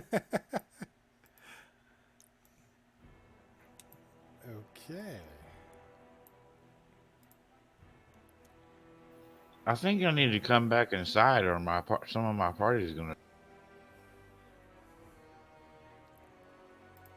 Well, The plan is to make one swing and go for the door. something like that.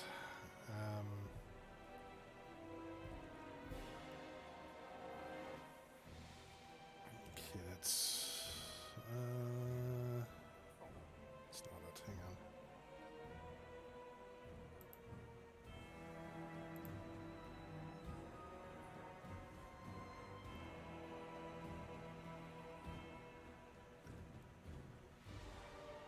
All right, they drop the longsword. So now you have this sparkling longsword. The others are just going to finish their move.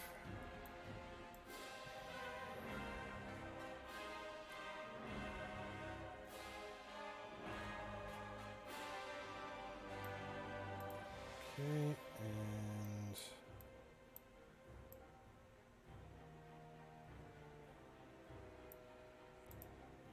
all right, it's Mordecai.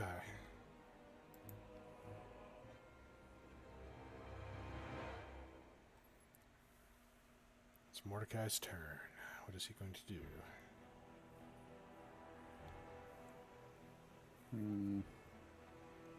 There's now a lot of people there, so he doesn't have a firing range anymore. I mean, he could. Well, I'm sure they wouldn't mind frying, the Golden Daughter. As Amory would say, acceptable casualties, acceptable loss.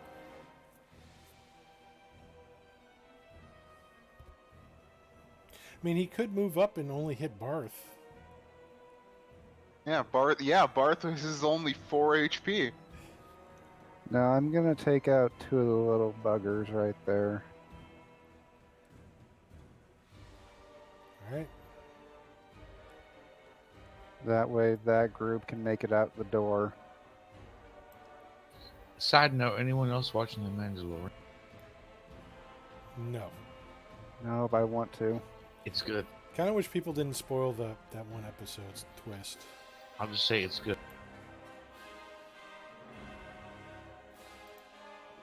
And again, they seem to take more damage from the lightning.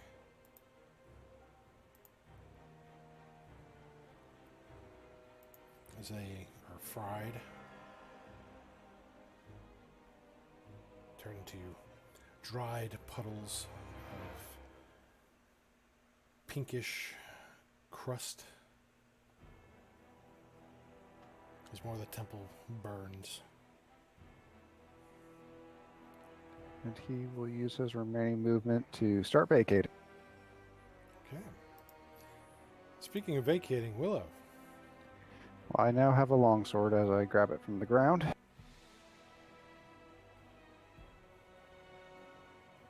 I now have a magical longsword.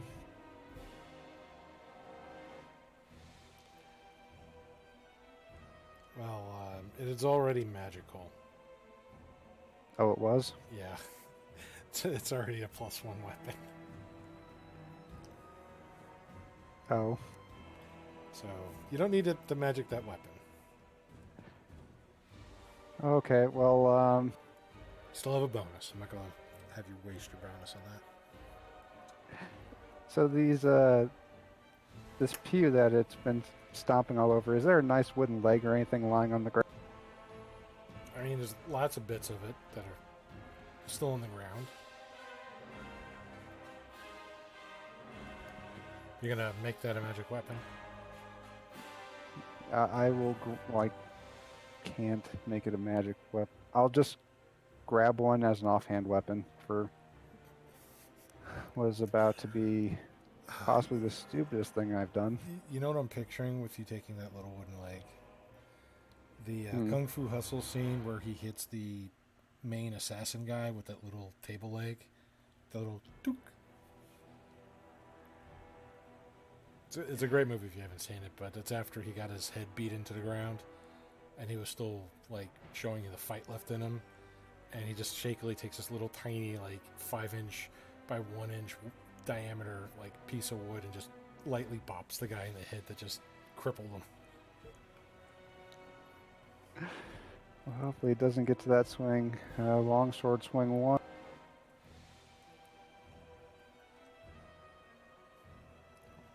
Does a 17 hit? Does not. Well, thank goodness I am chosen by the gods. I'm going to add 2d4 to that, which an 18 hits, so... And then I'm going to smite on top of. Is it a undead or a fiend? Neither.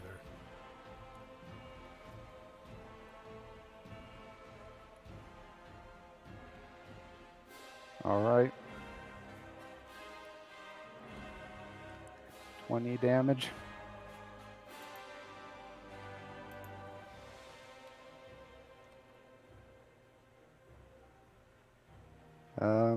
Swing 2.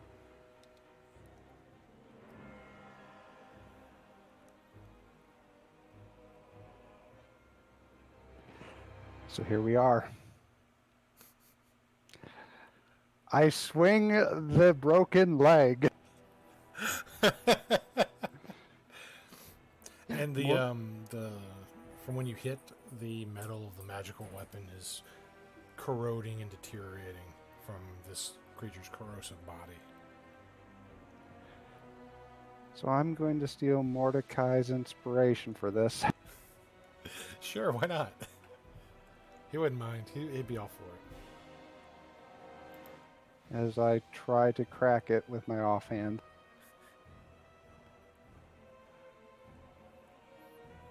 Well, Okay, I mean, I'm going to burn another smite. that will hit.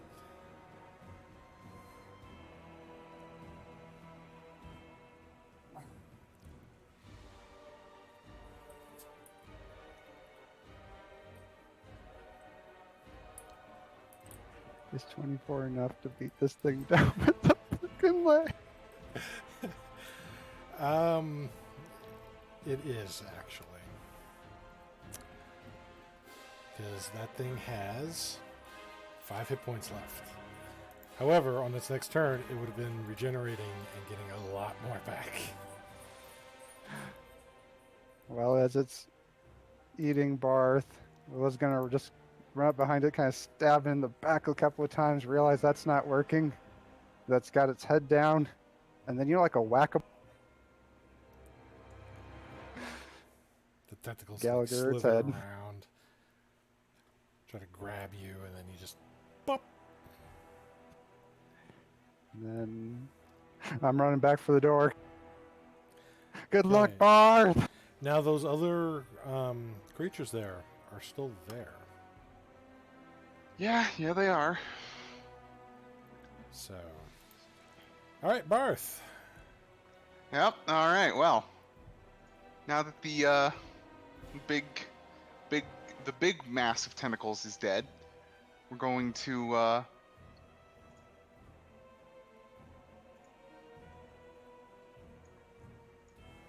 gonna move around it to here, and I'm gonna fire an Eldritch Blast at this small one right there. Okay.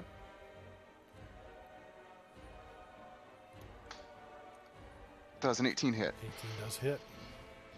for 4 damage, and then the other one for 11. Okay. Start melting off bits of this. It's reddish pinkish form. Tentacles go flying about. I think that's gonna be his turn. Okay. So as Force hits it, and since you did that much damage to it, one of its tentacles flies off, immediately grows an eye. Oh, Starts wiggling about. that's not good. That's not good.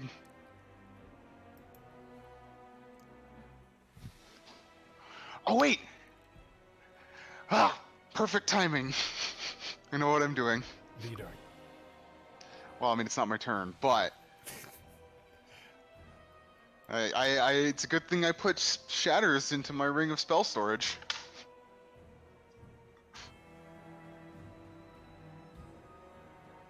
Okay, and she'll shoot it on its way out, on her way out.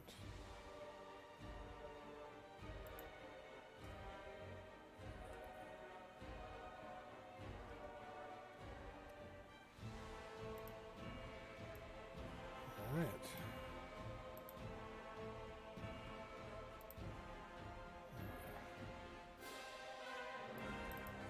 Okay, so now it is.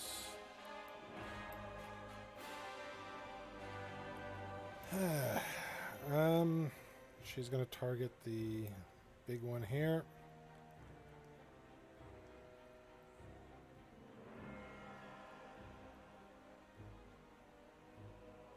She will hit. And she will deal 42 points of damage to it. I will say only this about the shell, since I don't want to spoil anything for anyone. It has the single cutest being I've ever seen in the. I disagree. My cat's sitting right here. Most adorable being ever. You haven't seen the show yet. I will withhold that statement if I were you. Yeah, it's the thing that people spoiled online, like way too much about that episode. Oh, so you already know? I know what the spoiler is, what you're referring to. Oh, damn, but still. If you haven't seen it with your own eyes, though, it does not. Trust me, dude. It's like the cutest. Okay, gonna grab the loaded guns. Fire.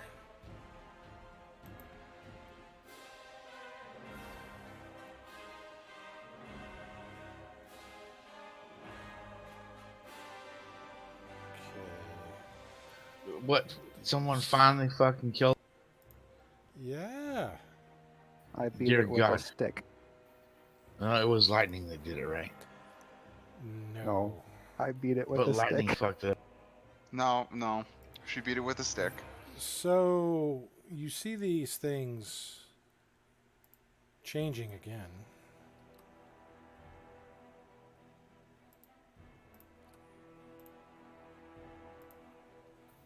Damn, dude, you got multiple stages of these fuckers develop. Yes. Did you ever play 40K and play Gene Stealers?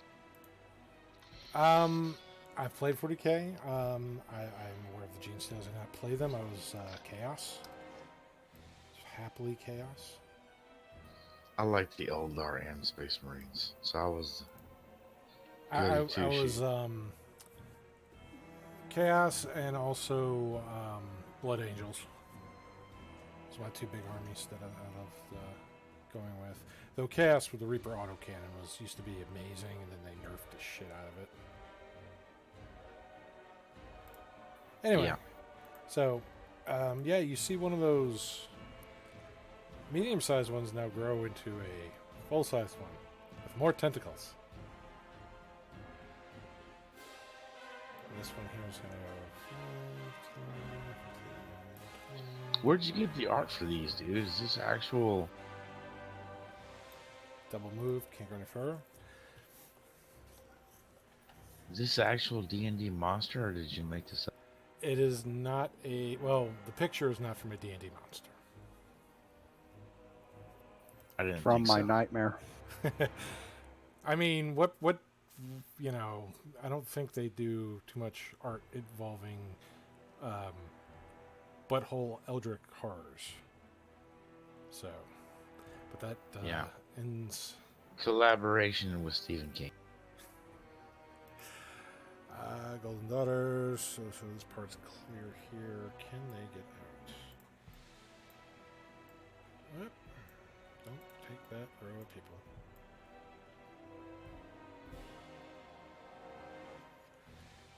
So they would be this way. Come on. To front. Alright. And oh, forgot this one over here.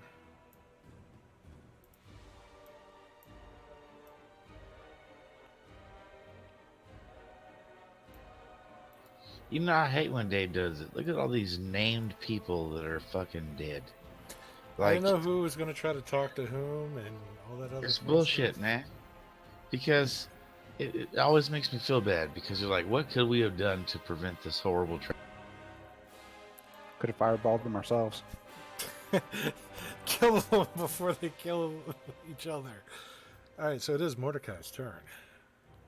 Mordecai, lightning bolt straight up the line again. All right. Roll for damage. It's a good thing these things are not agile.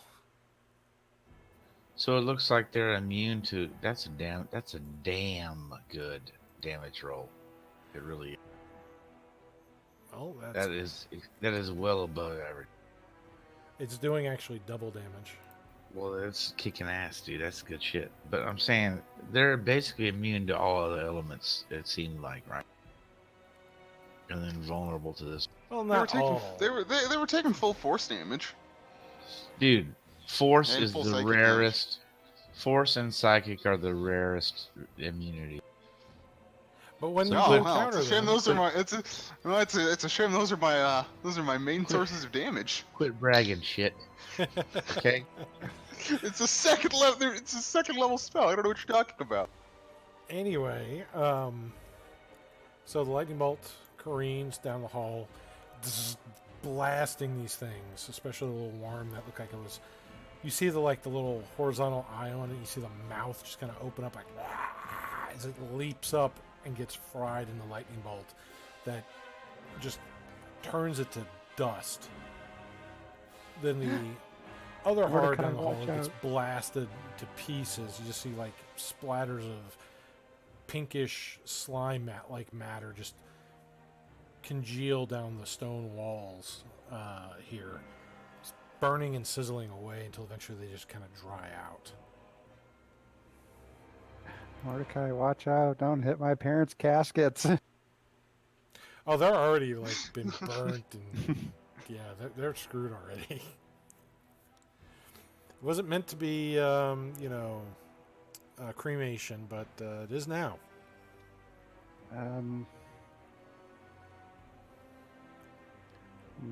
Mordecai will end his turn. Okay, and what does Willow do?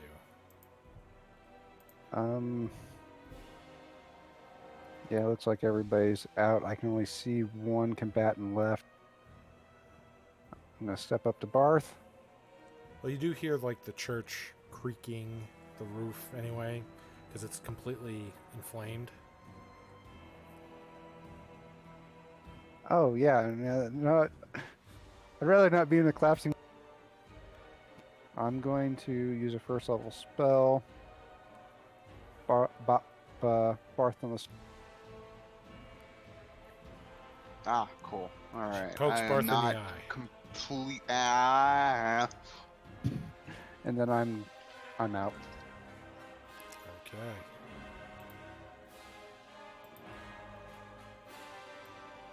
All right. With that, it is Barth. All right. I'm going to fire off an Eldritch Blast at that last big one standing.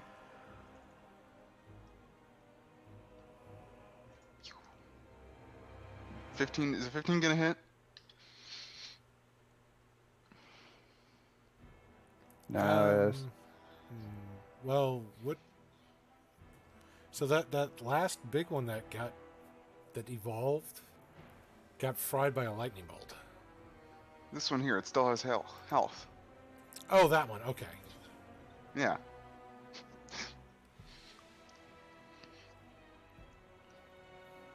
So does a 15 hit it? 15. Who does not hit it actually? All It's right. close. And then for the second beam. Cool. All right. 16 is the magic number. All right. Well, Barth's gonna come here, and it's gonna be his turn. Okay. It's gonna go there.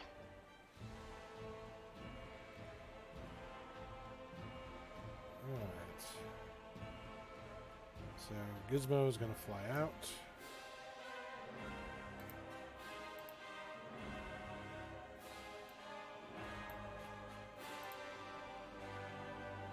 Let's see, Striker, where the hell are you?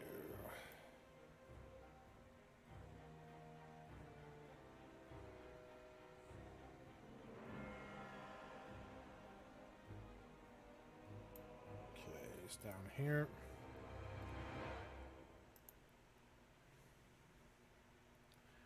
Okay.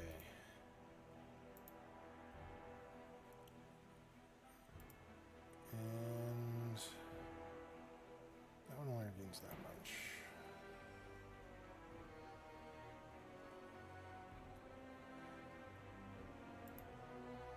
It will.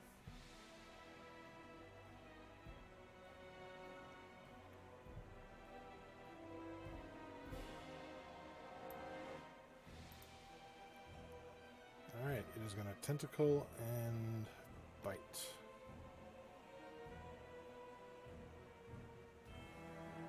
Doesn't have as much strength as the big one, but does have a good bit.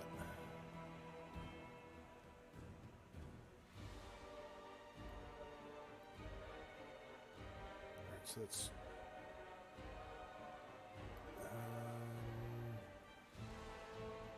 12 bludgeoning plus the 5 acid, so 17. Armor's being corroded.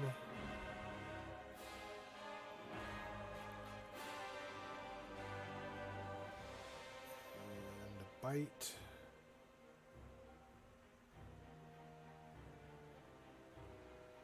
It's AC 22, so it does hit. That's going to be. Should we mark this off first? It's going to be.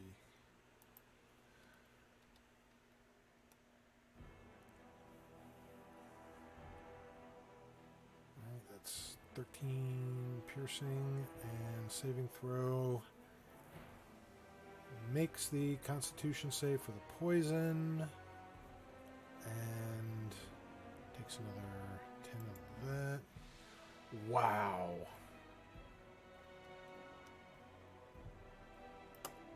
Barely standing, but is grappled. And restrained.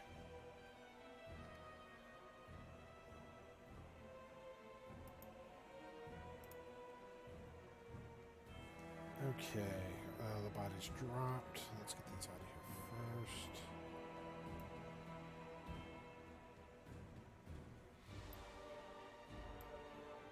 So they're both over here.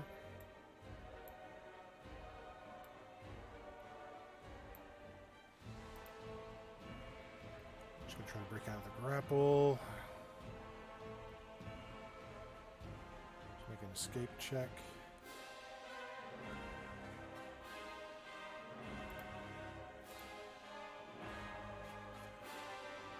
Okay, natural 20 will work. A little overkill, but like the enthusiasm roll 20. So she just powers out of that and can't pick him up. That was her action there. Alright, so she's gonna stay put here and hopefully make it a little harder to get hit. Mordecai. Firing at will. Which one of them is Will? Well, you know.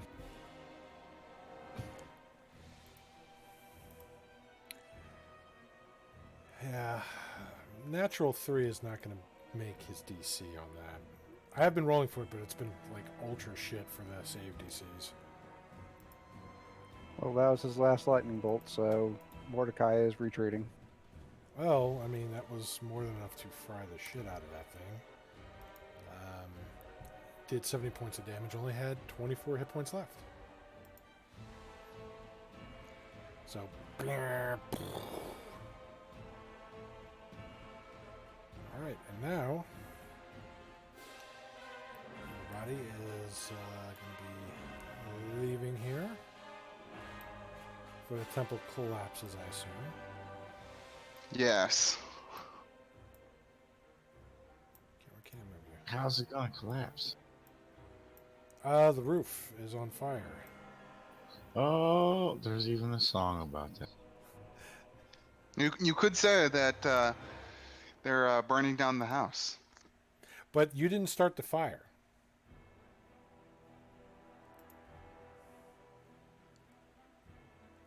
Wait a Alright. minute. I thought we were in Aurora, not France.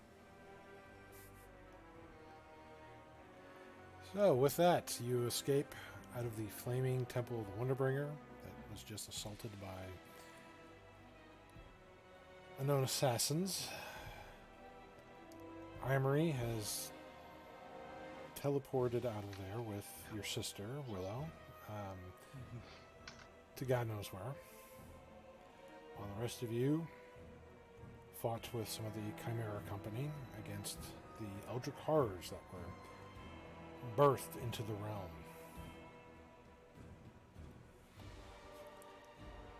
All those that were still alive from the fireball blasts made it out. So that will come into play for next session.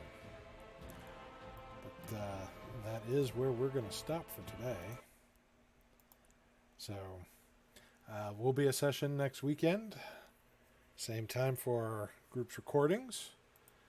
Those that stopped by and chat, we enjoyed you in there. Stopping by to say hi and about the brief freeze that we had apparently on the mixer. So that has all been fixed. But anyway, until next time, everybody, I want y'all to stay safe and happy gaming. Later, folks.